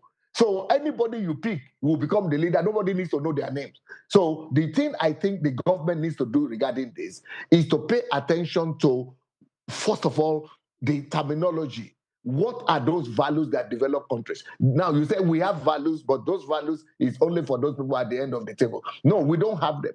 If we have them, the values you have are the ones you live by. The values you don't live by, you don't have them. It's just, you just talk about them. So what I think we have to do is, values are always developed in there are 4 ways to develop a value in a nation. First is family. We need to form a system whereby in every family, like we know national anthem now, everybody needs to know 10 values that every child, every parent must live by. That same value, those same values, when they go to school, in the school system, the same values must be inculcated into every child and teachers. Those same values must be in the entertainment industry. So whenever we are watching television, it's like what we have now in entertainment in Nigeria is just like jungle. Everybody, what comes to the head of any producer is what he just puts there. But in an organized society, You need to give them some rules that any film they do must always promote these values. Like in America, for example, when you look at Hollywood, anything they do is always talking about American dream. You know, somebody struggled before, and now, thanks to America and the opportunities, it has become successful. The same thing in China. If you go to China, they are not just doing anything. It's not just chaotic, anybody do anything. No, they have rules that they go. In families, we must follow the same value system. In churches also, churches must be able to, we must work with pastors. Don't just leave pastors and churches to do anything they want. Like in the jungle. That's the problem with our society. We are not organized. So if the government must help us to bring about this value system, it's just in organization. The government must be able to organize the society. You come to Europe or America, you will see that it's very organized. Nothing is by accident. You cannot just do anything anyhow. But Africa, our biggest problem is that we are disorganized. Nobody is monitoring. Nobody is organizing the society. So we need to organize our society around certain values so that in schools, in families, in media, in entertainment, in religious institutions, everybody is hearing the same thing. By the time you keep on hearing the same thing from your childhood to adulthood, and everybody is talking about it, it will even become a shame for you if you are not living by those virtues. That is what has happened in Europe. In Europe, people don't go to church, but they all live by the same values. Why? Because everywhere you go, everybody is talking about that. There are a few people who don't live by them, but the whole society is against them. So if we are able to create a society of virtuous people, if there is one leader that will not live by those tenets, the whole society will even condemn. They will not even vote him. And if he gets there by accident, the society that says, this is against everything we all believe, they will stone him to death. This is what has happened in developed countries. Until we have that, and if we talk about leadership, that everything follows leadership, yes, this is our leadership, politicians, they must help us to organize our country based on some certain values and virtues. That is the best thing they could do for us. It's the economic. When you hear about our president or minister, they're only talking, we build this road, we build this road. But if you don't build people, we are building roads without building people. We need to learn how to build virtuous people. That is the thing where we're a major area where we're lacking right now. Okay, thank you so much, Dr. Sunday Adelaja. Now, we are not done with the conversation yet. We're going to break, so please do stay with us online. By the time we return from this break, we take our conversation to the next level. It's Just Africa, and we are reaching you live from our studios at SOUQ News TV in Lagos. We're going to break. We'll be back in a moment. Do stay with us.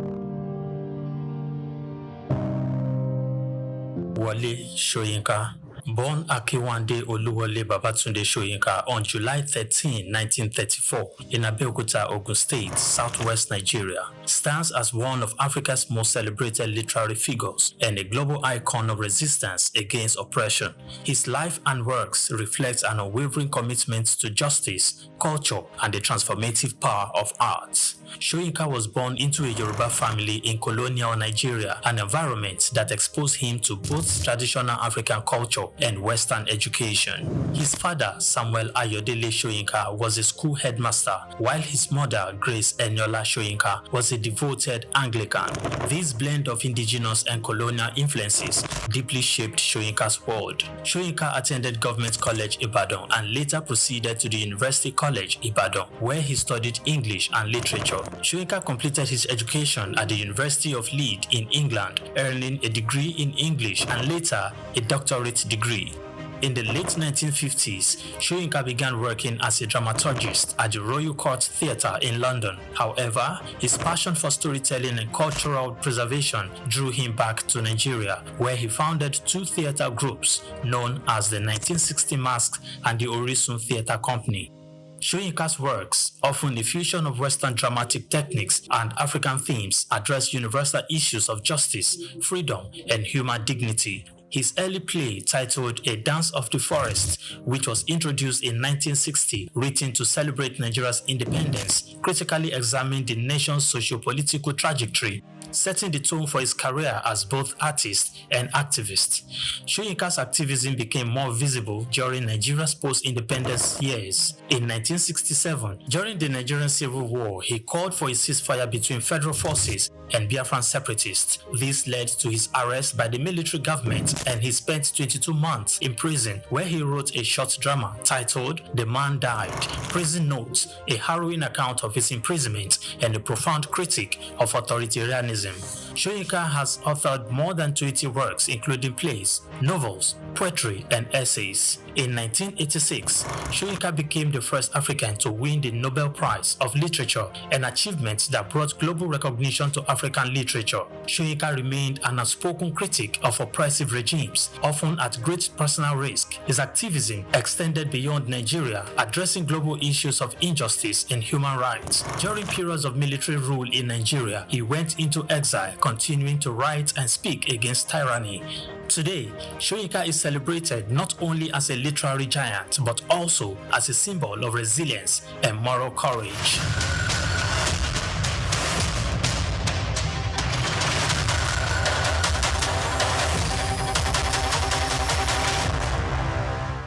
Known as the father of African literature, Chinua Achebe was born on the 16th of November 1930 in Ogidi, now Anambra State, eastern Nigeria. He was born to Isaiah Okafor Achebe, a teacher and an evangelist, and Janet Anenichi Ilomunam, a vegetable farmer. Achebe has reshaped the global understanding of African identity through the power of storytelling. Raised during the twilight of colonial rule, Achebe's education was steeped in both Igbo tradition and the Western values of post-colonial Christianity.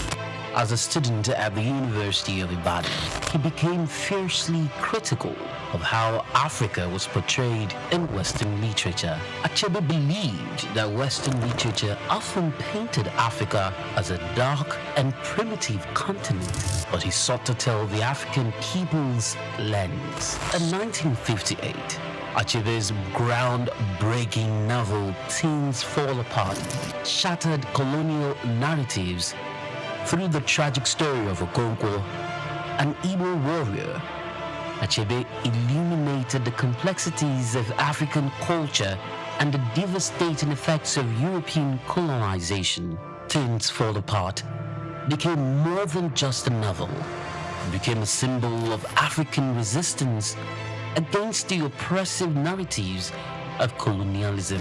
Achebe was not just a writer, he was a passionate advocate for African self-determination, and his political activism made him a critical voice in the post-colonial era. Even after a life marked by personal and political struggles, including a car accident that left him partially paralyzed, Achebe continued to inspire.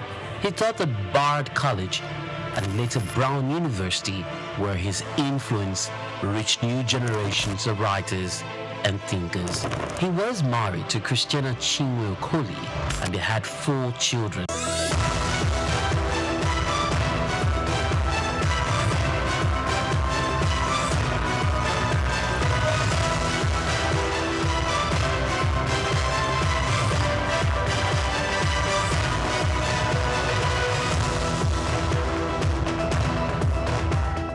Welcome back. Many thanks for joining us on today's conversation in Just Africa. We've been speaking with Dr. Sunday Adelaja, a multifaceted thinker and a leader with a global perspective. He's a native of Nigeria, He is the founder and senior pastor of the Embassy of God Church in Kyiv, Ukraine. And we've been talking about rethinking reforms in Nigeria, or not just in Nigeria, in Africa, where we should go beyond the political cycle and be thinking of creative, innovative ideas and ways to occasion development within the continent of Africa. Welcome back once again, Dr. Sunday Adelaja. Many thanks for joining us on the program. Thank you so much. Thank you. Great. Thank you very much, Dr. Adelaja. Now, if you look at South Africa's GDP in 2024, he had about $400.3 billion. Nigeria had about $187.8 billion. And I know recently President Tinubu came out to say that we have made a whole lot of money from exports that we do not need to borrow. So my question now is, how can we ensure that reforms not just boost GDP, but also tackle and reduce inequality? Because a lot of people say that, yes, we are making so much money, but it's not trickling down to the average man. So how can we balance GDP growth and inequality? You know, another thing that we have not spoken about enough in Nigeria is the fact that for the first time in the history of Nigeria, before, it used to be the federal government that used to take 50%. Sometimes, before, it used to even be more than 50%. Sometimes it used to be 60, then it reduced to 55, then 50-something. But for the first time in the history of Nigeria, federal government is made himself to be taking less than state government and local government. So this president we have, thank God for him, because he's a believer in local government empowerment. So he's now made it so that federal government is now taking less than 50% of our whole total money that comes to Nigeria. And most of that he gives to the states and the local government. Now, but our society has not developed the mentality of demanding from local government. Like in the West, all development, nobody talks about federal government. It's all in the local government. It is local government, provinces, wards that determine the development. They are the ones that are closer to people. So until we begin to set up a system, or maybe civil societies that will begin to demand from every local government to be accountable to every money that comes to them, then we will just be saying that only a few people are getting rich and we will not know where their money is coming from. But that money is actually meant for ordinary people in the local government. Also in the state, we see the way our state governors are living like emperors because most money is coming to them. So now we need to have a system whereby the media and civil societies will begin to demand from the state, how many people have you empowered? Federal government cannot do that. Even though federal government can complement. Like now, recently I read just a few days ago that the federal government has given 71 million people power empowerment for the financial support. 71 million people. So that's a lot. But what are the state government and local government doing? If the local government and state government will do the same thing to their own communities, poverty will be a thing of the past. Thank you very much, local government. One of the biggest reforms of this current administration was the local government autonomy, whereby direct funds comes from the federal government straight to the local government so that the grassroots will be felt. The change from the grassroots would start. But also this same year, we got reports that this has not actually been effected. So what are the impediments that is negating this flow, this direct flow of funds from this federal government into the local government? Because if we want the local government to be accountable, first, funds have to get to them directly. And how can we also ensure transparency in the local government? Oh, very good question. The impediments, number one impediment are the governors. You see, the governors are used to the fact that the local government funds normally go through governors. So, but they are used to that. And then they would decide what part to give to, the chicken change to give to local government and they will just take care of the chairman, that's all. Nothing is being done to the community.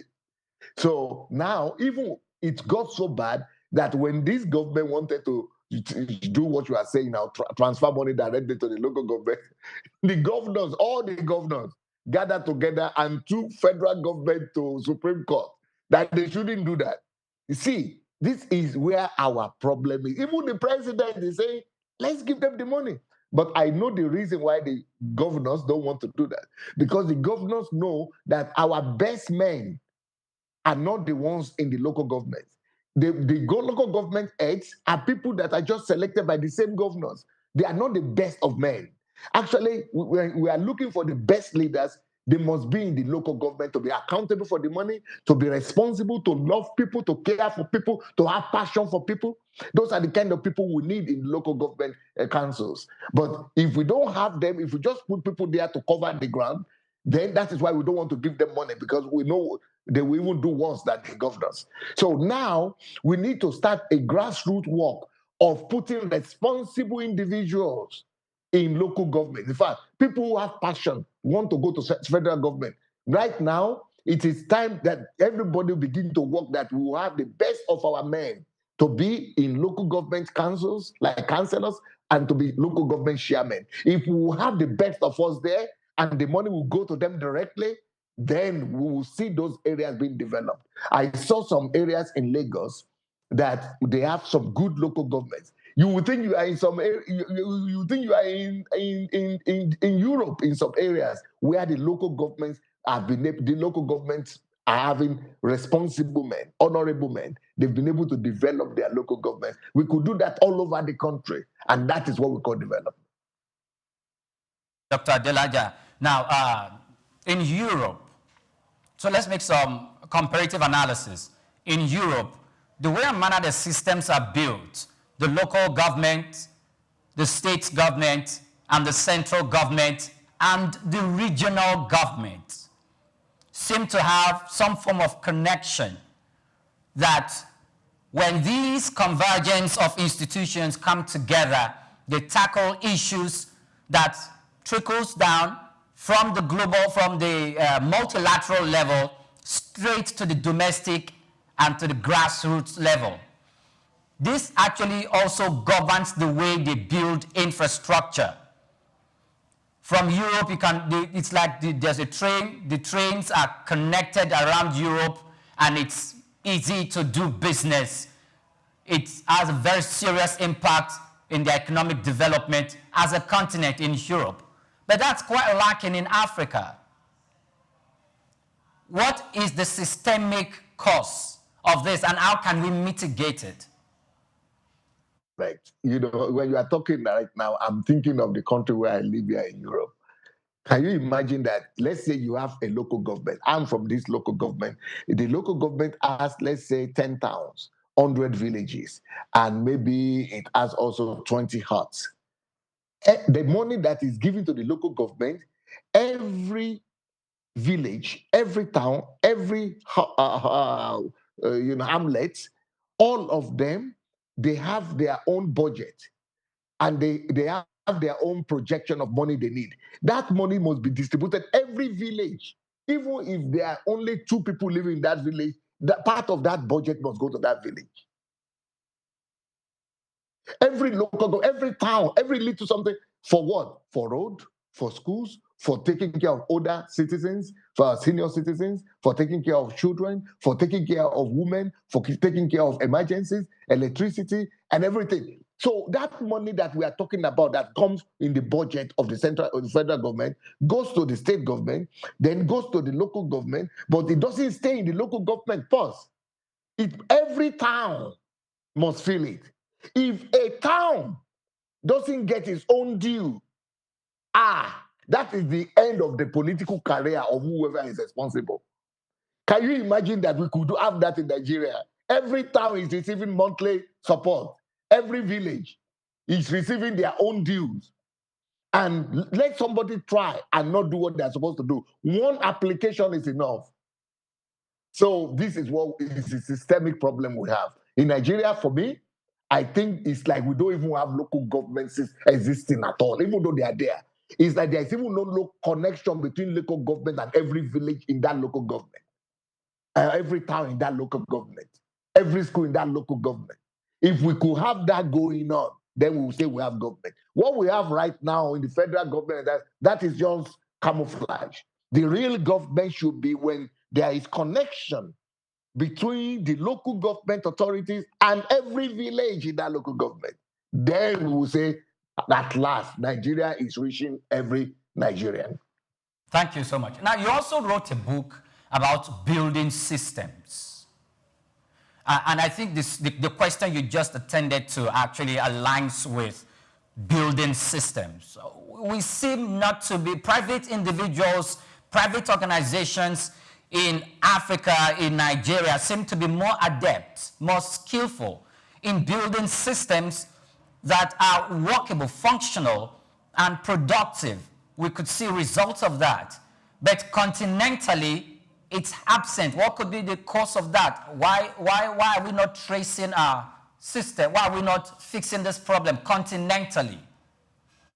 I think we need to have civil societies and non-government organizations that will write proposals to state governments, to federal governments, and to local government on how to make our system effective. They need to do trainings and seminars where they will bring politicians to, chairmen, local government chairmen all over the country, and train them how to build systems. They just don't know. They have not been trained. Most people who go to politics, they go to politics because that they feel that's where they belong, but they must be trained in system building so that they will build a system that will reach out to every citizen in every local government, in every ward. If we could build a system like that and be able to build a system of the financial distribution, budget distribution, and we'll be able to train them on how it works, and also the system of accountability.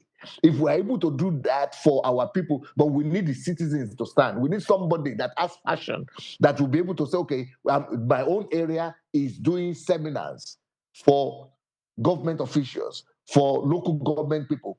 Even people who are doing seminars and training, they are doing it federal government only. No, we need them to come down to the local level and be training the politicians, the councillors, so that they will know how to build a system that will affect every citizen.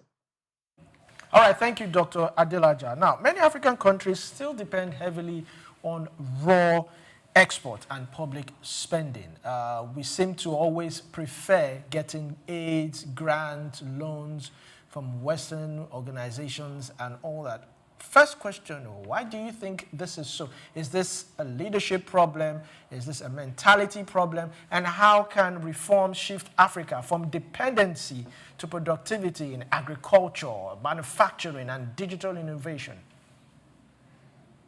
Frankly speaking, when we talk about dependency and looking for funds and support from countries all over the world, in Africa, that is a bigger problem than Nigeria. The support that Nigeria receives from international organizations, apart from loans, so if we don't count loans, just the support, the grants, is less than 1% of our GDP. It doesn't matter. Even now that Trump has come and has cancel US aid money that is coming to Nigeria. Nigeria has been able to come up with an alternative system, to be able to supply that money ourselves, even without getting international aid again. So, and that's also, again, thanks to the Minister of Health, Professor Pate, that's been able to set up that system. But I think one of the reasons why we seem to be like beggars, we're always in need of something, is because we don't have a welfare system. We need to create a welfare system whereby everybody that is not working, we have some kind of support from the government. Everyone that is lost his job, that's just a graduate, we need to have a social welfare system, which is the problem why it seems like our people are beggars. Also, we need to have insurance system whereby, thank God that now they have passed the insurance bill, and that's a big one. Because we need to put, right now, only about 20% of Nigerians are on insurance, health insurance. We need to put at least 80% of Nigerians on health insurance. This government has tried, because in 2 years, we went from 16% to 20% of Nigerians on health insurance. But can you imagine when the country is 80% on health insurance? We don't need to beg again. Because why are people begging? They got sick, their daughter got sick, their child got sick, their husband gets sick. But if you have insurance, you have free medical service and provision all the immediately. But apart from insurance, we need social welfare systems. And that is one thing that this government has to look into.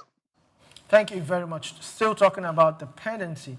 How can we make use of regional integration? We have the African Continental Free Trade Area, which should open up a whole lot for Africans to be able to trade amongst themselves. But it seems that since the establishment, we've not really tapped even up to 50% of this particular regional integration. Why do you think this is so, and how can we begin to make use of this African Continental Free Trade Zone? We have not tapped into 1%, not just 50%, 1%. We have not tapped into it. That is also because Nigeria was one of the latecomers in signing that document. Most other countries, Nigeria is one of the last 5 countries to sign it. We were not in a hurry for one reason or the other, but thank God, eventually Mohamed Buhari signed it after dragging his feet for a long time. But, what we need to do is to make a list of our strengths where we have comparative advantage. What do we produce in Nigeria? Like Aba, for example, the city of Aba. For example, if I were the government, I will make sure that they have export commission that is working just with Aba and Onitsha. So instead of Onitsha and Aba people to be crowding themselves in that market there, we will set up an advanced Western, standard level of packaging for them. Packaging and pricing and exportation.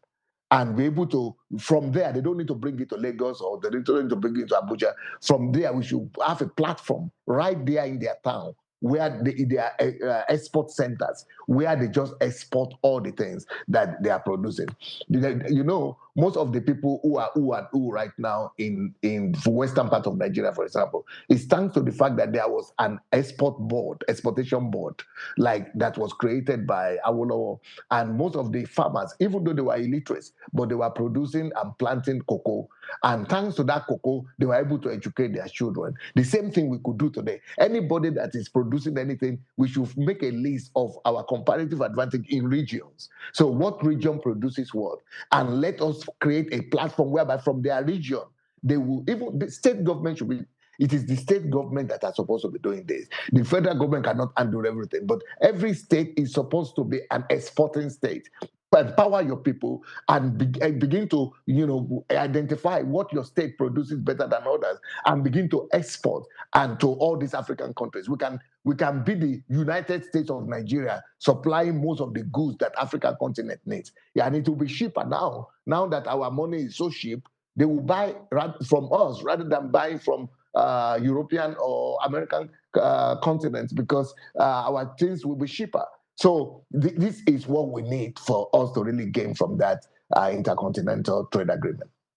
Okay, thank you so much. Now, we're not leaving this part of the conversation where we need to use the African Continental Free Trade Agreement as an economic tool, instrument to, spur up development continental-wise. But let's talk briefly about the people before we move to rounding up the program. You wrote a book and you said something about you don't need money to be rich, or that we don't need money to be rich. Okay, maybe you're going to say it the way exactly you put it in the book so that everyone can hear. But the thing is, why I don't think I need money to be rich. Most Africans will look at you with the other eye, say, could you please explain it very well? How do you mean I don't need money to be rich? Very good. Good point. So the point of the book is that money won't make you rich. Most people who think about having money, they're thinking about being rich. and they are thinking if they have money, their problems will be solved. But a lot of people, it is money that has also destroyed them. It is money that has killed them. Why? Because they are trying to have money without being rich inside. What I mean by money won't make you rich is that become rich in your mind. Become rich, first of all, in knowledge. Become rich in know how money works so that it doesn't destroy you. Learn, first of all, how to become the master of money so that you don't become a slave to money. If you have money without preparation for it, that money could destroy you. So it is values. You have to be rich in values. You have to be rich in virtues. You have to be rich in knowledge. You have to know the loss of money before you attain money. Because if you attain money without being rich, money is a good slave, but a bad master. If you are not careful, money will become your master. It will be directing you. It will be playing you like it's playing football. It will just be kicking you up and down until you destroy yourself. But if you learn the rules and formulas of money, first of all, you will be able to master it. It's a good slave, but then you have to be able to be a good master of it. Otherwise, money could be destructive as well. And also, that's one point, that you become rich first inside because you try to be rich outside. The second point is that money, being rich is inferior to being wealthy. What is better for you to do is to, first of all, try to be wealthy. Well, look for wealth instead of for money. Money is only an exchange. But when you are wealthy, it means you have skills. So even if you don't have money right now, the skills that you have developed, the professionalism that you have, the expertise that you can bring to the table, those expertise, they are your wealth. They will always produce for you anytime. Money will always come your way anytime. But expertise, if you don't have them, money will be coming to your hand and it will be disappearing. But when you have skills, expertise, you are always needed. You are always valuable in the market. And money will always run after you instead of you running after money. We're not done. In a very short while, we're going to round up with the program, but we need to quickly take a break for a minute. I'll be back in a moment. Please do stay with us.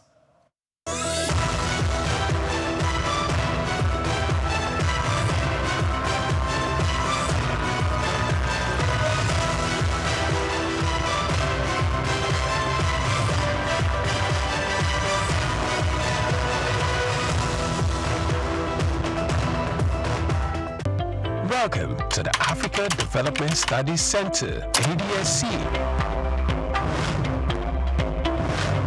ADSC is an organization focused on training and research to advance sustainable development and growth in Africa. We exist to facilitate customized training, research, and study exchanges worldwide on leadership, management, and critical development issues. The center offers a platform for the exchange of ideas and best practices. Our comprehensive services encompass research, consultancy, capacity building, training, and education programs, as well as publishing and disseminating development-related knowledge. Our faculty consists of experts and researchers with extensive experience in policy formulation, implementation techniques, and monitoring and evaluation. Our methodology involves talks, individual and group exercises, games, video screenings, and discussion seminar sessions in a cozy atmosphere, making learning enjoyable for our participants. For more information, email us at info@adstudycenter.com or call +234 912 039 2362. Visit our website at www.adstudycenter.com to learn more about our programs and upcoming events. Africa Development Studies Center, rethinking development for Africa.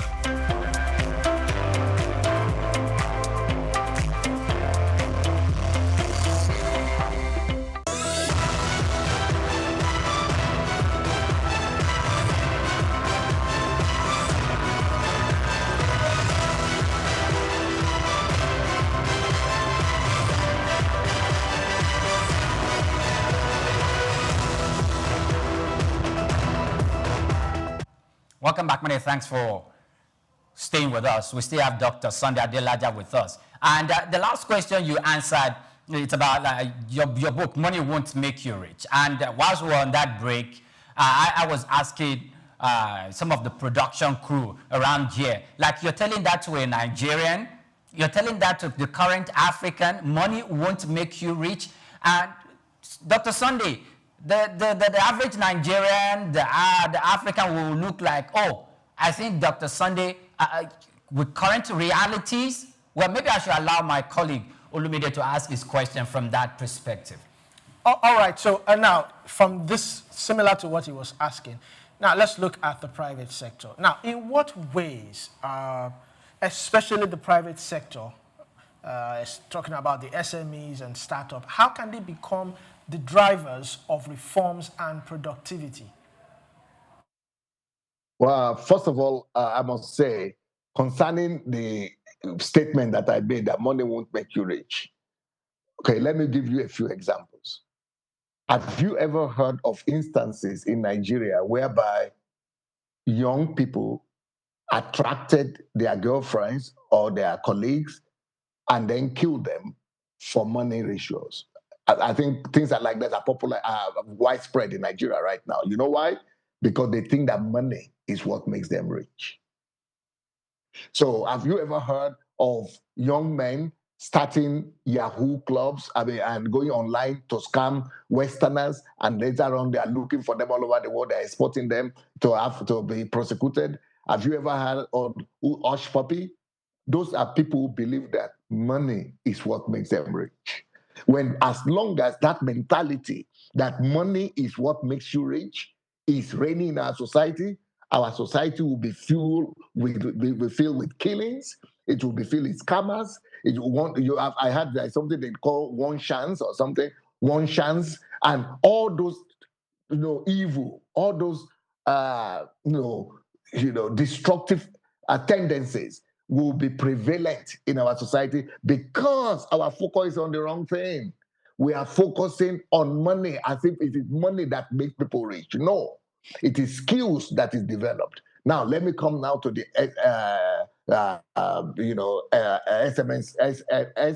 SME, the small businesses. The key to growing small businesses and in any society, Nigeria included, and also the key to raising up middle class is through skill development. If we should stop giving people certificates, our universities and technical colleges and polytechnics should stop just raising up people to give them that they have finished degree, they got a degree. Degree doesn't matter. In the West, people are not looking for degree anymore. They are looking for skills. What do you know to do? For example, the last time I came to Nigeria, I discovered that our people don't know how to do almost anything.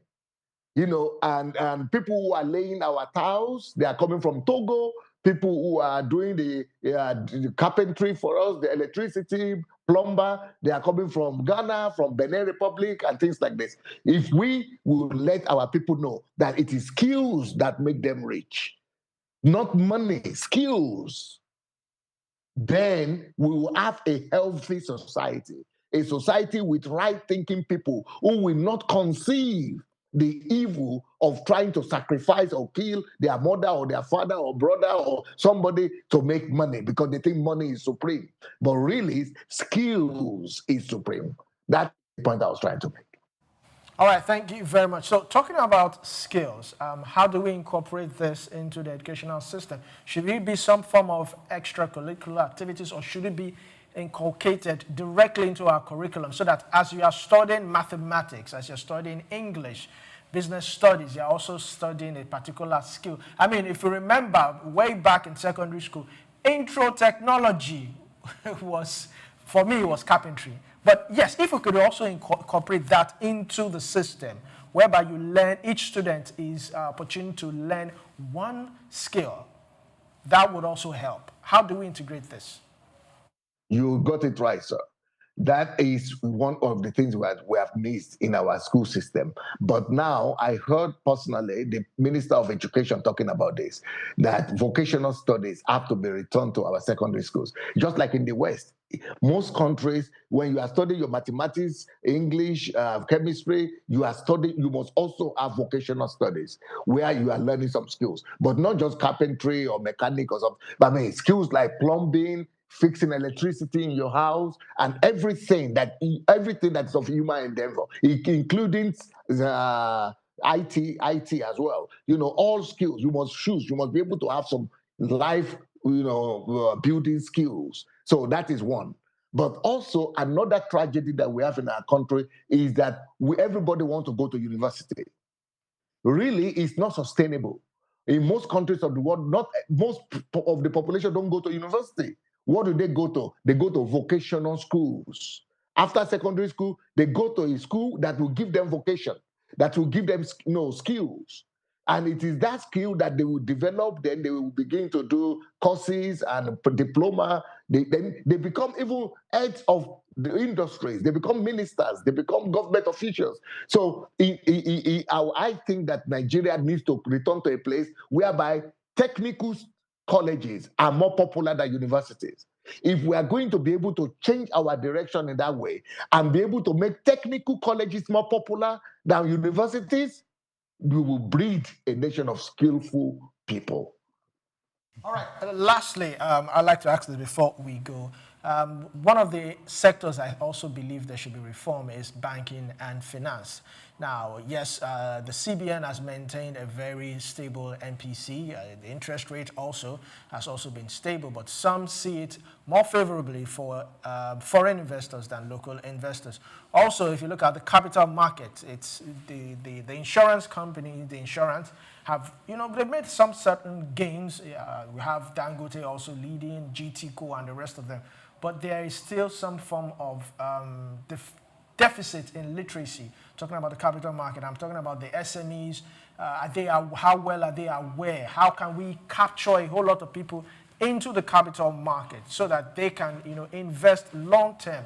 That way also we would build some form of productivity. So how can, is this a thing that should rest solely on the government or the private sector? How do we bring in others? Not just because when you talk about capital market, a whole lot of people believe it's for the elite, but it's basically not for the elite, it's for everybody. Very brilliant idea and good question. You see, it is actually, this responsibility should rest with the corporate world, with the corporate society, the businesses. For example, I will tell you something. In Poland, in the country of Poland, when they enacted the law, like the bill that we just got enacted in Nigeria on insurance, and they made insurance compulsory for the whole population, the insurance companies, they hired 98% more workers to just go and educate the society. Just go and educate the society and you'll be getting percentage from what you are making. So it is what the corporate industries are supposed to do. The financial industry, the banking industry, they are supposed to go everywhere, village to village, and say there is a new law that this, that now you can do bonds, you can invest in bonds, you can invest in treasuries, you can buy shares, you can buy stocks, all those things. It is the business world, because right now, what Nigeria is doing is that the corporate world, banks and insurance people, we are relying on state governors, state government contracts, is because we are relying on corrupt schemes to make money. And because money is coming from government contracts, governors are bringing money, politicians are bringing money, that's why they don't see any need in looking for ordinary people and popularizing their products among them. But by the time the government people, refuse, and we stop the government corruption, and the government people are no more the sources of financing of banks and corporate institutions, the corporate institutions will be forced to go into ordinary people, ordinary villages, and they will be going to look for money and investments and selling their products, their stocks, their bonds, their shares and everything like that there. That is when the wealth of the society, of the country, will be spread also to ordinary people. But those corporate people, they are looking for cheap and easy money. They are not looking to work hard and to empower ordinary citizens. They are just looking to get their company growing through the money of the politicians. And that is one major challenge. We need to challenge the corporate world to go and become localized. Just like we are challenging the local governments, if they have money to go around, we must also challenge the banks that they must also go into the local grassroots and empower ordinary farmers, ordinary people as well. Okay. Now, Dr. Sunday Adelaja, just your last words to the African youth and probably to African governments on what they should do for the new generation as we move towards, or we should aspire towards, more industrialized society in our continent. If you can do that in 2 minutes. Yes, I want to encourage our government to see it as an insult that we are a country where only 60% people know how to read and write. And that we're a country that we have to import people from Benin Republic, from Togo, to be able to do elementary stuff for us. That we should focus on human capital development and begin to give not just education to our people, but skills. And also to the youth, I want to tell them that stop believing in lies. Money won't make you rich. Stop looking for money. Look for self-fulfillment. Look for skills. Develop yourself. Get the wealth of knowledge and skills, and then money will follow you. Thank you so much.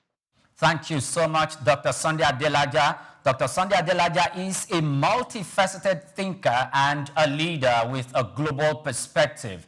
A native of Nigeria, he is the founder and senior pastor of the Embassy of God Church in Kyiv, Ukraine, which he grew into one of Europe's largest evangelical churches.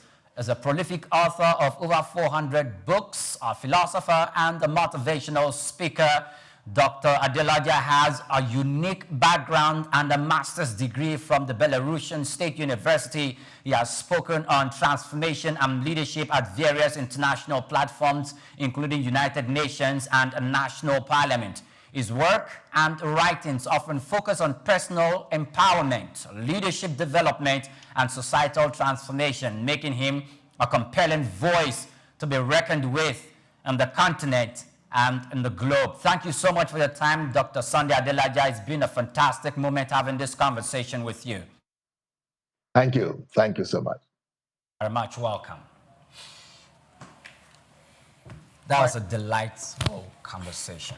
Very robust one at that matter. It is. It was quite interesting. I mean, and I like the angle where he came from, looking at reforms and productivity, human capital development. Exactly. I think that is one area we have been missing and we need to get right. Investing in human capital development means empowering each and every one. So that, I mean, every year, graduates, 2,000, 3,000. 2,000? Hundreds of thousands. Hundreds of thousands getting out of year. the tertiary Where are they going institutions. To? But when we invest in human capital, we take care of a whole lot of things. And I also liked what he talked about vocational training in schools. That would also empower these youths because they are the highest in the population. And if we are able to take care of them, if they can be self-employed, empowered, then we can build a nation. I think it's a thing of the past where students normally goes to school, spend the 4 years in university, the 5 years in university without engaging in running a personal or small business, no matter how small it is. Yes. Because sometimes you are just coming out of school as a fresh graduate and you see an opportunity you want to apply for to work, and the company is demanding 4 years experience, 5 years experience. So some of the students, I spoke with some students or some persons who had graduated from the university, and they are telling you when they see opportunities that way, they remember what they actually did in the university. Some of them were heads, they were holding leadership positions, either as a student leader or as a group or as an administrative staff in their religious organization, and they tend to put that forth.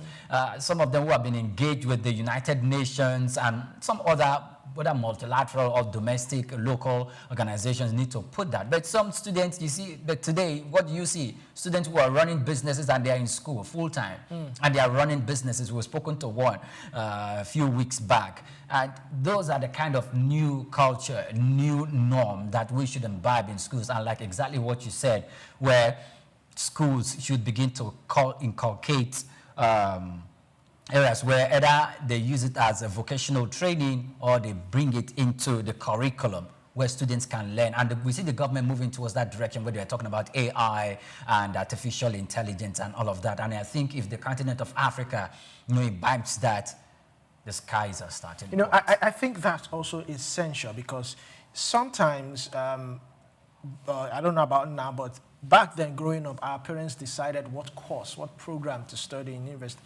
I probably wanted to do art, fine art. I wanted to draw. But I was made to believe that if you're not a graduate, you are not a person. So if we inculcate these vocational trainings and we also start to inculcate realistic programs in the universities to meet today's demand, maybe from secondary school, there might be, we will see a shift of aspirations from some of our students. Maybe someone would decide to say, okay, fine, maybe I was planning to go and study law, but now I want to go study something else, carpentry. I want to diversify, so that by the time they get into tertiary institutions, their mind is made up, they are well equipped. Because I don't also like the fact that you studied physics and you end up somewhere else. That's brain drain also for me. Okay. I mean, I have a younger brother who studied engineering.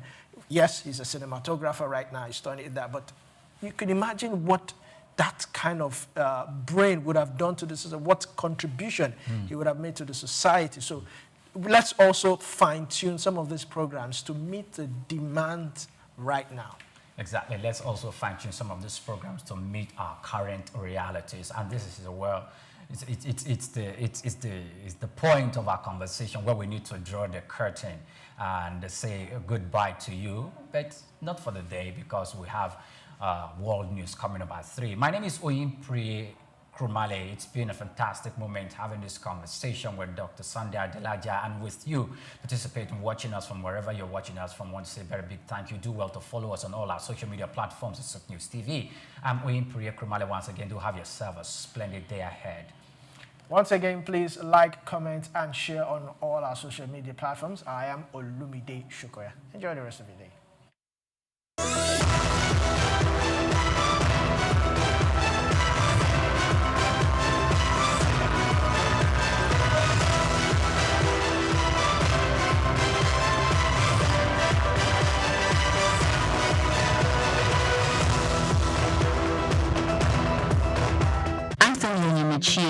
Was born on the 22nd of March 1963 in Jos, North Central Nigeria, to Susanna Dominic Elumelu, originally from Delta State. Tony earned a degree in economics from Amboseli University, where he laid the foundation for his future career, and then furthered his education at the University of Lagos, where he obtained a master's degree in economics. His academic journey also includes attending the Harvard Business School, where he completed the Honor of President Management program, equipping him with advanced business management skills. Tony currently serves as the chairman of Eros Holdings, Transcorp, and United Bank for Africa, UBA, demonstrating his significant influence in the banking and investment sector. He founded the Tony Elumelu Foundation, which aims to empower African entrepreneurs through comprehensive training, mentorships, and funding opportunities. In addition to his professional achievements, he is also a family man, married to Dr. Adele Vivian Elumelu, and together they have 7 children. In 2020, his efforts were acknowledged when he was named one of Time's 100 most influential people in the world. Anthony Elumelu's net worth is estimated to be around $700 million. A testament to his successful ventures and strategic investments. Elumelu continues to be a driving force in the business world, advocating for sustainable economic growth and empowering the next generation of African entrepreneurs.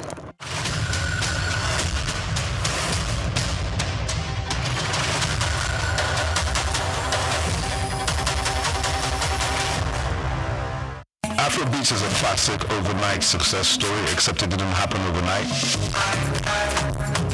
I'm happy to be here. One of the key things about the Omniverse is that it's designed to go beyond an event. It's designed to be fully something that people can engage beyond the summit. The point being that Nigeria has so much to bring to the world in terms of these things, but we will be bringing fresh energy, fresh ideas, a fresh engagement, and we're obviously open to collaboration. But hip-hop, it's never dies. That's the difference between Thor and Shango. Thor is approaching $50 billion in revenue. Shango's broke somewhere outside Lagos. And that's a lack of imagination on our part, okay? And they're all Nigerian. So to be seen and to be noticed is very hard if you're not in the place where all the noise is being made.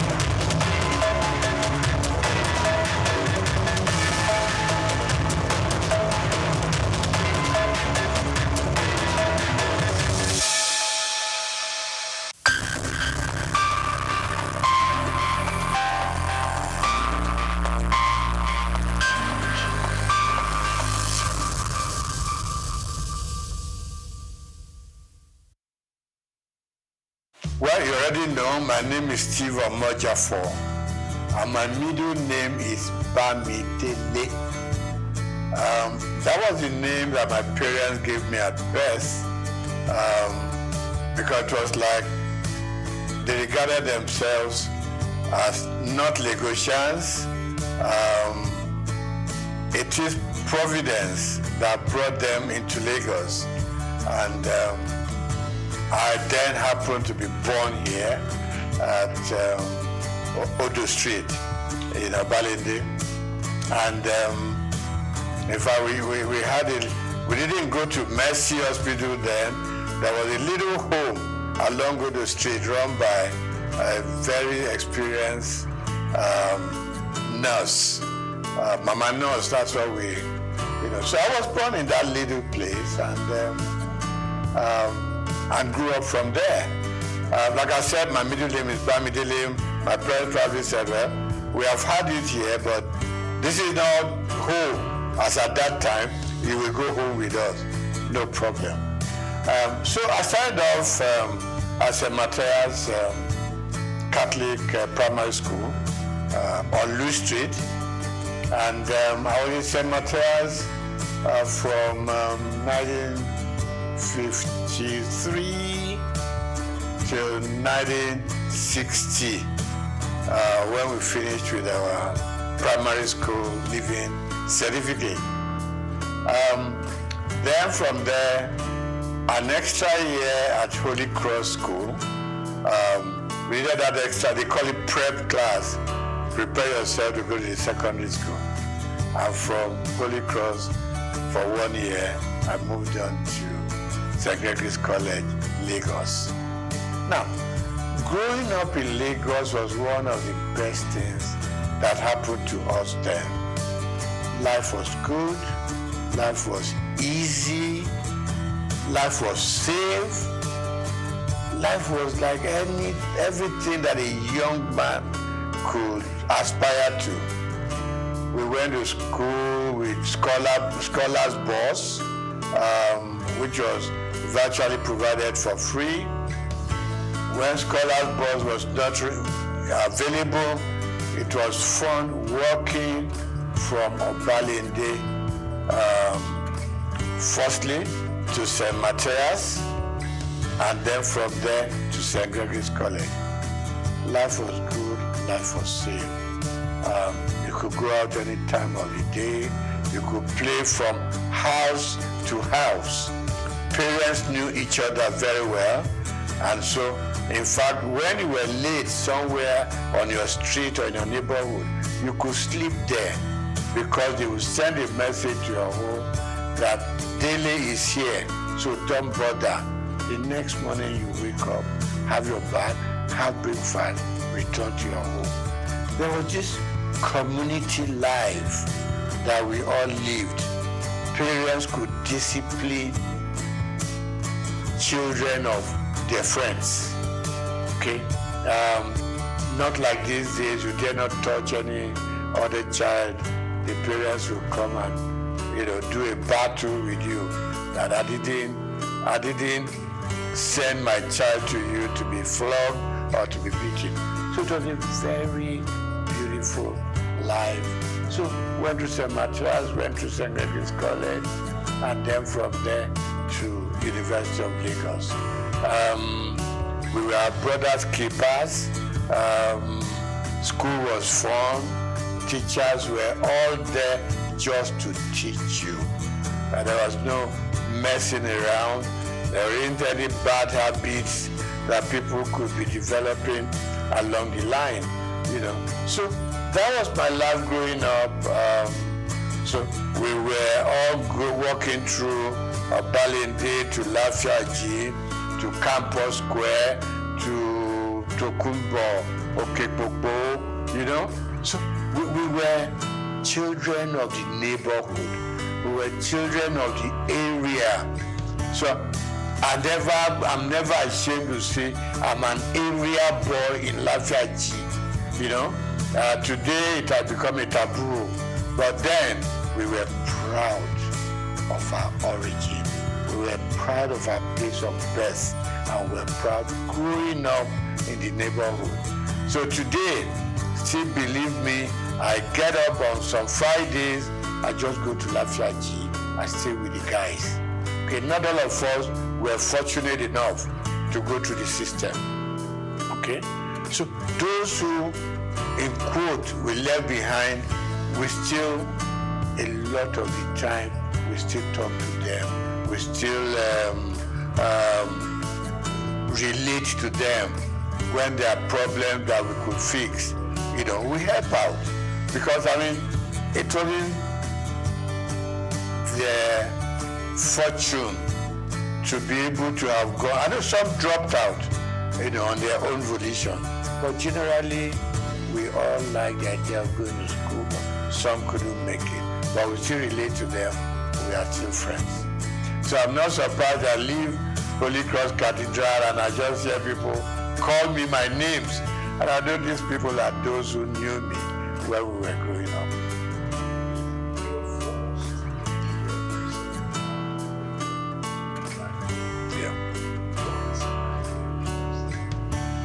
Okay. Let me start by saying that even at secondary school, I read a lot. I was interested in the newspapers, and a lot of the time I read something, there was always this beautiful column of letters to the editor. So anything that I read that I liked, I sit down, 2-3 paragraphs letter to the editor to compliment what they've done, to criticize what I didn't like, and these things were published, and I liked it. Okay, you open the papers and you just see, contributed by Steve Omojafor. or some will call me Bamidele Mojafo. So that kept me getting interested in the media. So when I left secondary school, after higher school, I would just pay a visit to Daily Times, which was in Tinubu, Kakawa Street. I just pay a visit there, you know, and I got talking to people. They would take me to the newsroom, you know. They would just show me how newspapers are produced and all that. That ignited my interest. So when I left higher school, mass communication was what occurred to me. I know that my uncle, you are not doing accountancy, you are not doing engineering, you are not doing medicine. You want to go and become a newspaper boy? I said, yes, this is where my interests lie. So I got admitted to Lagos University and studied mass communication there. And while I was there, I developed a column in Lagos Weekend of those days. Every Friday I was contributing. And I was writing under the name of Akibodilon. Now, Akibodilon itself is a name that I picked up in a drama group. Because we had a drama group that we produced all kinds of little plays here and there at Jekirandu Hall, you know. So one of the roles I played was Akibodilon. So when I started writing my columns in Daily Times and Lagos Weekend, I just used that pen name, Akibodilon. So I did the program and I started writing for Daily Times campus news, things that happened during elections, battle between the male and female, problems with the tutors and everything. So it became a very regular program. In fact, I inherited the program from late Barabo Ogusawo, you know, who was my boss in the Daily Times. So I did that program for 3 years. It became very popular. It got to a point, Vice Chancellor would call me to say, there's a little thing going on in the university. I hope you have covered it for your paper. And I said, I'm not even employed there. I'm just writing, you know. So I left University of Lagos, had all kinds of jobs that one could do, but I headed for Daily Times because I just had developed a path for myself, and that is journalism. Okay. So while in the Daily Times, worked with Lagos Weekend, then went to Daily Times proper and worked there. I was a columnist, I was a sub-editor, and also a reporter. Combined everything. So that was where my interest grew and grew, and it was very painful when I had to leave the Daily Times organization. And when did I go to? Linters advertising. When I walked into Linters, and I said to the chairman managing director, and I said, I want a job. I said, just like that? I said, yes, sir. You know, then it was easy to communicate with people. We're not too many, so they listen to you. So he said, what are you doing now? I said, I'm a sub-editor at the Daily Times. So why are you coming to advertising? I want to broaden my space. I want to broaden my experiences. It took about 3 months, and I got a job in Linters. And I remember Alhaji Babatunde Joseph, when I was going to leave, said, look, Steve, where are you going? I said, I'm going to Linters. I said, well, we do the same thing. They package programs commercially. Here we do our papers and we go sell. You know, so I said, okay, sir, let me just go gather some experience at Linters. And Linters and Daily Times were just 5 minutes walk from each other. And I said, sir, if the editor needs me for anything, trust me, I will spend my time and money, do write-ups for Daily Time. So I was like working in advertising and still writing for the Daily Times, you know. So that was my life.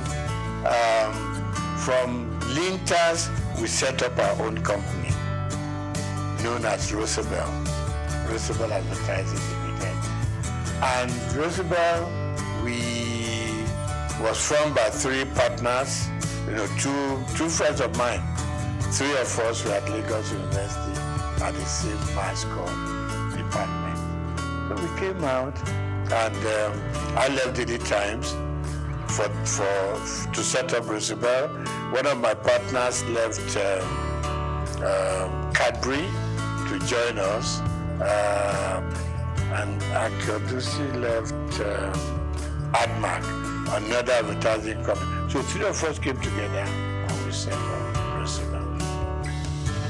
We call ourselves second generation agencies, because before then we were the Ogilvy, the Linters, Grant Advertising, and so on. So we set up a small shop in Surrey, and it grew beyond our own imagination. From Roosevelt, we set up a second line agency called McCann, STB McCann, got affiliated to a company in America, McCann Erickson. So that was how it all went on. Now, I didn't do banking, and I didn't work as a banker.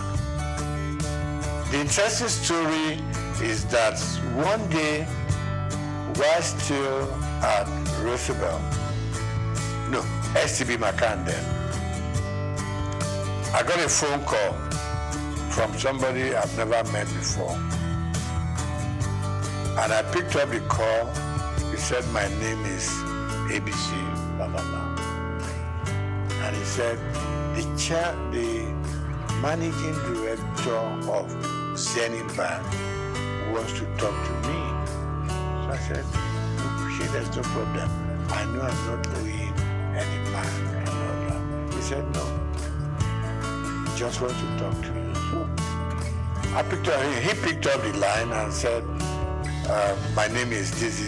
And I said, my name is this. He said, can we meet? So I said, she, no problem. He said, no. So we agreed to meet. And it got to be that he wanted to appoint a couple of directors for the bank before they went public. And what I said to him was, I'm not a banker. I didn't study finance or economics. He said, no. What I want from you is your name and your integrity. Nothing beyond that. That was the beginning of the story. So I got onto the board, and I learned a lot. You know, I'm somebody who doesn't get to a place and I want to show them what I know or what I don't know. You could make a fool of yourself sometimes. So for me, like the first 6 months or 1 year, we'll just go to the meeting, listen to them, know where they are coming from, know what the focus is, and know what the expectations are. So I picked it up from there. Gradually, I got into the system. Of course, naturally, buy some books on banking, finance, just read, you know, so at least you know how the banks operate. I've always been a customer of the banks in a very small scale. And all I did was follow the banking trend. You know, there weren't too many banks in Nigeria at that point in time, but I followed through. And that was it. I got onto the board. And somewhere along the line, there was the policy of the central bank. The managing director had to step aside, so to say. The chairman had overspent some time regulated by the CBN. And they approached me and said, you are going to become, at the board, you're going to become the chairman of the board. I said, me? And they said, yes. I've met a lot of people here, so why me? Anyway, to cut the short story long, I was eventually made the chairman of Zenith Bank. And I was there, I was chairman for 4 years. And then CBN rules changed again.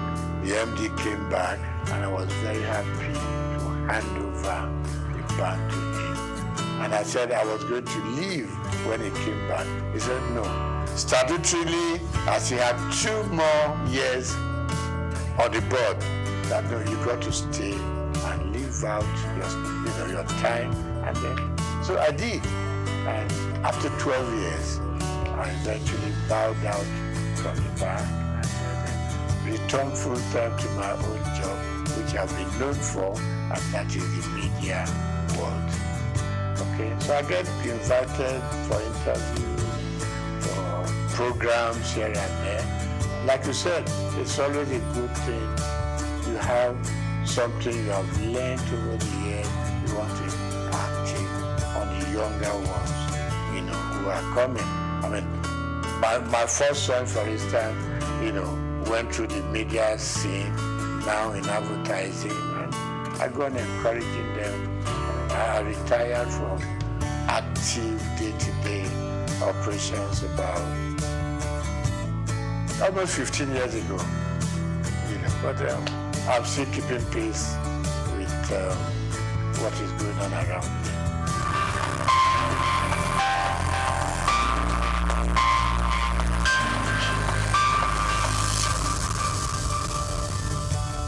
Yeah, I mean, the society itself is very dynamic. There's been a lot of changes over time. I mean, I look back to during my own time in the newspaper world, and I can count just about 4 or 5 newspapers then. Okay, Morning Post, Daily Times, The Express, and a couple of others. So we knew each other. We knew the practice, we exchanged news information, we exchanged, if you had a news that was breaking, you want to call up colleagues from other papers, we all go there as a team, right? Because stories will be written from different angles, no matter what you do, So, newspaper was great. And it was so good. In the morning, your byline was there, and people were trying to reach you, about the quality. Quality was good. Quality was good. And there wasn't too much of freelancing in those days, the newspaper world. So you were either fully employed or you didn't belong. Same thing for radio. For instance, television I didn't do much about. While in journalism and in newspaper world, I was writing for radio. Okay, interesting stories. I had there was a name to this program, the Oddities, Odd World. So we were picking up things that were odd. People that didn't imagine what they were. It's not something that was very common. So we went on doing that. So newspapers were growing, radio was growing, television was growing, and out-of-home media was also growing. And talk about the dynamism of the system. Suddenly, people were now going out of buying a newspaper every day to sit down and hold it in front of you, trying to read from beginning, from cover to cover. Other forms of communication came on. With the advent of mobile phones, things began to change. In our own time, it was the phone you put on the desk and you were dialing it, a lot of the time you could never get across, okay? Suddenly, mobile phone came onto the scene. And news coverage was transformed completely from what it used to be, okay? So now people on their phone could reach out. You could touch Germany, touch America, touch all parts of Europe, just sitting down in your office to gather information, gather news, what is new, you know. And then, of course, we now had more television stations, no longer NTA alone, okay? Now, with the new stations, things were just expanding. Things were broadening up, and news gathering became something new altogether, and everybody was heading for a new phenomenon altogether. So today, you don't have to be a big guy to be able to tell your stories. Little children tell their stories, females tell their stories, you know. So really we have moved from the days of waiting to read your newspaper to gather your news. Now, with your phone on your palm, you could do wonders all over. But of course, standard also, in some areas, standard will improve. In some areas, standards will go down. Because the multiplicity of media sources create problems. The kind of quality control we used to have in those days was disappearing. And people can build up stories without even being there to know if it is factual or not. So of course, the turmoil that we are going through in the media space now is better imagined. But I still believe that for those who have structures like the one you are building up now, will enable people to know that you've got to check, you've got to cross-check, okay? I mean, we have laws that control what we say, what you do, what you publish. Of course, they are not as rigid as they should be, you know? So, in terms of content these days, you have to ensure that you check your facts so before you can believe, you know, what they are saying or make any sense out of them. So really it has become all commerce affair. And this is not going to be the end. The explosion is going to continue. Maybe in a few years to come, you're going to have a stronger media control than what we have now. I mean, people are building content. You go on YouTube, you go on all kinds of media, and you are getting all kinds. What you hear from your WhatsApp is different from what you're going to get in your YouTube. You go to Instagram. People are selling themselves with all kinds of stories. So really, for me, we've gone through the era of sanity. Yeah, and I hate to say, we've gone into the era where anything you can think of, say it, write it, do it. And for the consumers, it's like you either take it or you leave it. But it's good that we can now reach out much, much widely. I mean, thanks to our mobile news. I mean, we talk to people in any village in Nigeria. And suddenly one thing that didn't grab us so early was you open up your Google map, and you don't have to stop people on the street anymore. Show me where I'm going. Just go to the app, and it leads you to the front of the house you are going to. So we have a lot of improvements, and I think it's going to be improving some more.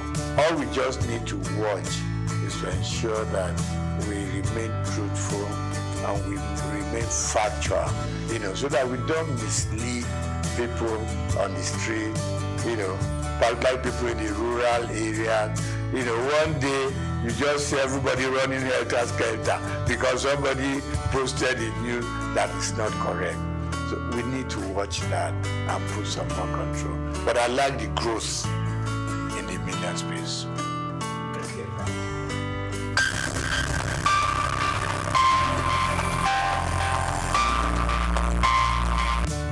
When I got into the banking sector, I saw myself more as a customer than a board member.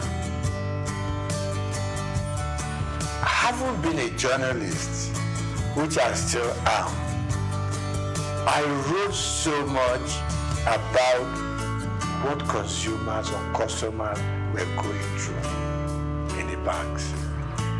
It was the period of tally number, you know.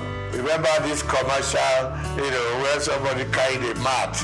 I said, when I carry a mat in the bag, I want to lay down here because I know before I get my money, I will have slept once or twice and woken up, you know. So I was very consumer oriented. When I got into the banking system, a couple of times my board members will ask me, are you on the board or you are still a customer? I said, first and foremost, I want to remain a customer of the bank who will come into the bank and get properly served, who will come into the bank and feel like human,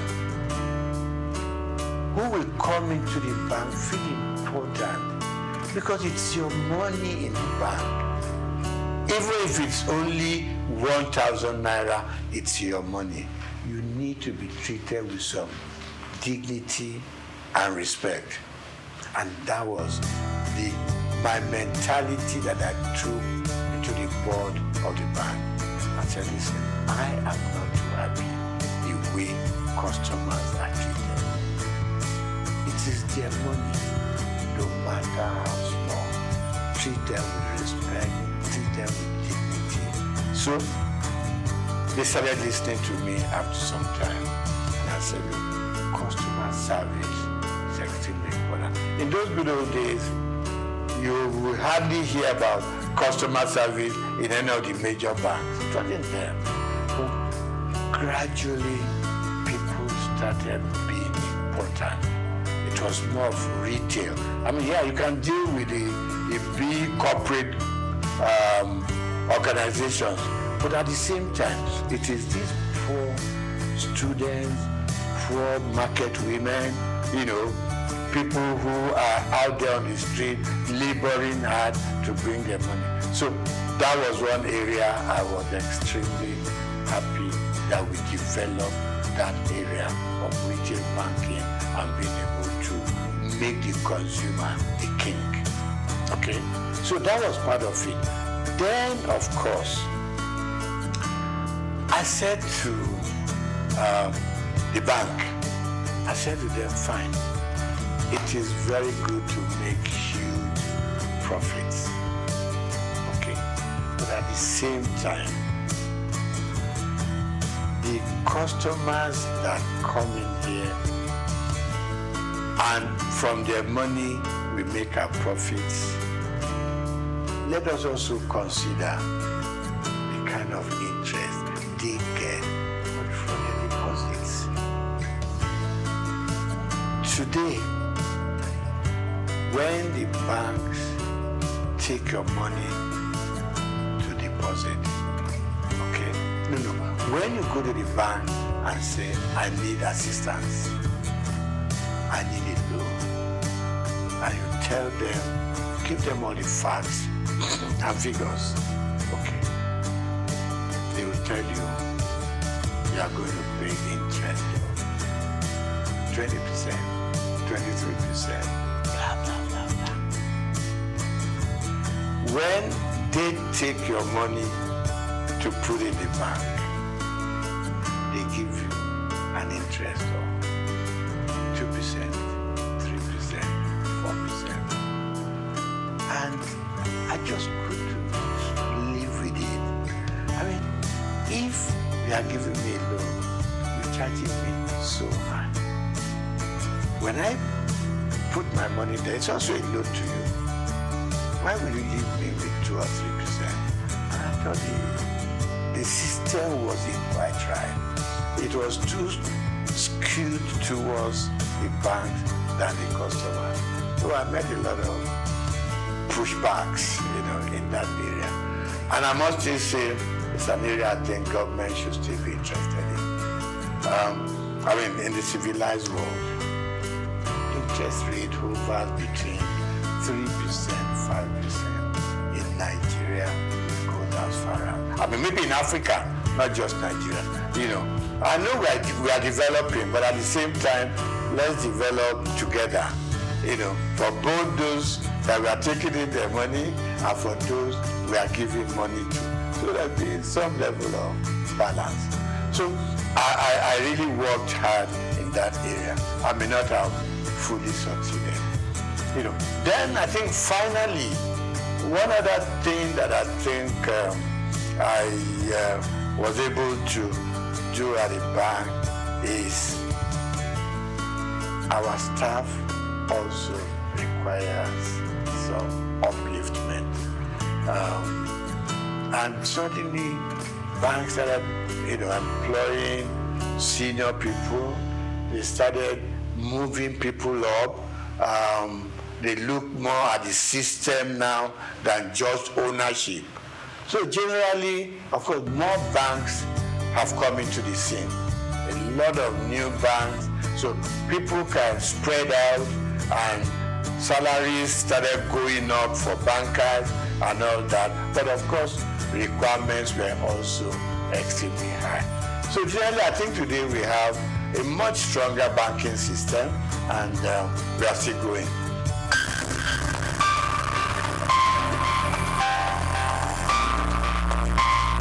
Now, the bank for a long time have been let loose to do whatever they want to do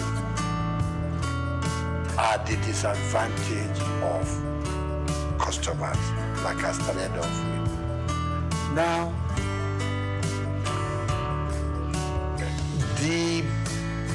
our leaders, and when I say leaders, let me point on just our presidents. The system was so that our presidents could do anything they like with the banks. It was almost an extension of the State House. You just pick up your bell and you ring, and the governor of Central Bank will come shaking,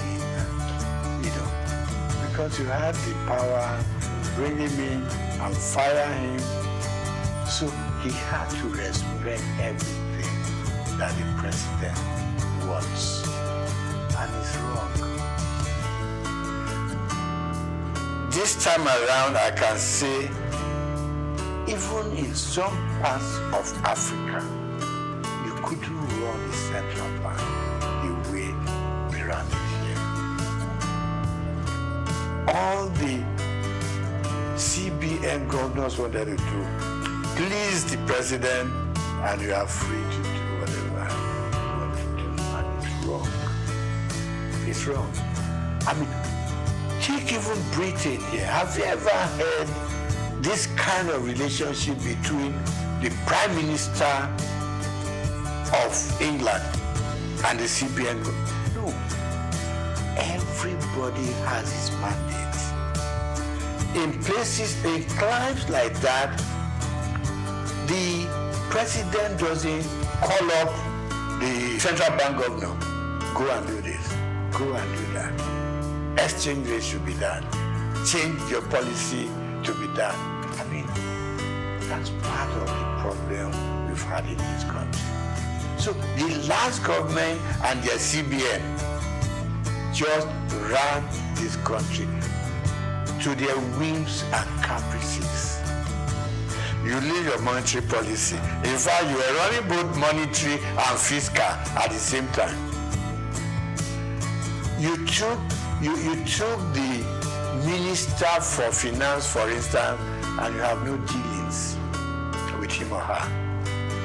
You ran their own programs for them, and you did things that they should do, but they couldn't query you because the president, had your back. So a lot of things went wrong. And the result is now here for all of us to see. So look at the changing of our redesign, what they call redesigning of the currency. Now we know there are so many ways you should have done it, but we put politics and added it into our financial and monetary policies. We wanted to do it specifically to change the course of history. And it is wrong. So today, we now know what's happening at the central bank. In fact, if the true story of what went on in the last 8 years was told, I don't know what will be left of this country. You had this little thing in the Constitution that said the government can borrow from the CBN within certain limits. They call it ways and means. But no. And there was a percentage tied to it. You can't do more than 5%. And by the time you're asking for the new one, you should have paid up. We went on piling up. It's like just go and print the money. What Idi Amin used to do in Uganda in those days. That's the kind of situation we found ourselves. Very regrettable. But I believe some sanity will now come into this space. The new central bank has at least outlined its policies. It has also said, let me keep to my monetary policy, which is my area, and leave the paperwork and how they want to run it. People who deal with the fiscal area. So we want to change. We think things should change. Now, before now, we borrowed and borrowed without thinking about how are we going to pay? Who are we leaving this debt for? Now we know it's for you and me to still do our work, put in as much money as we can, no matter how little, into the bank, and revive the banking industry. Okay, so the CBN has its own role, and my prayer and my wish is that they will keep their own part of the bargain, leave other people. The Minister for Finance has said it that much. We should. We all know, simple economics. You don't borrow money to pay your debt. You borrow money for production. You borrow money to fix things like your all maintenance and all that. Where our money should be coming from. That's what you borrow money for. You don't borrow money for wastages. You don't borrow money to satisfy your whims and caprices.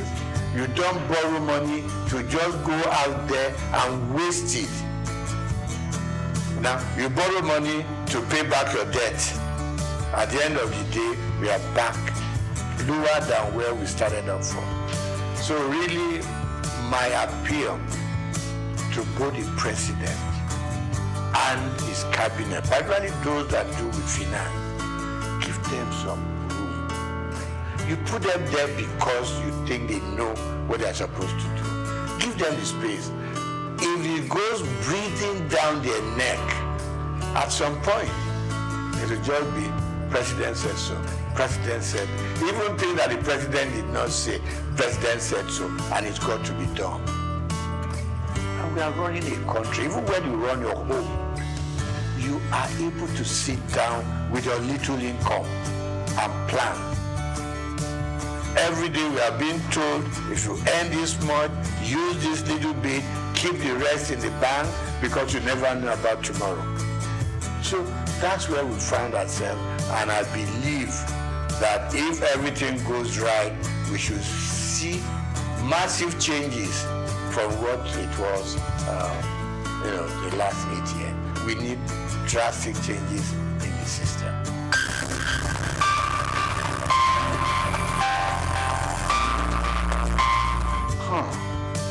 My mom in Abalinde used to say to me, when I want to be lazy, he will make sure you do what she wants you to do. I will remind you that hard work doesn't kill. It is laziness that turns you into an inconsequential human being with no sense of direction. We grew up learning hard work,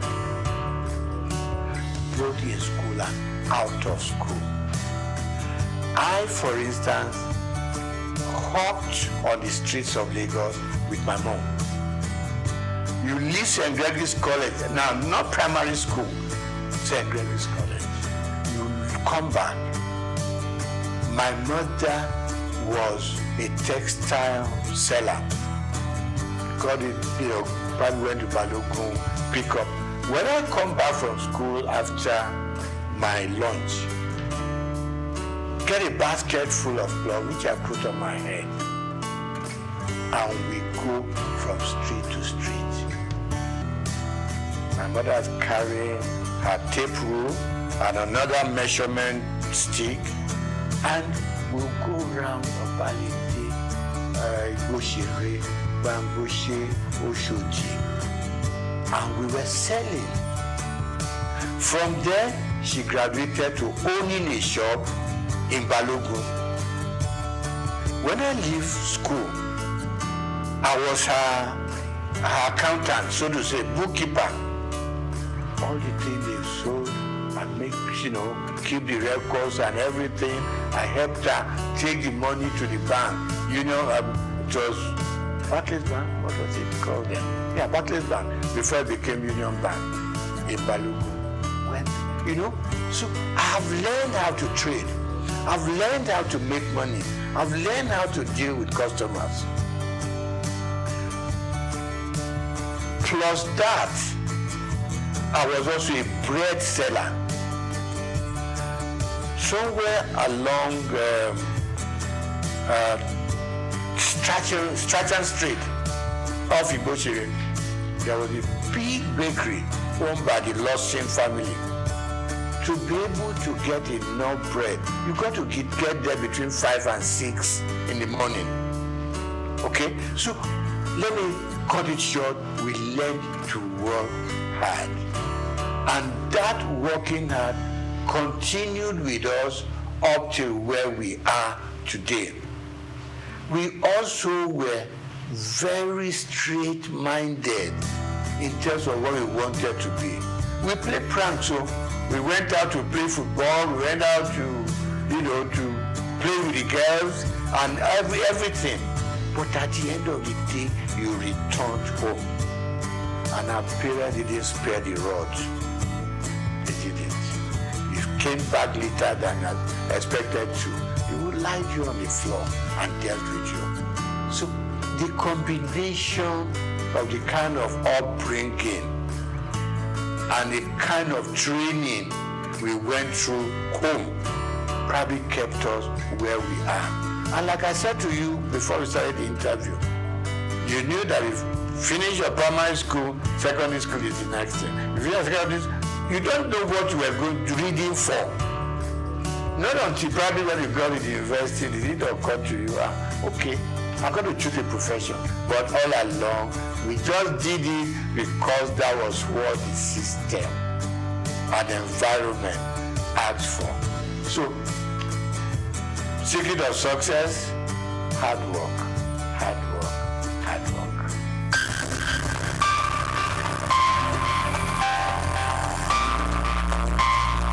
No. I had a father was very finicky about appearance. When I lived on Igboshere Road, our church was on Louis Street, so to say, walking distance. He taught me how to wear full agbada right from primary school, secondary school. I mean, today, you just wear Buban Shokoto, you go to church. Never was that happening. It's got to be full. Right. Then from there, by the time you got into, I mean, my father died while I was in university. Before then, he was always having this very thin bow tie, not this bigger one, bigger sizes now. Thin, you know, even when his dress is khaki and khaki, he still had it on. So I admired him, but initially I was on my long time, up to the point, and I look back at some photographs we took when we were in the secondary school, and I thought, no, let me go back to those old days. Some people tell me it makes you look old. I said, I don't mind, you know, but these days I have just acquired that fashion taste, you know, which has suddenly become my, what do you call it? Become what I'm known with. And I enjoy it. And I encourage people, once in a while, put on your bow tie. It makes you look good, makes you look impressionable, it makes you look a serious person, and it makes people take a second look at you.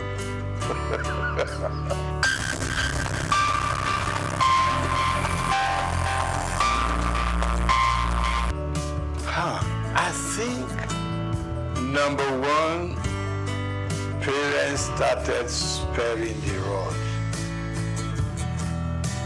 Call it civilization, call it growing up and all that.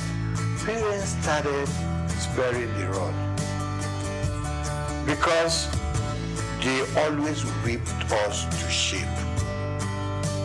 You knew what was expected of you, and you did it. Because if you didn't do it, your punishment is waiting for you. But as we grew up, I mean, you probably will ask me today, do I use the rod for my children, for instance? And the answer is no. And why it is no is that these days the children look up to you. They are more exposed than what we were. More exposed. They know what daddy does. If you show them a bad example, they will repeat that bad example.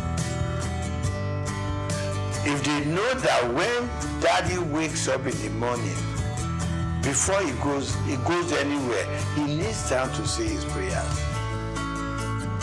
They too unconsciously will copy you. If they know that when dad goes out, he comes back certain time. It doesn't come in at 1 a.m., 2 a.m. Subconsciously, they too will know there's something that this old man sees that doesn't make him go out all night. So they copy from us. But then, like people say, I don't know how correct it is, that these days people are so busy looking for money. They're all over the place. They abandon the home to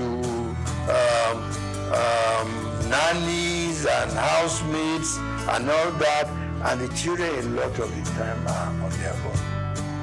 But people like you and I, for instance, probably had housemates in the house.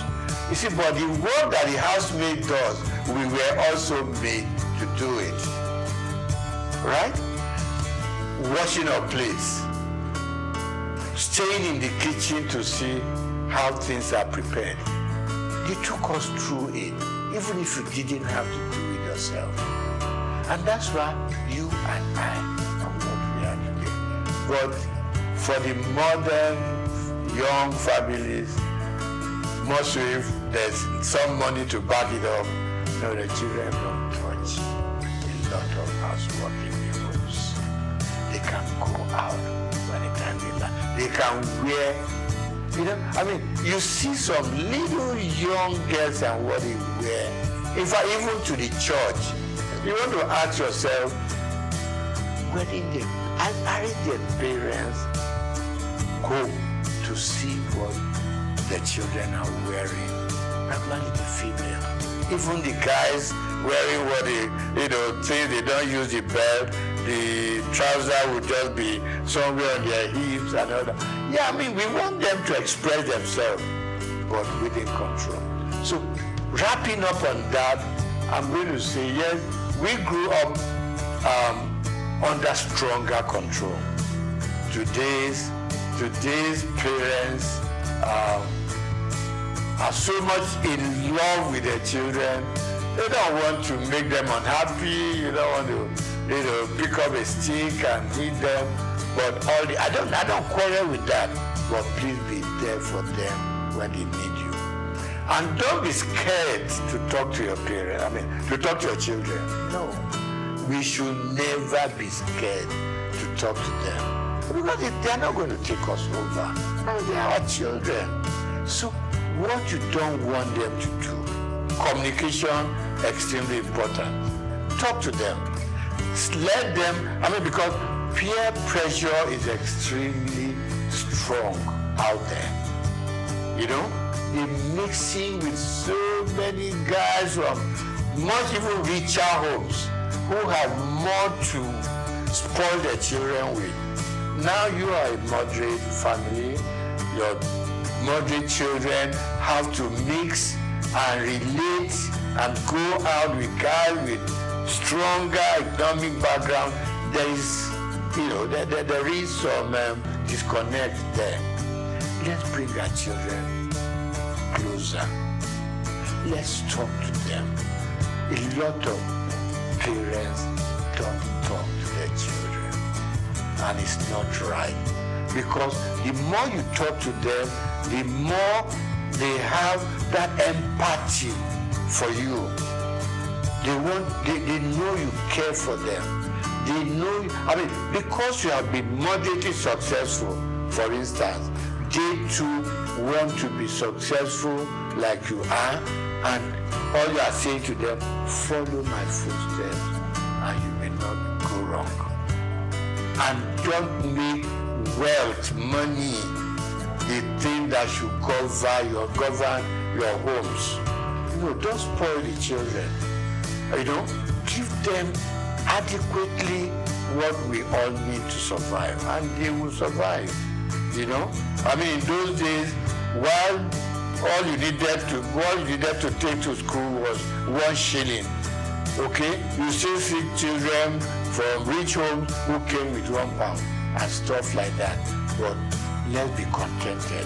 Let's teach the children to be contented with what we have. You know, families are growing, society is expanding, you know, and we can reach out to any part of the world. Now, we need to bring them closer to the home. At least up till the time that they are leaving you to go and start up there. But as long as they're still within your influence, it's very important that children and their families come much, much stronger together.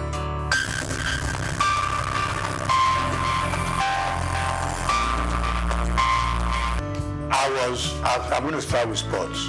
I was an avid squash player. Okay, back in school, a bit of football, a bit of tennis, and all that. But when I started growing up seriously, I loved squash. And I played squash until I was over 50. Okay, and the doctor said, slow down on squash. So today, I do my swimming. Okay, I still do my swimming 2-3 times a week. Okay, and then of course I work. There's this thing that keeps on saying, I mean, if all you can do is work for 30-40 minutes a day, okay, and then of course I'm an avid fan of football up to today. I wish we could develop a local league so that I could slow down on my European Premier League sessions. So I love football and I love lawn tennis up to now. Now, favorite color, subdued. Okay, hot colors frighten me. Okay, and if you have to do it, just make it minimal. When I pick my dress, for instance, you got to know you want the kind of shirt you want to wear to match the color of the tie you want to use, to match the color of your suit, so it doesn't run riot. So it's extremely important. And I said to my friend, just Google it. What color matches this and what color matches that? So you don't become like a Christmas tree on the road. Now the third one, food. I grew up enjoying my eba and amala. Growing up from Obalinde, okay? So I do my eba, I do my amala. Rice occasionally. But then these days, from age 70 upwards, the doctors are screaming, watch what you eat, what the quantity you eat. So my wife draws up a weekly timetable. Monday is this, Tuesday is that, Wednesday is that, and she manages to mix up a slightly heavy one and a slightly lighter one, so that you have a good mix. With age, you cut down on a lot of things. Cut down on your booze, cut down on your champagne, you cut down on your wine, you cut down on your salt. In fact, it's like they're punishing us. But then they say that is the way to go, to be able to at least live longer and enjoy more of life.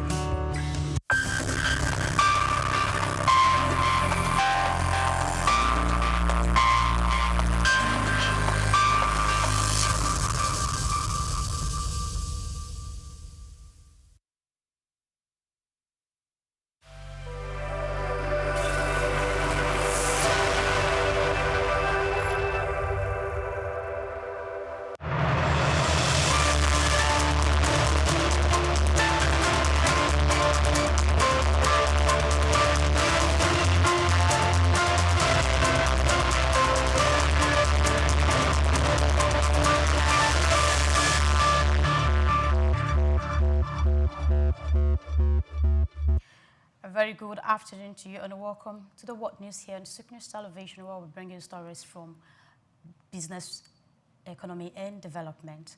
My name is Grace Komalafe and we're reaching you from our studios in Lagos. Before we go into the news and details, let's bring you some of the headlines. Vice President Kashim Shettima arrived in New York to deliver Nigeria's national statement in high-level debates to promote international cooperation and sustainable development. The National Insurance Commission raised alarm over $2 billion that leaves Nigeria annually as multinationals provide health insurance for their employees outside the country. Mali approved 7 new agreements with local and international mining companies as part of ongoing strategy to diversify national revenue sources. United Kingdom government formally approves London Gatwick Airport's £2.2 million expansion plan to bring northern backup runway into full operation. Remo Stars kicked off their CAF Champions League campaign in emphatic fashion, cruising to a 4-0 win over Comoros champions.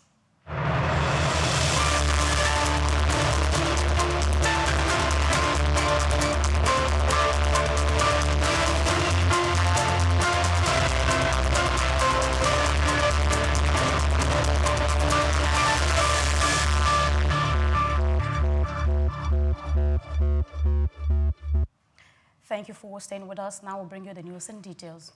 Vice President Kashim Shettima has arrived in the UK, United Kingdom, to represent President Bola Tinubu at the 80th session of the United Nations General Assembly, UNGA. The week-long event will run from Monday, September 22 to Sunday, September 28, 2025, with world leaders converging to discuss pressing global issues. Shettima is expected to deliver an address national statement during the high-level debates, where the country will reaffirm its commitment to international cooperation and sustainable development. According to officials, he will also announce Nigeria's updated nationally determined contributions, NDCs, under the Paris Agreement, highlighting the administration's climate commitment and strategies for a greener economy. Beyond the plenary, the Vice President will attend side events and bilateral meetings, including the high-level roundtable of the global champions on adequate and affordable housing.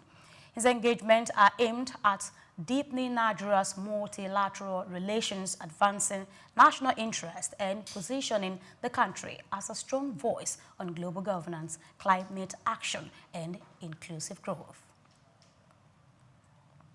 Nigeria is stepping up efforts to position itself as a global player in livestock exports, part of its wider strategy to diversify the economy away from crude oil dependence. Officials say the sector holds untapped potential to boost foreign exchange earnings while providing jobs and strengthening food security. A joint study by the UN Food and Agriculture Organization, FAO, and the Organization for Economic Cooperation and Development, OECD, projects global per capita consumption of animal source food will rise by 6% by 2034. The report highlights that lower middle-income countries will record the sharpest growth, with demand for meat and dairy expected to surge by 24% over the next decade. Analysts believe this presents Nigeria with a unique opportunity to unlock a multi-billion naira livestock export industry. They argue that with the right infrastructure, veterinary support, and adherence to global sanitary and standards, Nigeria can compete in the international market while simultaneously ensuring affordable protein supply for its citizens. Away from that, Truck Transit Park, TTP, has announced that its ETO electronic call-up system has successfully scheduled more than 3 million truck trips since its rollout in 2021. The company said the milestones marks a turning point in port access management, easing the notorious gridlock that for years crippled operations around Apapa and Tinkan ports. Addressing stakeholders in Lagos, TTP Managing Director Jama Omubuari described the development as a story of transformation for Nigeria's maritime and logistics sector. He noted that prior to ETO inefficiency, congestion, and racketeering plagued the system, inflating costs for businesses and disrupting system chains nationwide. Omubuari stressed that the progress achieved highlights the importance of collaboration in sustaining reforms. The issues at stake are not abstract. They affect the cost of food on our tables, the competitiveness of our local businesses, and the welfare of the common man, he said, urging continued partnership with government agencies, port users, and transport unions to strengthen efficiency and transparency. Away from that, the Surveyor General of the Federation, Abudu Ganiyu Adebomehi, has assured that the federal government's blueprint to remap Nigeria remains on track despite threats of court actions over the movement of the office of the Surveyor General to the presidency. He said such challenges would amount to questioning a presidential order which confers more authority on the office to carry out its mandate. Adebomehi gave this assurance when he hosted members of the Nigerian Institution of Surveyors Abuja branch in his office. He stressed that President Bola Tinubu personalities supported the initiative after being briefed that the last comprehensive mapping of Nigeria was conducted in the 1970s, leaving the country decades behind in accurate geospatial data. The Surveyor General emphasized that the remapping project is critical to national planning, security, and infrastructure development. He urged stakeholders to see the upgrade of his office as an opportunity to strengthen the profession and enhance Nigeria's competitiveness in geospatial intelligence. And now the National Insurance Commission, NICOM, has expressed concerns over the $2 billion that leaves Nigeria annually as multinationals provide health insurance for their employees outside the country. The Deputy Commissioner for Insurance, Finance and Administration, Ekerete Jam Ekon, disclosed this during a panel session at the Insurance Meeting Tech 4.0 conference in Lagos. Jam Ekon noted that the huge capital flight underscores the urgent need to strengthen Nigeria's health insurance ecosystem and ensure local providers are well positioned to serve both multinationals and domestic corporations. He said channeling such fund into local issuers would not only deepen the insurance market but also support economic growth and job creation. Industry experts at the conference argued that technology, regulation, and stronger partnerships are critical to reversing the trend. They stressed that a robust health insurance framework will encourage multinationals to trust Nigeria providers, reduce capital flights, and improve healthcare access for citizens. And still in the news, the Securities and Exchange Commission, SOUQ, has announced plans to gradually implement global sustainability disclosure standards developed by the International Organization of Securities Commission, IOSCO. SOUQ Director General Dr. Emomotimi Agama disclosed this at an investors' roundtable on the International Sustainability Standards Board, ISSB, over the weekend. Agama explained that Nigeria had participated in the IOSCO task force that designed the standards and remains committed to supporting their 4 foundation pillars. He noted that given Nigeria's vast natural resources and rapidly growing population, the country is highly vulnerable to climate change and must align with sustainable finance principle to safeguard long-term economic stability. While commending the ISSB framework, Agama emphasized that Nigeria would not adopt a wholesale copy and paste approach. Instead, he said, the Commission would carefully tailor the standards to reflect national realities, ensuring a balance between international best practices and domestic priorities. He stressed that the adoption process would be inclusive, gradual, and responsive to Nigeria's economic context. Still in the news, over 60% of Lagos residents are forced to live in informal settlement, underscoring the city's deepening housing crisis, according to State of Lagos Housing Market Report, Volume 3. The report highlights the widening gap between affordable housing supply and the demands of Lagos's fast-growing population. It noted that slum communities such as Makoko and Ajegunle reflect the scale of the crisis, with residents ensuring poor living conditions and limited access to basic infrastructure. The finding shows that the majority of the city's population lacks access to secure, affordable housing options, fueling calls for urgent policy intervention. In response, the Lagos State government has introduced a series of land reforms and digital initiatives aimed at improving access and transparency. These include the Electronic Certificate of Occupancy and LAS LASGIDIS, designed to strengthen land tenure security and support inclusive urban development. Officials said these reforms are key to addressing housing deficit and promoting urban renewal across these states. And I will be taking a short break. When we'll come back, we'll bring you more stories. It's still the World News here on SOUQ News Television. Stay with us. We'll be right back.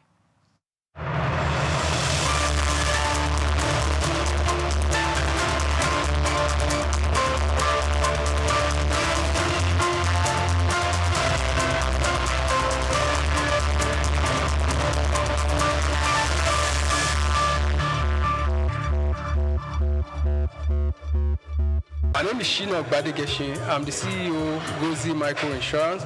Continue to watch SOUQ News. Adenike Adeyemi, Executive Director of Faith Foundation. Keep watching SOUQ News. My name is Shepherd Michael Adewale Onofuye. I enjoy you all to always watch SOUQ News TV. Hey everyone, Majuli Obaje here representing Gigi. Keep watching SOUQ News, okay? Stay updated with SOUQ News. My name is Aton Keme. I am the head of MSME Banking. Please keep watching SOUQ News and stay glued to SOUQ News. I recommend that more and more people should watch SOUQ News because they deal with business news. Hi, my name is Amaka Wokolo. I am the director of the Faith Institute of Faith Foundation. Keep watching SOUQ News.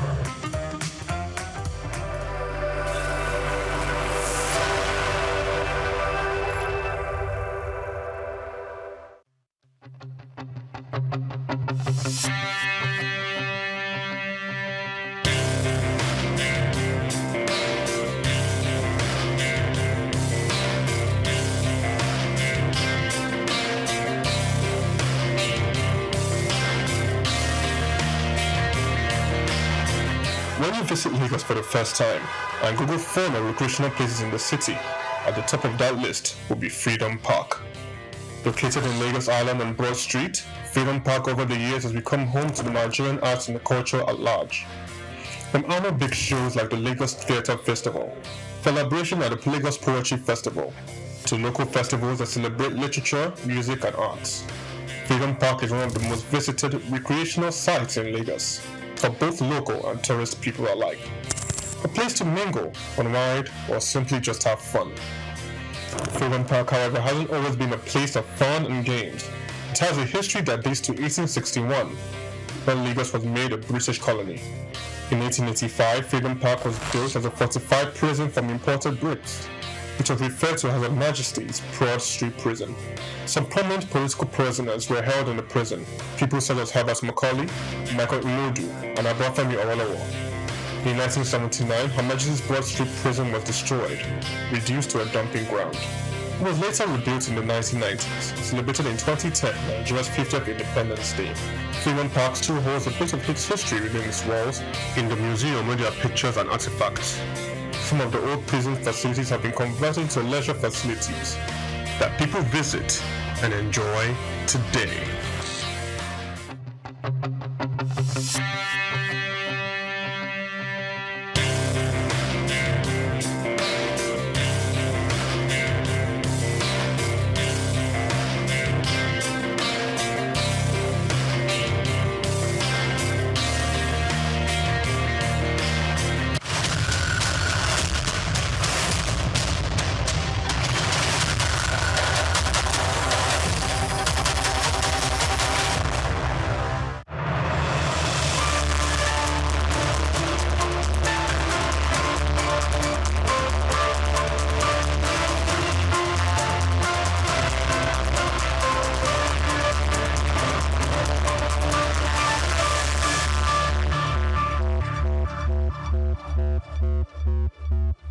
It's good to know you're still with us and you're still watching the World News here on SOUQ News Television. We'll bring you more stories at this point.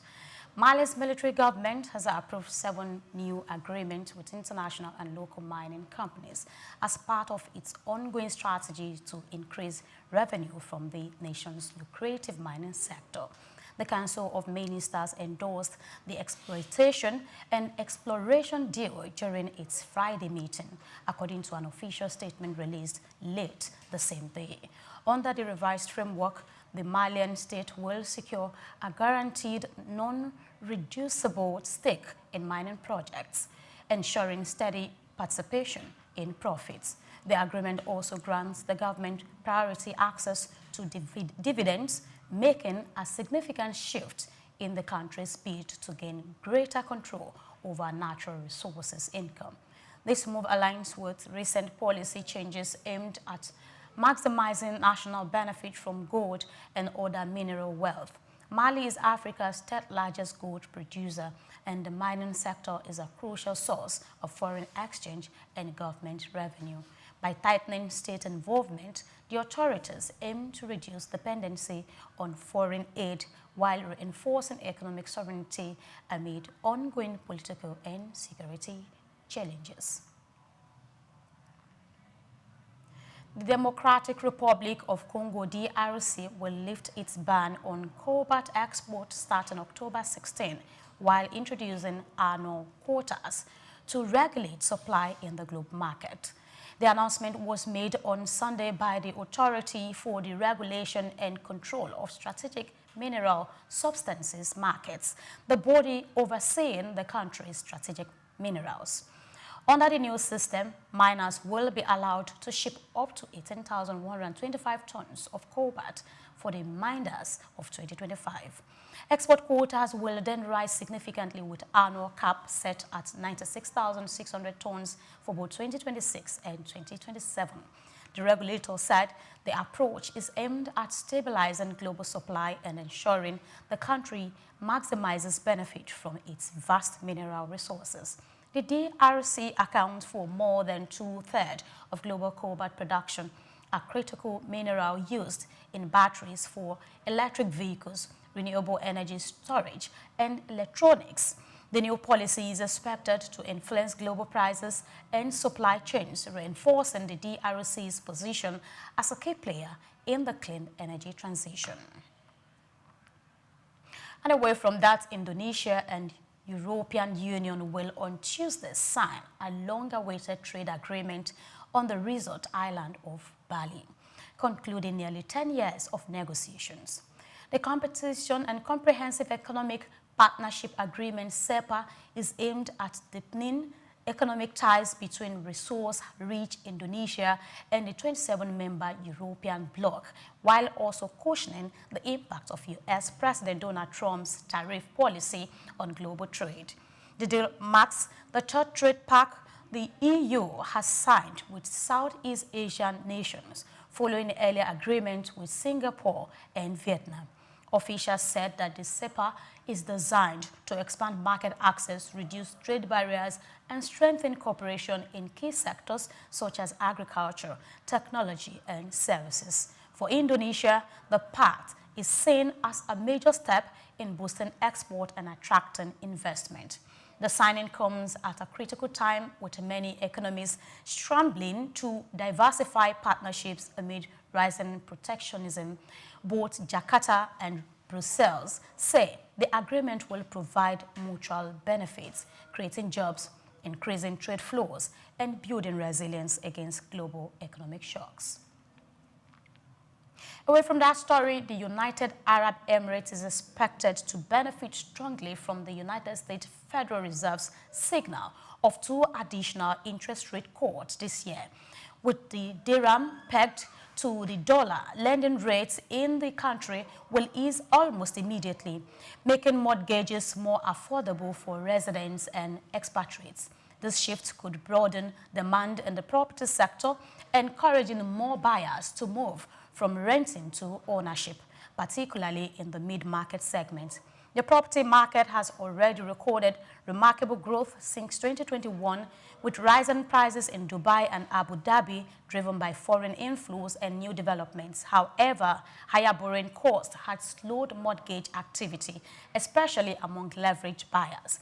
Lower rates are now set to inject fresh momentum, boosting transactions and supporting demand for both luxury and affordable housing. Developers and banks anticipate a strong, more diverse market as financing becomes accessible to a wider base of buyers.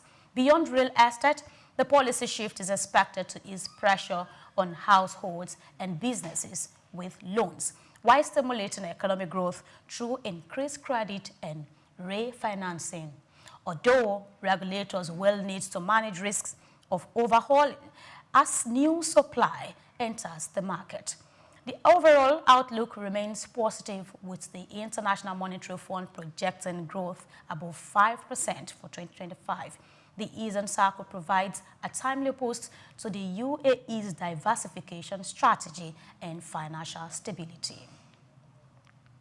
Still in the news, the Central Bank of the United Arab Emirates projects real gross domestic product to expand by 4.9% in 2025 and accelerate further to 5.3% in 2026. This outlook reflects robust growth in non-hydrocarbon activities such as manufacturing, financial services, construction, and real estate, alongside a rebound in the hydrocarbon sector supported by OPEC Plus production plans. The non-hydrocarbon sector is forecast to grow by 4.8% in 2026, highlighting the UAE's ongoing diversification efforts. Meanwhile, the hydrocarbon industry is set for strong expansion of 6.5% in the same year. Inflation remains well contained, with forecast at 1.5% in 2025 and 1.8% in 2026, ensuring stable purchasing power and business confidence. Financial stability underpins this growth, with healthy liquidity, a capital adequacy ratio of 17.3%, and resilient credit expansion. Capital markets and real estate continue to perform strongly, while tourism and aviation record steady gains. With rising foreign inflows and stable policy direction, the UAE is positioned as one of the fastest growing economies in the region, reinforcing its role as a hub for trade, investment, and innovation. Abu Dhabi has unveiled the first NVIDIA Artificial Intelligence Technology Center in the Middle East, following a landmark partnership between the Technology Innovation Institution and US chip giant NVIDIA.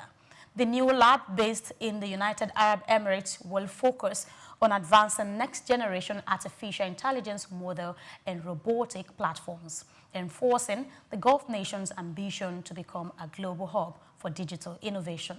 The center will combine NVIDIA's advanced computing power with TII's applied research to accelerate breakthroughs in robotics, energy, climate, and genomics.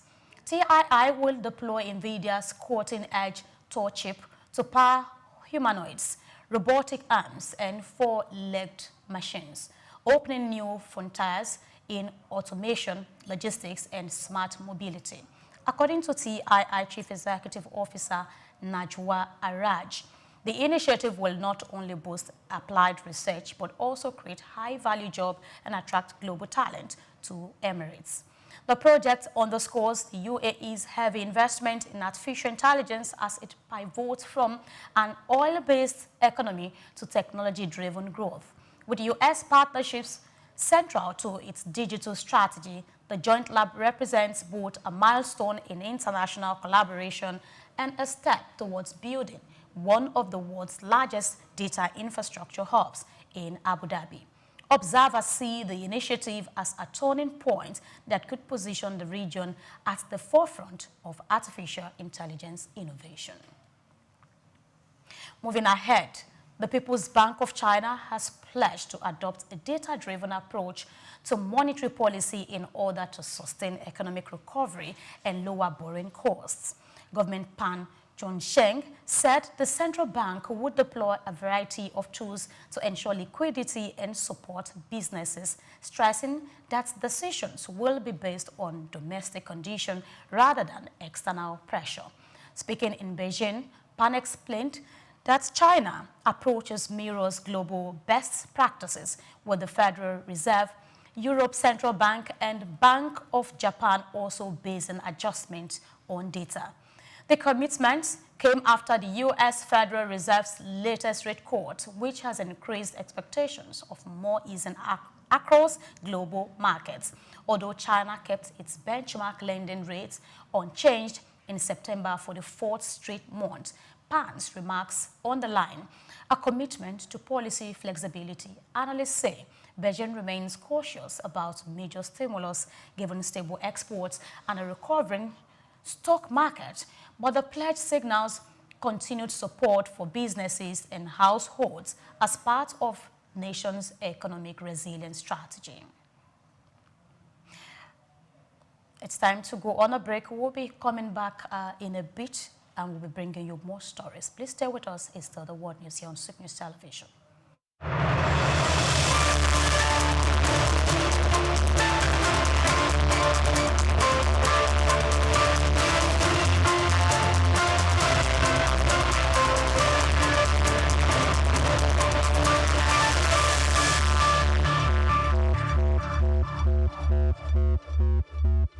Human ingenuity has birthed remarkable innovations, none more so than the rise of intelligent machines. Computers, once more calculators, have evolved into sophisticated systems capable of mimicking human thought processes, powered by artificial intelligence, AI. These systems are learning, problem solving, and making decisions that were once exclusive domain of humans. From accelerating scientific discovery to tackling climate change, AI's potential is vast, but perhaps its most profound impact lies in healthcare. Artificial intelligence, AI, it's no longer a futuristic concept. It's here with the potential to revolutionize patient care, diagnosis, and treatment. AI is emerging as a powerful tool in the hands of medical professionals. From detecting diseases early to optimizing treatment plans, AI is demonstrating remarkable capabilities. It can analyze vast amounts of medical data to identify patterns and predict outcomes, aiding in more accurate diagnosis. Also, AI-powered robots are assisting in surgeries, improving precision, and reducing recovery times. However, despite its promises, challenges persist. Concerns about data privacy, ethical implications, and the need for robust regulatory frameworks are hindering widespread AI adoption. To fully unlock AI's potential in healthcare, collaborative efforts are essential. Healthcare providers, researchers, policymakers, and technology companies must work together to develop and implement AI solutions responsibly. By addressing ethical concerns, investing in AI research, and creating supportive regulatory environments, we can accelerate the integration of AI into healthcare and improve patient outcomes. Joy Chuma, SOUQ News. Hello Nigeria, hello Africa. Yeah, this is Sound Man. Keep watching SOUQ News. My name is Babalola from Excel LED. Keep watching SOUQ News. My name is Shepherd Michael Adewale Onofuye. I enjoy you all to always watch SOUQ News TV. Hi, I'm Tom Bogabowles, and please keep watching SOUQ News. Wale Seriki, SLG Lagos Island East, SOUQ News. Keep out watching them and keep a lookout for them. They're up and coming, and we're proudly to be affiliated with them. You alone where they make me go crazy. This your love in the cool of my brain. You're my medicine, I need you all day. Yo, it's Blackface Nigeria, you're watching SOUQ News TV. Keep it locked on this dial, don't change it. You know what I say? Blackface Nigeria, love no bad.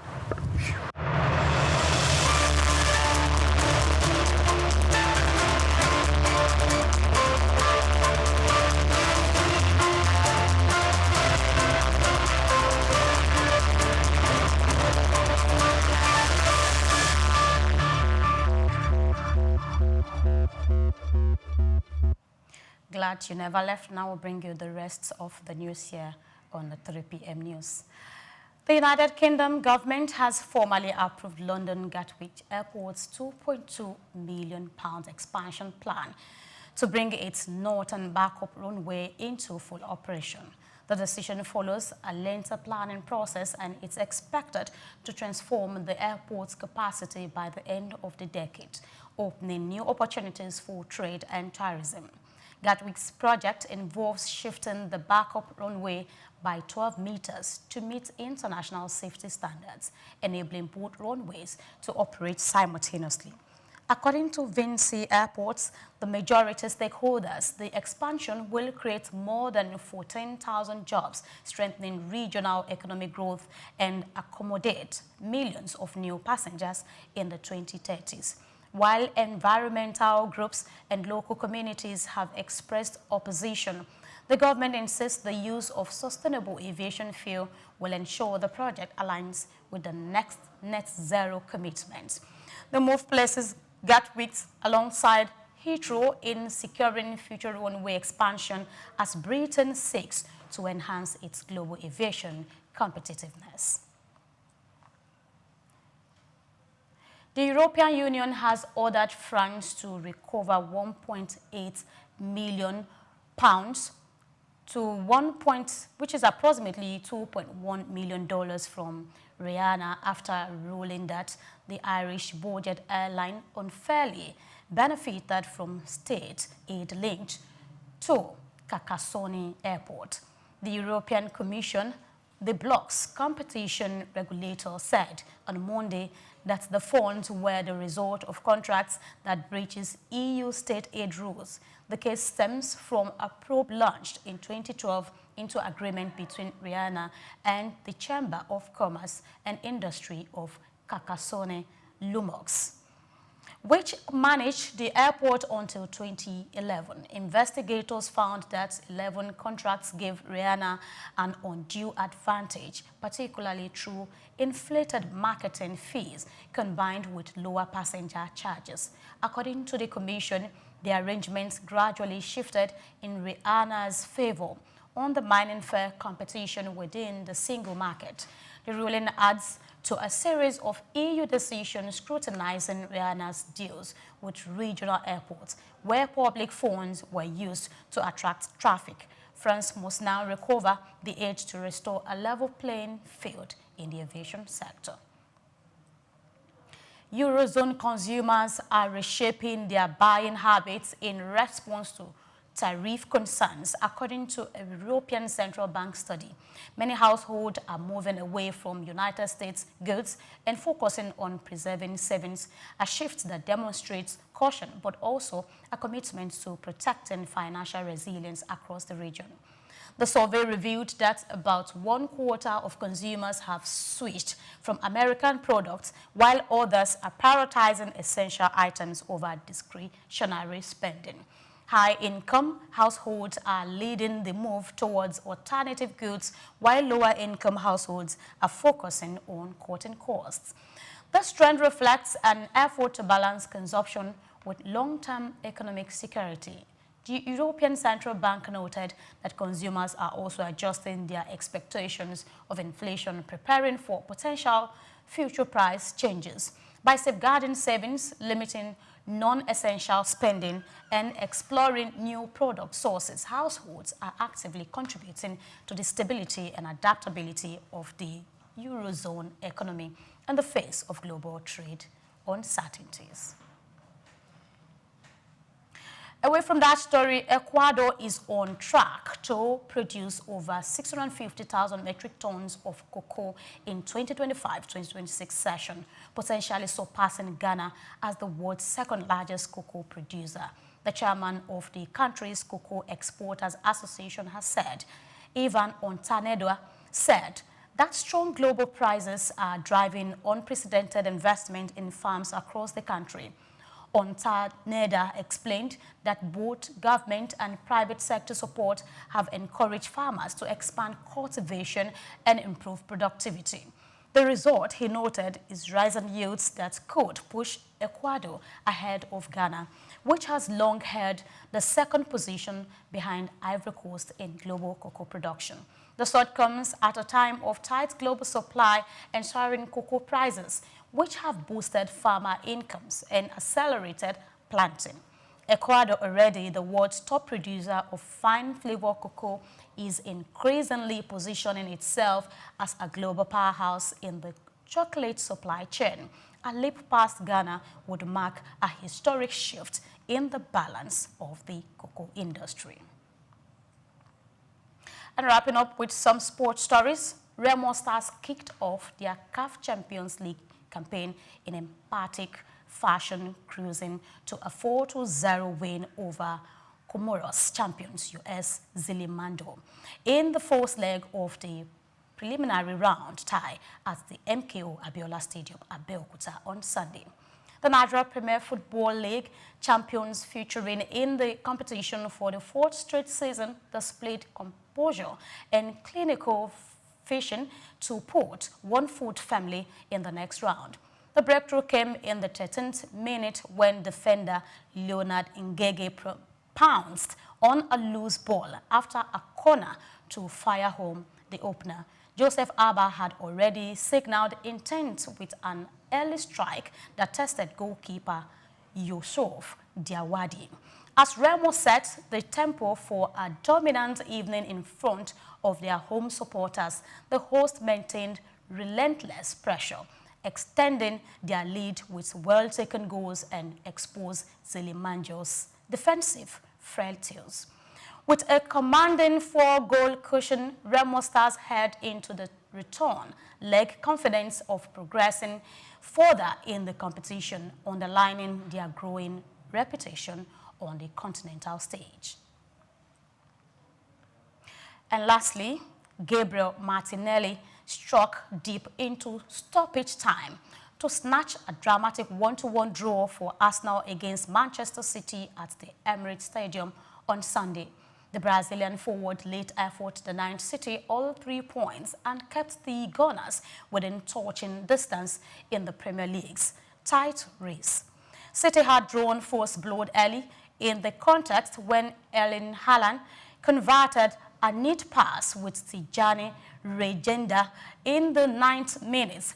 The Norwegian striker fired clinically into the bottom corner, continuing his prolific form and giving the champions control from their first real chance. With the lead secured, Pep Guardiola men adopted a more cautious approach, sitting deep and forcing Arsenal to work tirelessly for openings.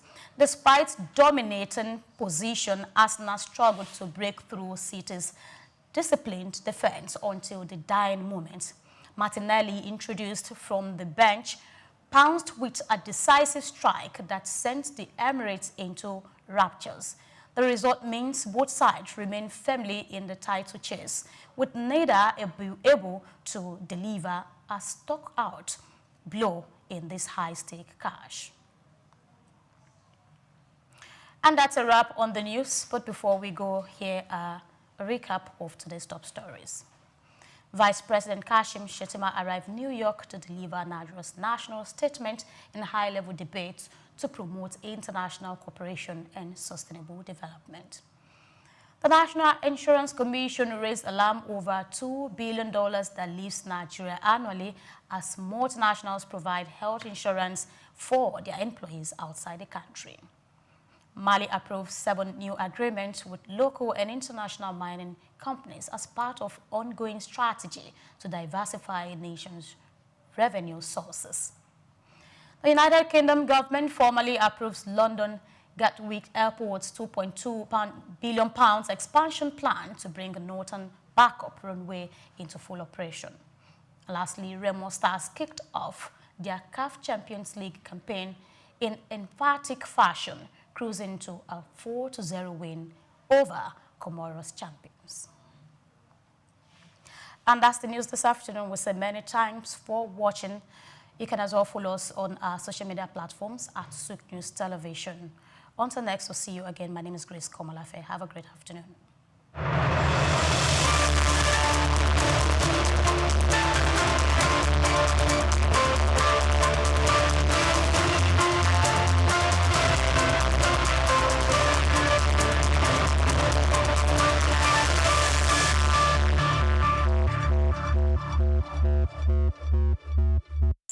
Africa is a rich continent, and when it comes to African countries with hidden riches, Burundi is generally overlooked.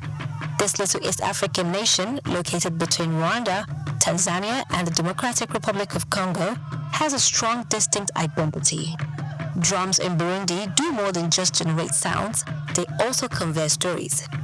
The royal drummers of Burundi, Abatimbo, are more than just performers. They are historians, keepers of traditions, and spiritual messengers. These gigantic drums, built from hollowed-out tree trunks and coated in animal hide, are regarded with respect. In reality, for centuries, they were only utilized for sacred rites, royal events, and national holidays. Here's what makes this unique. Burundi drumming is unofficially protected by UNESCO as part of the world's intangible cultural heritage. That is, the sound of the Burundian drum is not just a national icon, but also a global treasure. And they are not your typical beat makers. The ritual is ordered and ceremonial. Drummers perform while dancing, holding their drums on their heads and producing rhythm with their bodies rather than with their hands. It's poetry in motion, tradition in tempo. However, Burundi's rhythms are not limited to drums. There is also a rhythm to their agriculture. Over 90% of Burundians depend on agriculture, primarily for substance. Burundians know how to cultivate life, from coffee, the country's main exports, to bananas, beans, and sweet potatoes, even on limited territory. Despite decades of political unrest and economic challenges, the Burundian spirit remains resilient. Kingship, oral storytelling, and shared traditions are essential components of community life. There is an unsaid value in their community, as evidenced by their Ubushigante, a cultural council of wise elders who have traditionally helped settle conflicts and uphold moral standards. So, Burundi may be one of Africa's tiniest countries. It may not always make headlines. However, it embodies a continent's heartbeat through its drums, people, and ancient customs. One that teaches us that even the smallest countries may echo the loudest truth if we only stop and listen. I am Laura Iheke for SOUQ News. Until next time, let's keep sharing stories that bring this continent together.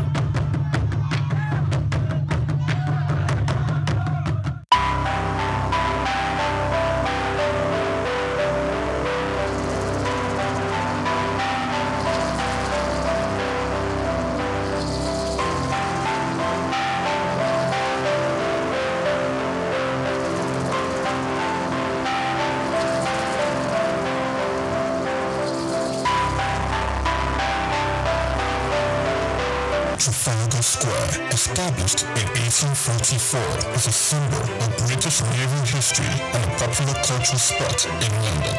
Named after the 1805 Battle of Trafalgar, it has been the site of celebrations, protests, and cultural events, representing the changing identity of the city.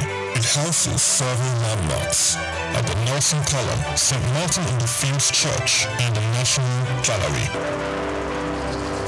The Nelson's Column, a tribute to a naval hero, is the main feature of Trafalgar Square, standing 52 meters tall, completed in 1843.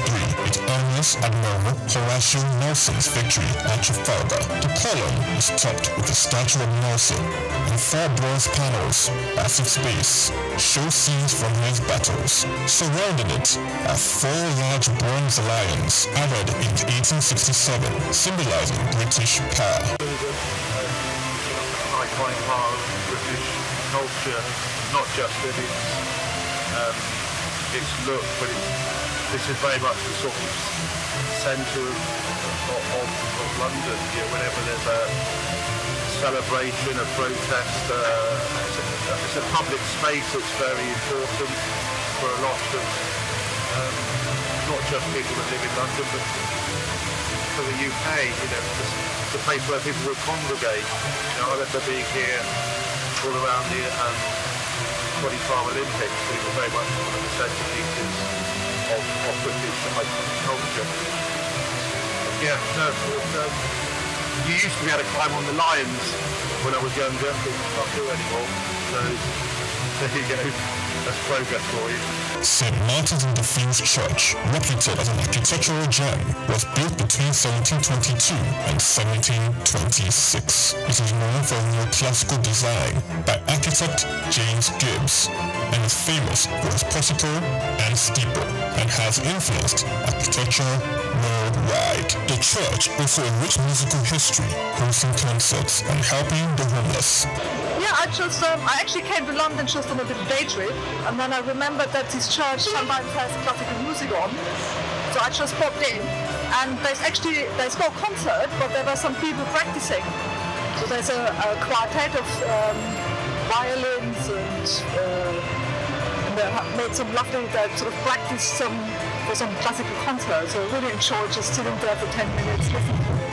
It's lovely, it's a really nice church, and it's nice that people music much time. So we used to have a nice coffee as well.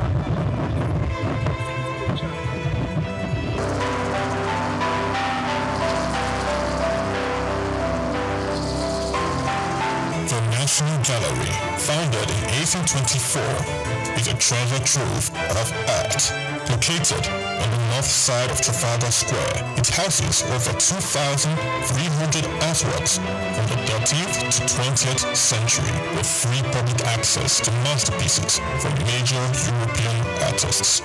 I'm not really sure. I haven't been through the museum yet, but I'm here for a Christian heritage tour to kind of learn more about the history of the Protestant Reformation in England and Christian history here in England through the paintings that are in the gallery. So that's what I'm here for today. Trafalgar Square blends Britain's naval history with modern art and culture. It remains an important public space, attracting millions of visitors each year to experience London's rich heritage and vibrant atmosphere. Chike Okolo, reporting for SOUQ News.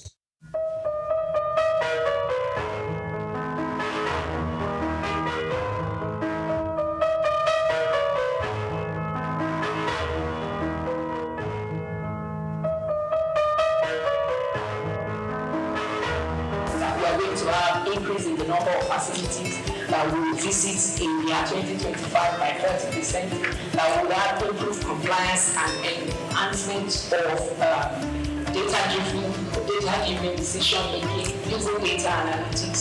That we are going to strengthen collaboration between our partners, and we are going to have 25% increase in our compliance rates by carrying out the key strategies. We want to expand our monitoring coverage. We want to enhance our digital infrastructure by, integrating a secure online pathway.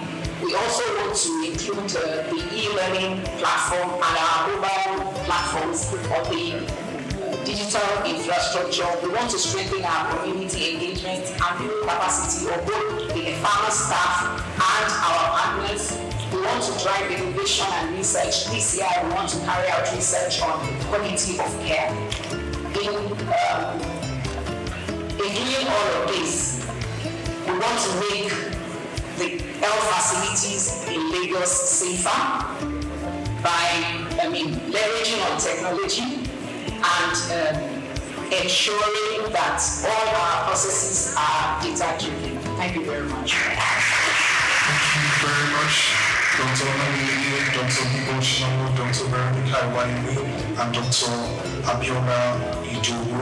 Your Excellency, the Governor of Lagos State, Mr. Babajide Olusola, the Honorable Minister of State for Health, Dr. Isha Salako, taking us further in comparative study. I want to especially welcome a professor and consultant medical parasitologist at the College of Medicine, University of Lagos. He coordinates the International Malaria Microscopy RDT Quality Assurance Center, as well as the country's World Health Organization malaria specimen collection sites in the College of Medicine, University of Lagos. Ladies and gentlemen, please put some time together for Professor Wellington Oyibo for the very short comprehensive study. Thank you very much. Thank you very much, His Excellency, Executive Governor of Lagos State, the Honorable Minister of Health, here represented here by the Minister of State for Health. Ladies and gentlemen, first of all, this is historic for us. This is a path we have planned, prayed for, and we are happy that this is happening. Mr. Governor, thank you for all and for making this happen myself. I'm so happy and grateful to the Department of Health. He has told the story. So I'm going to build on this story as I make this presentation. You don't have much time. And part of the whole thing is the advances that Lagos has made for over 2 decades. The world is learning it, and the distinct nature of these projects through the impact project itself, which is calibrated around the impacts that this project will be again for Lagos State. My slide, please. So what we know about malaria, in the 15th century, why was it called malaria? It was called malaria because the cause of that fever illness was not known. And it was connected to marshy waters. So malaria in Greek is foul. And that was all the codes to and it took some another 100 years before it was connected to mosquito bites. And today we are talking about fever and saying all fevers are malaria. So we go to the 15th century. And this is what we're trying to really unbundle in Lagos as it's still over social media. My slides.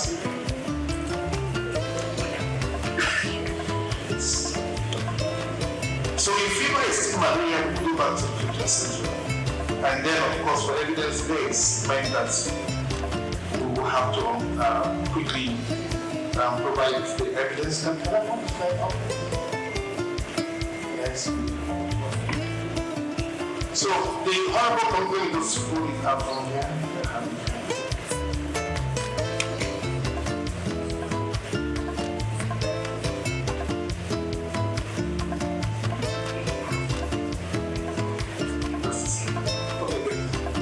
So I'm giving this background. Most health workers will not accept the test results when it's negative. And that's the challenge. Next slide, please. Okay, and if you don't have data, which we are talking about digitization, you cannot calibrate where you are. And so if we look at the entire program and the plan of the projects, is to see that real-time data is available and that tests are done. And when the test is done, we can say quickly, cost-effectively, this is where we are. Because we can get the line of routine data. The country do not have quality data, and that's the challenge. Next slide. So, no confidence in the test. Basic things are being used. Lagos making progress. How do we handle this? 94 to 96% of the reporting for malaria in the DHIS that categorizes states and Nigeria comes from the primary healthcare sector, and this from the public sector. It's important to recognize this. Next slide. I'll be bringing this on board because we provide the quality platform for quality diagnosis at the College of Medicine. Next slide. And we do all of this carefully to ensure that these tests are good to be used for Europe. Next slide. And what is learned? Please just keep them going on the slide because I'll just go through them. There's changes in Nigeria in terms of malaria epidemiology. Next slide. And then we see from the 2021 malaria independent survey in Lagos East. Next slide. And you can see here we have here 2.6%. Hopeful and next slide. Good progress. And we're talking about the path for re-regulation.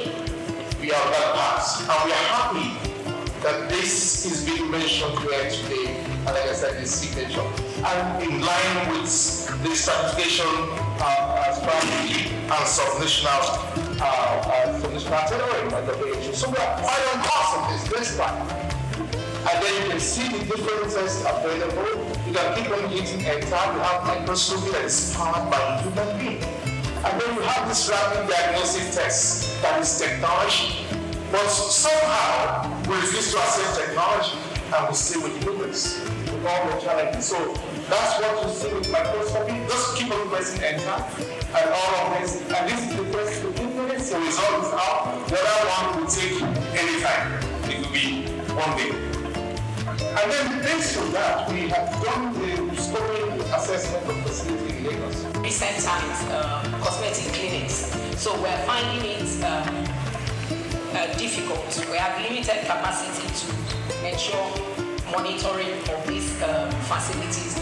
We also have inefficient manual processes because our digital platform is unable to carry out some of the processes in the agency. We're sitting on a lot of data in the agency. With AI to make sure that the test is actually having the results that the pharmacy or PPMD says it does.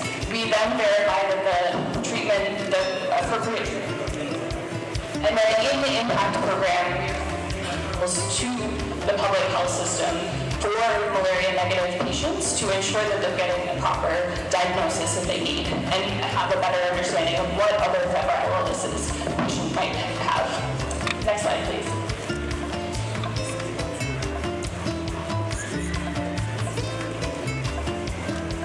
Next slide. Okay, so I'll just talk briefly about all of the other partners that are working on this as well. So we are working closely, of course, with the Lagos State Ministry of Health, which envisioned this work and brought us in to support on this, with NMEP, which is overseeing the work and providing technical oversight, with WHO, which is providing, again, technical support and facilitation, and then importantly with our private sector partners as well, so PCN, which is doing quite a bit of the regulatory oversight and ensuring the quality of care in the pharmacy setting, with SFH, which is enabling the supply chain, and then of course with LASHMA, which is to go quickly into the final results on why this is improved quality of care. Okay. So the work is providing network expansion, innovative financing, integrated health systems, supply chain resilience, comparative research, and regulatory reform, leveraging all of these different partners that we've mentioned to ensure that patients are able to access quality care and that the data is being provided back to Lagos State to help improve regulatory support, policy, and other things. I've mentioned the partners that we have here already, but we're very grateful for all of the work that they are providing to ensure that there's quality of care in the private sector. And then finally, one final slide. To reinforce what Dr. Wellington said earlier, the work that is being done is also to be supporting with testing, understanding the difference between rapid tests and microscopy, to support on policy reform to ensure that rapid tests are always done before treatment for malaria in Lagos State. Thank you all so much, and we're very excited to be a part of this. Thank you very much, Dr. Jessica Venom, the CEO, Shemex. Ladies and gentlemen, taking us forward, Thank you very much. Thank you very much, sir. Your Excellency, sir. We're very happy that this is happening today. So just believe me to do something unique in terms of our focus for malaria control in Nigeria. To do this, I will call on Dr. Dao,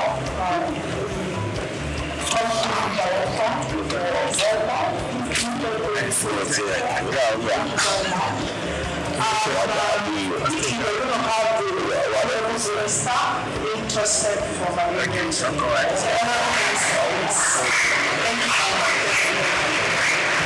this is showcasing the main focus for malaria control in Nigeria, which we refer to as the 3 T's. Your Excellency, the first T stands for tests. We cannot overemphasize or we cannot underscore the importance of that. The second T, sir, is for treatment.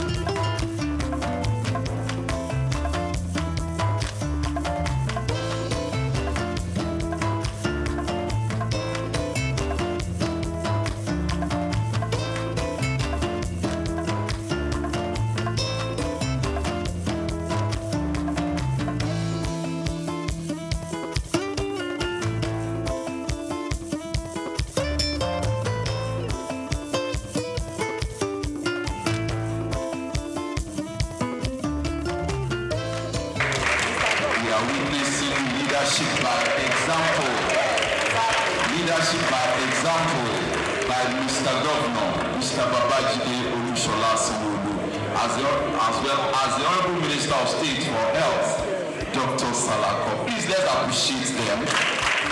That is the way to go for every one of us all. Thank you very much, Your Excellencies. So again, this is the way to go for malaria control program in Nigeria. The pre-elimination in Nigeria could commence in phases. We could commence pre-elimination in Nigeria in phases.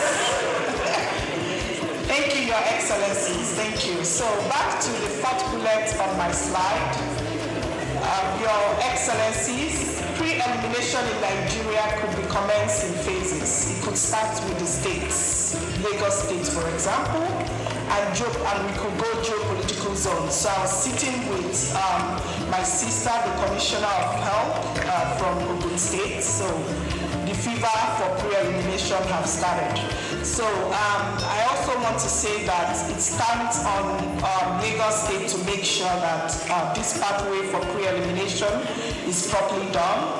The National Malaria Elimination Program is waiting to take the experiences and the processes that Lagos will use to achieve elimination to be replicated in other states.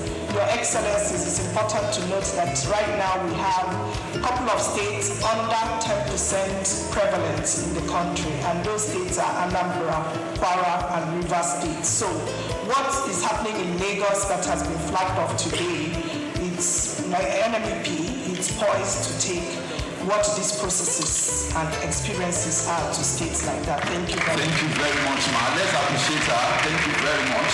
Thank you very much. Mr. Governor, sir, Minister of Health and Social Welfare, Professor Mohammed Ali Pati, who is been ably represented here today by the Honorable Minister of State for Health, Dr. Isiaq Adekunle Salako. A round of applause for him, please.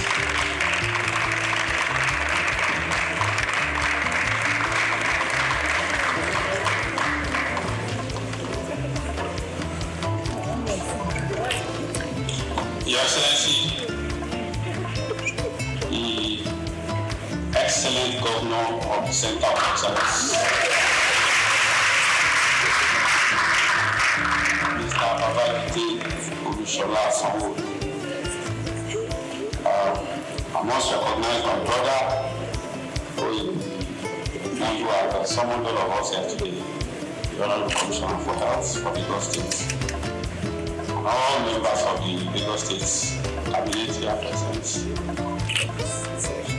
our partners, WHO, World Bank, distinguished stakeholders in the health sector, engagement of the press.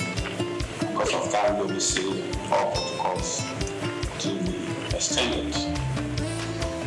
We cannot keep the governor for malaria alone. He has to attend to water, to road, to several other things. So I will shorten my speech, but I must say that today I'm wearing two caps. You will not see it physically. Standing in for myself, and also standing in for my brother, the coordinating minister for health and social welfare, Professor Pati, who is unable to attend because of other assignments. I am most delighted to be at this auspicious occasion for the launch of the pathway to malaria pre-elimination and digitization program in the Center of Excellence, Lagos State, led by His Excellency the Governor, Mr. Babajide Sanwo-Olu. I recall that Lagos State pioneered intensive malaria case management in the early 2000s through the Eco-Free Malaria Initiative under the leadership of now our President, Dr. Bola Ahmed Tinubu, the then Governor.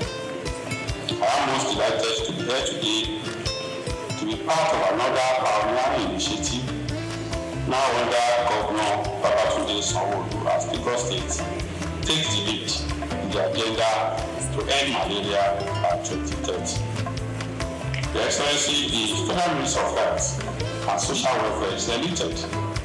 With this giant stride, which aims to improve malaria diagnosis, case management, and accurate tracking of cases through the integration of digital health solutions in the form of real-time electronic reporting systems, all targeted at further reduction in the burden of malaria and its eventual elimination from our land. This momentous project will not only set a trap for malaria elimination in Lagos State, but in Nigeria at large, thereby once again making Lagos State a trailblazer. I want to emphasize that this project is in line with the renewable agenda of President Bola Ahmed Tinubu and the renewed vigor for the Federal Ministry of Health and Social Welfare on the rethinking malaria concept that was launched in April 2024 and is aimed at fast-tracking the malaria elimination goal through strategic shifts. We have continued to make progress in this regard, and the inauguration of the advisory on malaria elimination in Nigeria, Amen, the development of pragmatic costed plan of action, the expansion of permanent care facilities, training of frontline health workers, and the initiation of domestication of affordable medicine facility for malaria to make malaria treatment more affordable are all testament to the progress we are making. Your Excellency, distinguished ladies and gentlemen, the Ministry is taking these steps in order to reverse the undesirable trend of being the highest burden malaria endemic country globally, accounting for 37% and 31% of cases and deaths respectively. I am confident that Lagos State possesses the needed attributes that can help drive Nigeria to malaria elimination through such case-setting initiative like this program. Furthermore, Lagos has been consistently the lowest malaria prevalence state in Nigeria, as evident from all the malaria indicator survey conducted in the country, with the most recent result in 2021 showing 2% prevalence, hence indicating a tendency of attaining pre-elimination when concerted and consolidated efforts are put in place. I wish to report that the challenge of not only this opportunity to call on all stakeholders not to relent on their support towards this impactful intervention, which will contribute significantly to the drive of eliminating malaria from the world. Nigeria is ever committed to this drive and we continue to toe the path of global best practices. I wish to assure all Nigerians and our partners that the change in the policy of the United States government with respect to global health funding will not adversely affect our malaria elimination programs and other public health initiatives. As President Bola Ahmed Tinubu GCFR has approved a robust mechanism to ensure adequate and cost-effective funding for our public health programs. I call on all state governments to join hands with the federal government to ensure that our country becomes self-sustaining in the funding of our public health programs. Before I end this address, let me commend once again and appreciate His Excellency, the Governor of Lagos State, Mr. Babajide Sanwo-Olu, and his health team, led by Professor Akin Abayomi, for initiating and executing this laudable innovative project. I wish to also sincerely appreciate all the partners, worldwide WHO, all the implementers, especially for providing the needed human resources, technical support, and the funding for the implementation of this initiative. I wish all of us a successful launch of this impactful project as a springboard for the elimination of malaria from our country. Thank you, and God bless the federal government.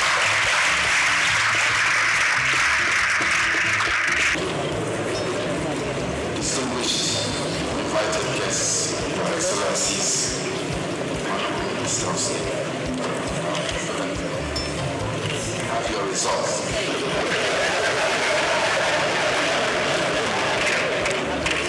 To say that the Honorable Minister of State finding you in a bed in Lagos. The result is negative. Indeed, when patients go to clinics and the doctors tell you that they've performed the test, it is your responsibility as a patient to see the test. Please ask for the test and take a picture of it and have a record on your phone. My governor, the Excellency of Lagos State, I'm pleased to tell you that you may continue with your duty. Congratulations, sir.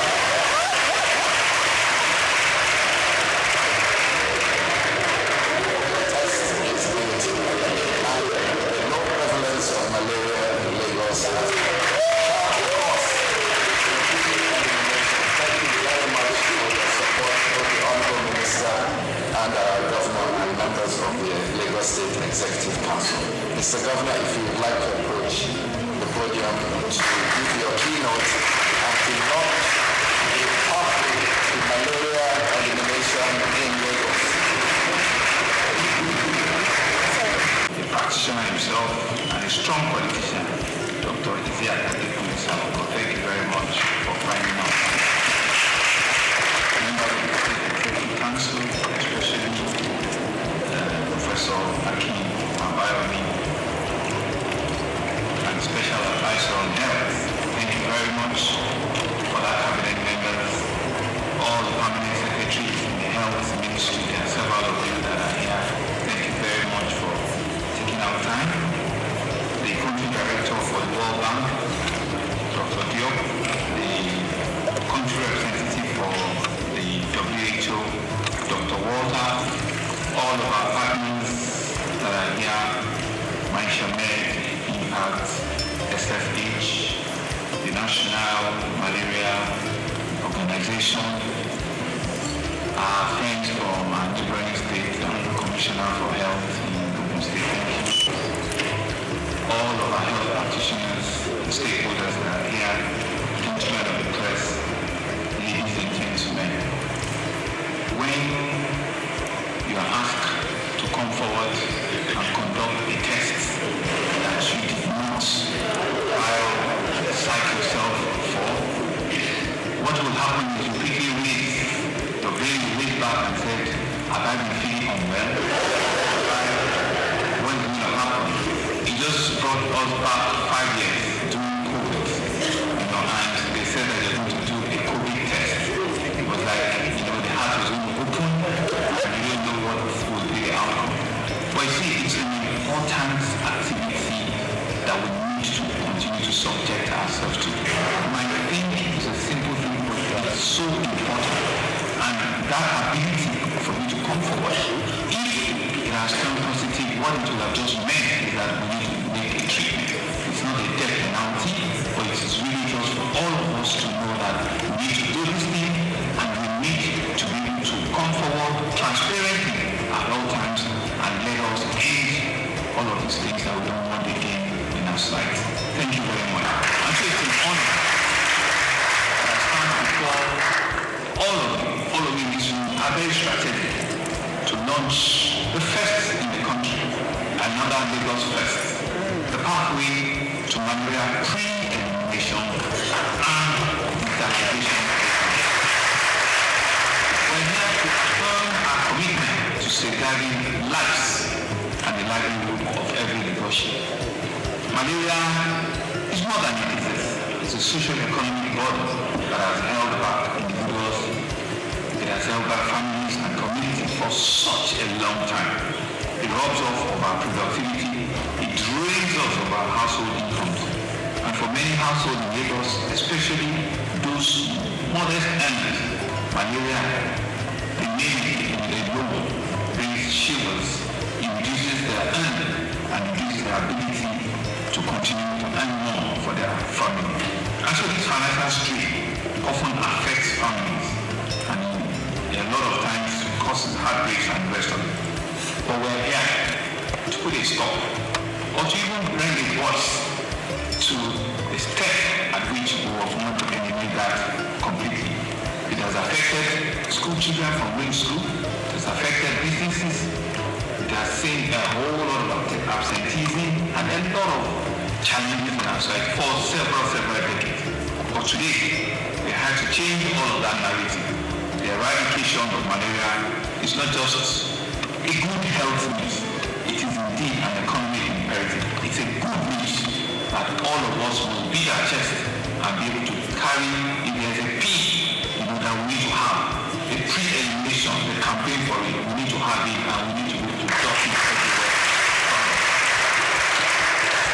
We know from statistics how much malaria has cost our GDP, billions and billions of dollars.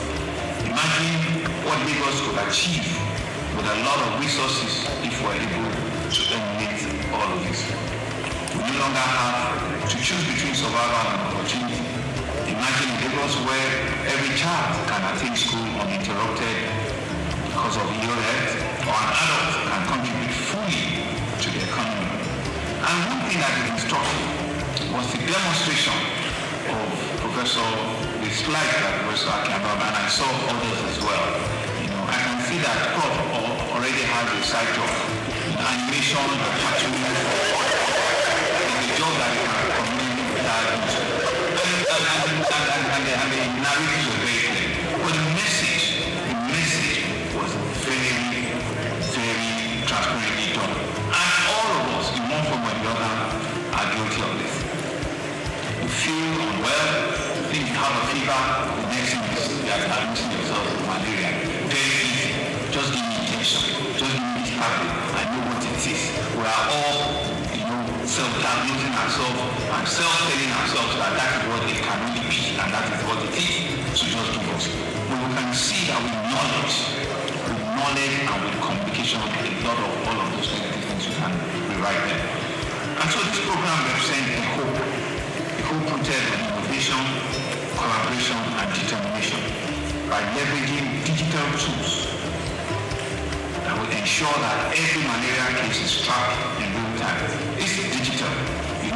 Long are those days when you need to take a whole full blood from your body to just do a simple malaria test. I was asking for my bottle of Martina because those days when they take your blood test, replenish the bottle of Martina. But you can see that with just a small prick, and in no time you can actually, that's what digital life has done. And so it has helped us by strengthening partnership with the private sector. We'll expand access to quality care. It will help communities to have the knowledge and the resource. It will build a culture of preventing that leaves behind. And that's a message we need to come out of from here. All of us sitting in this room must immediately turn ourselves into an advocate, into a cheerleader to be able to carry this message forward, to be able to tell everybody that needs to know. Go into our communities, pass on this message that this pre-elimination launch program has started and it's for all of us to see, to buy into it and to work with it. The benefit of eradicating malaria goes beyond just health. The malaria-free Lagos, and indeed in future, the malaria-free Nigeria is achievable in our time, and we've all put our minds to it. It's something that could be done. We believe that if we can eliminate it, it will increase productivity, it will improve educational outcomes for our children, it will reduce considerably our health costs. It will also enhance quality of life. I mean, all of these points speaks to a better livability standards in all indices. And so this vision, though ambitious, I believe is achievable. It's because, therefore, all of us, government agencies, healthcare practitioners, healthcare providers, community leaders, development partners, and indeed all citizens, to work together with an unwavering resolve. Success will not come overnight, but will be sustained effort and collaborative action we will rebuild. You saw the slides that Farmer and Dr. the lady on malaria and the lady on immunization. You saw the statistics between January and February, what the run rate should be. Yes, we will say that, this is just March, but we need to be able to double those numbers. We need to push those numbers to be able to achieve the 2025. We need to be able to push and achieve, because there's no magic to it. If your target is 2 million and at the end of February we are still doing less than 200,000, you are doing far less. So you need to double, your spike shifts. You need to work harder, twice as fast, twice as much for you to achieve the 2025 record. And Doctor told us, Prof told us from WHO that it's 2025, they are going to close the envelope. Hello? Yes, you said they are going to close it. And there's a 20, where is it? I thought it was, they're going to close it. Our target is that we'll have to take that $20 million. We'll have to do everything to make sure that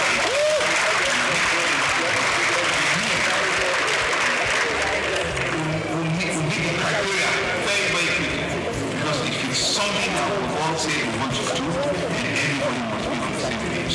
And I want to commend the farmers and all the people that came forward transparently to show us those data. And what we need to do is we don't need to wait till October before we now cry.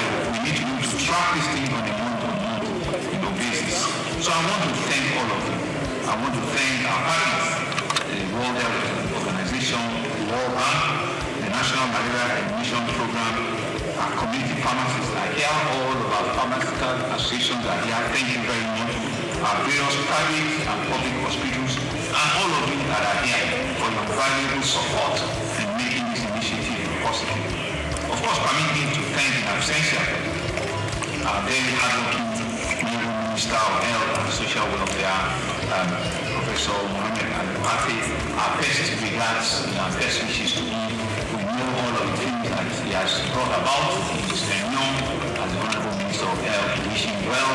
We are also tracking and monitoring his out is all of the so that we can say at the end of the day, in your time, you did all of this. And to also thank the Honorable Minister of State for cooperating and cooperation with the Honorable Minister. We believe that if you do all of these things and you do them well, your time, your time in that ministry will be written in gold, and Nigerians will forever be grateful, because we know that you are pushing everything to ensure that we save over 1 million lives, and you're doing so many things, so many big health initiatives. I want to wish you well. To Dr. Diop, our country director of the World Bank, thank you for your invaluable support at all times, funding your technical assistance.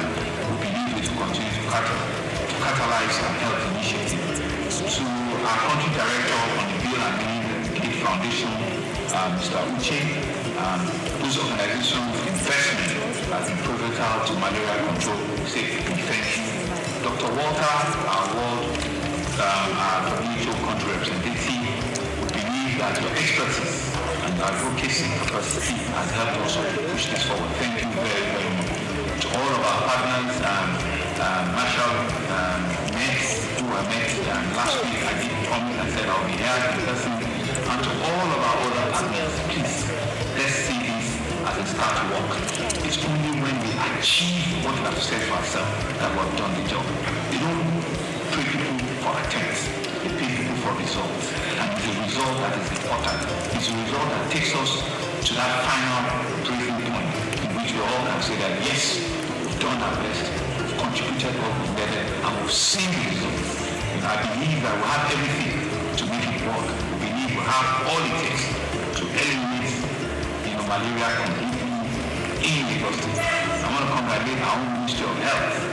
Congratulating ourselves is telling you that you have a lot more to do, Prof, and all of you. But I will be watching, and I will do everything to continue to encourage you. And as a demonstration of that encouragement, I was whispering to Prof that I will also do something different. I will be promoting Dr. Idu as a permanent secretary.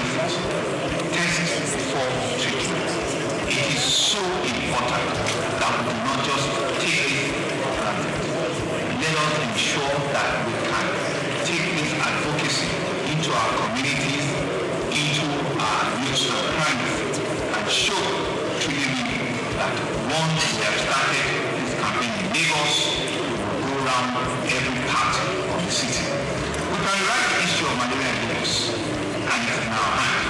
It's all of us who should help. We wish you all the very best, and we believe that when we work together, there's nothing, there's absolutely nothing that we cannot achieve together. Thank you very much. Mr. Governor, sir, may I please enjoy the council.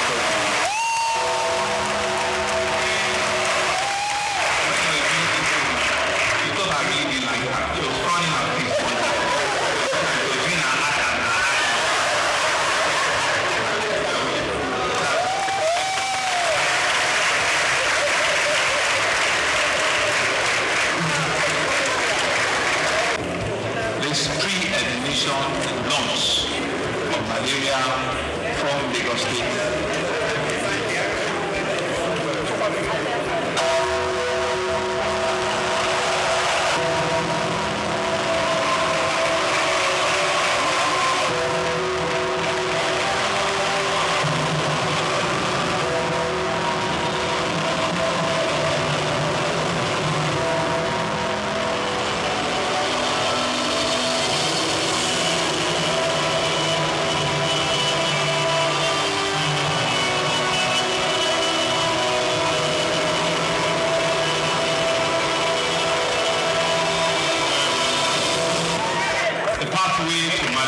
Pre-admission and sterilization program in Lagos.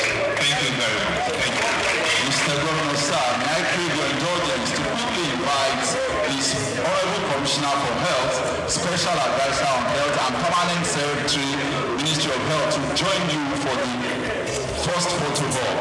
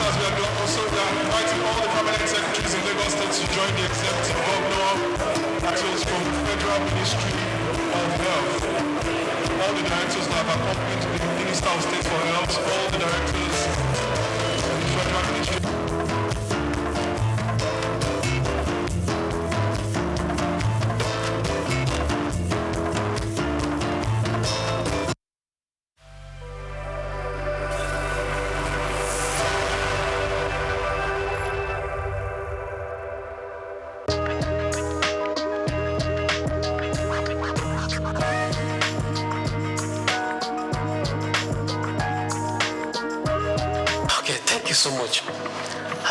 I think the bill is a good one for Nigeria.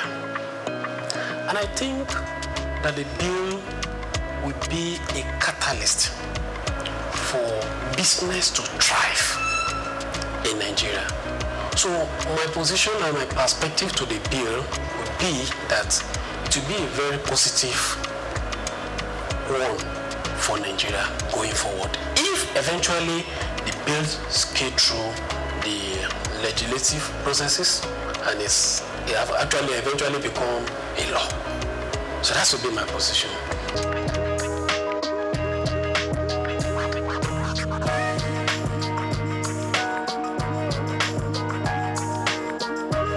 Thank you. Yeah, the bill will help business in different areas. Let me mention, for instance, the payee is part of cost for a business. It's part of staff cost. And for especially small businesses, which are the major backbone of the economy, the bill is proposing a reduction, that is proposing tax exemption for some category of lower staff cadre, which in essence is a cost reduction for businesses. So by that, it will help the business to thrive. Also, many people will come, by virtue of that, employ more people, which will bring a robust activity for the economy. And at the same time, there's some category of people that their tasks will also be reduced compared to what is currently in operation. So it is a positive atmosphere for business. And when you look at it from the perspective of VAT too, you also see that there's going to be zero tax on some product. There's also going to be tax exempt on some products, especially for masses, people, low-income earner. So some certain products, they're going to be essential. There's some certain product that's going to be zero tax related. So by that, it will bring a more robust business activity. So by it, and then it will have positive effect on business and economy in general.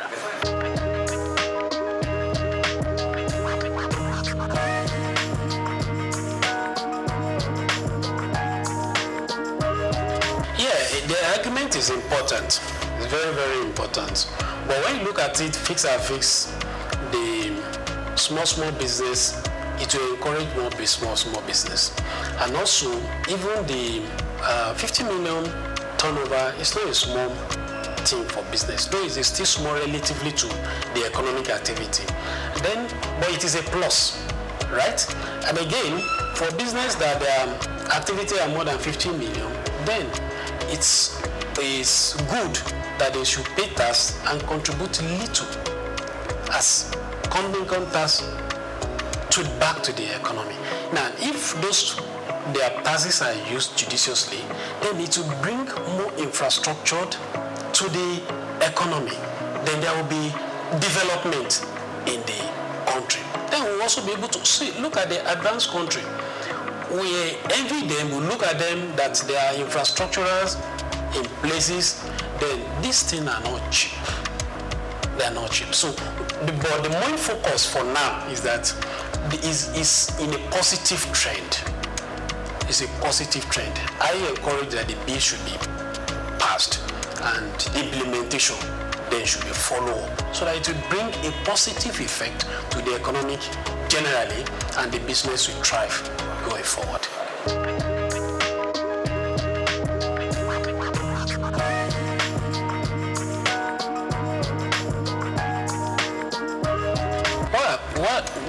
I don't see disadvantage, but I see challenge.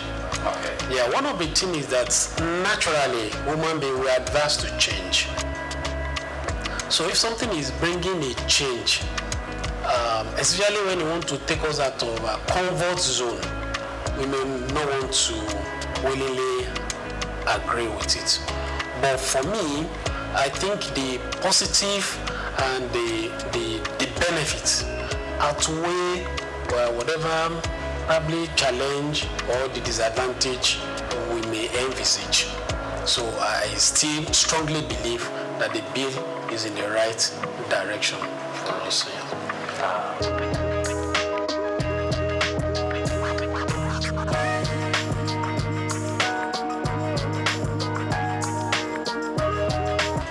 Okay, I think from the angle of the value-added tax, what I would like to say in that area is that it will help the lower income earners, because like I mentioned earlier, that there's some products there's going to be zero rated, which means that there is not going to be tax VAT on them. There are some that totally tax VAT exempted. So, which means that, and these products, they are products that commonly is everybody really, but more of a masses low income earner will not, with the VAT that will have been paid on it will have been an impact on them, then it's taken off. So I think from that perspective is also a good and a welcome one. And it compared to what was proposed before, a general increase in the VAT rate across board. So this one is narrow it down to a particular area. So wherein it also exempt or puts zero rated on some product that are commonly used by the masses. So it's a positive direction. It's a good one.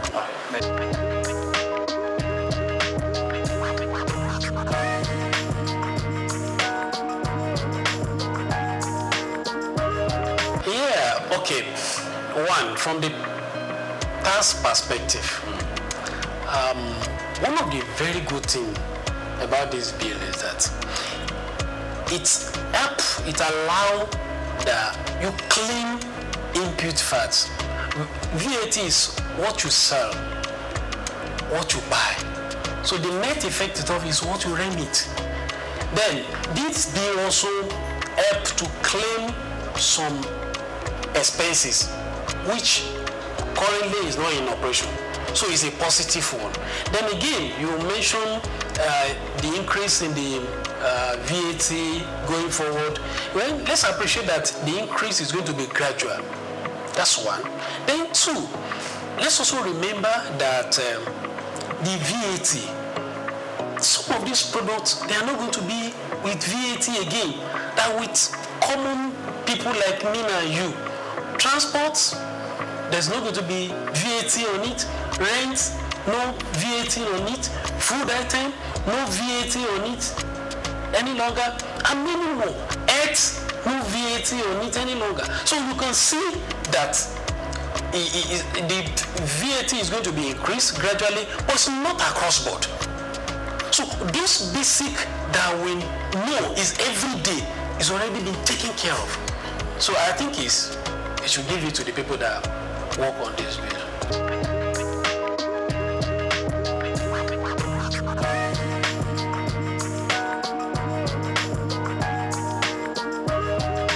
Okay, thank you so much for that angle and the question. I want to say that Federal Inland Revenue Services, they are really trying. And I can tell you, there's no system that doesn't have its own challenge. But FRS, they are trying. And they are moving from those days of analog. Now we have tax promas. You can do your filing right from the comfort of your office. You don't need to visit their office except there is a challenge. Right?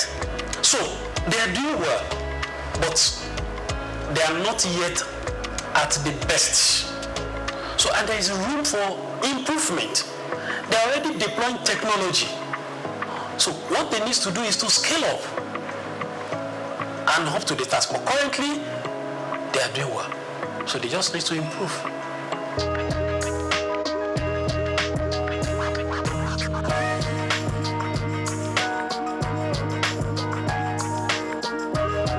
Yeah, well, it depends on the perspective you look at it. Is it shrinking? Yes, we have some companies that are no more within the soul of the Nigerian. So in that case, their taxes is no more coming to us. But again, look at other businesses that are springing forth. So definitely those are coming to the tax net. And then again, there are some companies that are not, businesses that are not in tax net. So through the use of technologies by FRS, they're already bringing them to tax net. So the tax net is increasing. So the net effect of it, you can say, is increasing. Though we have some that are leaving the south of Nigeria. So net effect of it, the tax net is increasing. Because we have people businesses that are coming to Nigeria, and we have people that are businesses that are already in Nigeria, but they are not in tax net, but they are already bringing them to tax net. So it's like they are looking at perspective of increasing the threshold from 25 million to 50 million, as the case may be. Yeah. So are they saying that government should also still be taxing 25 million threshold? So we should applaud the bill that give opportunity for businesses that their threshold is less than 50 million, as the case may be. So, but from that angle, if you are looking at it that the business is shrinking, I don't see from that angle. I see from the angle of if the business is doing well and you are not to pay tax, right? Then your business is becoming robust, then you exceed the 50 million threshold. Then you also come back to the tax to be paid. So it's a way of giving boost to the business. And by the time the business is doing well beyond that threshold, then they'll be able to give back to the society. So it's a win-win situation. It's like giving a kind of relief to a business for them to thrive.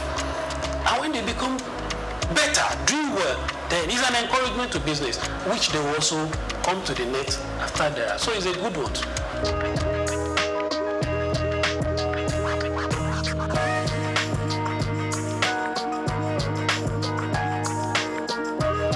The chairman of the year. The chairman. SOUQ.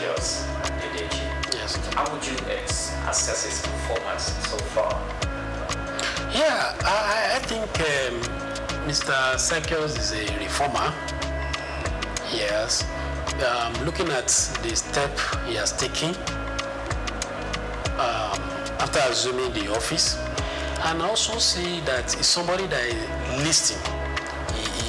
He has a close relationship with the former chairman of FRS. Probably he has learned some of things from him, challenges that he faced when he was there. So I think he's helping the current chairman. And if you look at the revenue they are getting, they are meeting up with the target. And at the same time, if you look at the staff, I don't see much of issues, challenges within them. So those are the indices that you can look at from the performance of a leader. Look at the staff that is leading, look at the target, the businesses also, are they failing? So I think he's doing well, but he can do better.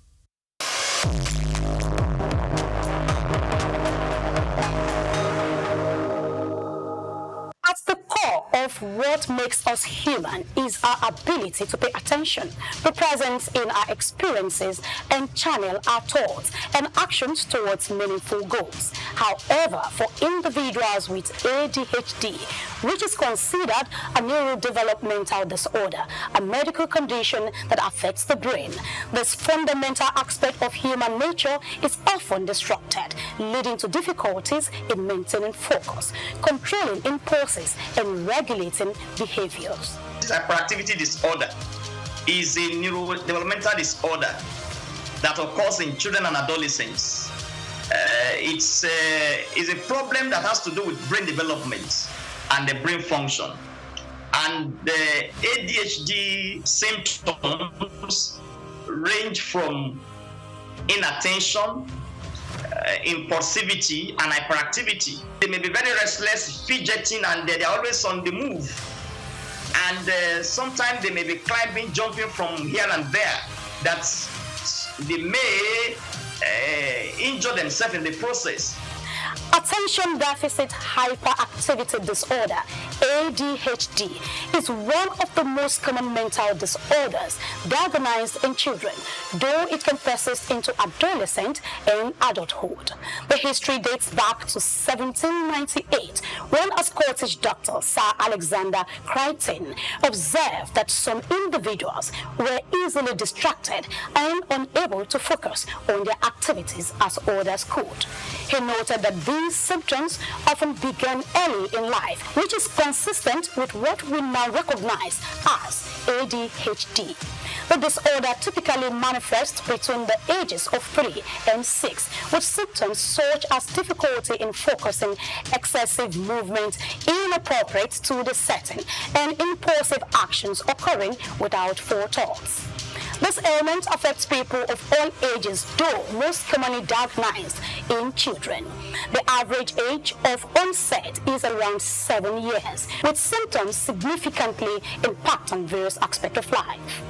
Approximately 5 to 10 of children worldwide are affected, with the highest prevalence rates observed in Africa at 8.5% and South America at 11.5%. Variations exist across different countries, with lower rates in Japan and Finland and higher rates in Jamaica and Thailand. In the United States, about 7% of children are diagnosed with this disorder, reflecting an average of prevalence globally. Differentiate between ADHD and other neurodevelopmental disorders. It starts with comprehensive assessment.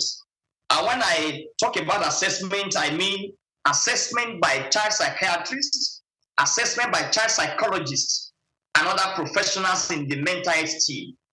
And of course, there are some basic symptoms that are very clear and obvious. The clinical presentation, when you see a child that is hyperactive, that is impulsive, that is inattentive, that itself can give you a clue that that child may be having ADHD symptoms. And again, you also take further history.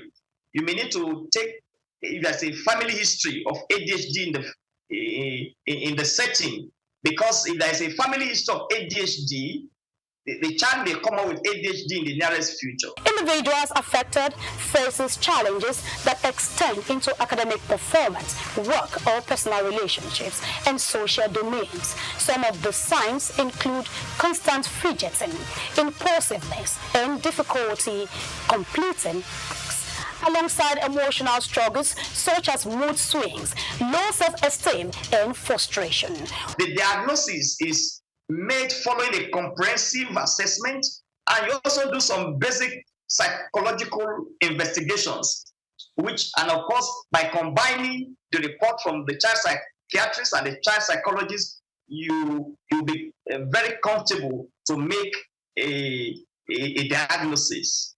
And of course, I must say that there are some childhood disorders that may mimic ADHD, like learning disability, like autism spectrum disorders. But the symptoms of ADHD are so very, very obvious that when you see a child that is hyperactive and oftentimes restless, oftentimes impulsive and unable to follow instructions, that should give you a high index of suspicion that that child may be struggling with attention deficit hyperactivity disorder. While it's not a physical ailment like a broken bone, it is a real condition that is frequently accompanied by other conditions such as major depressive disorder, anxiety, substance abuse, learning disabilities, conduct disorder, and oppositional defense disorder, which complicates the management and treatment of the disorder. Treatments for ADHD typically involves a combination of medical therapy and behavioral interventions. Stimulants are also the most commonly used, with 70 to 80% of children experiencing symptoms relief. Cognitive behavioral therapy, anger management, and family therapy are key in managing symptoms, along with educational interventions that enhance coping strategies and organizational skills. While these treatments help manage ADHD, they do not cure it, highlighting the need for ongoing support and personalized care. Attention Deficit Hyperactivity Disorder, ADHD, is a complex condition with far-reaching effects on behavior, cognition, and emotional well-being. Continued research and effective treatments are vital in helping those affected lead fulfilling lives and contribute meaningfully to their society. Grace Komalafe, SOUQ News TV.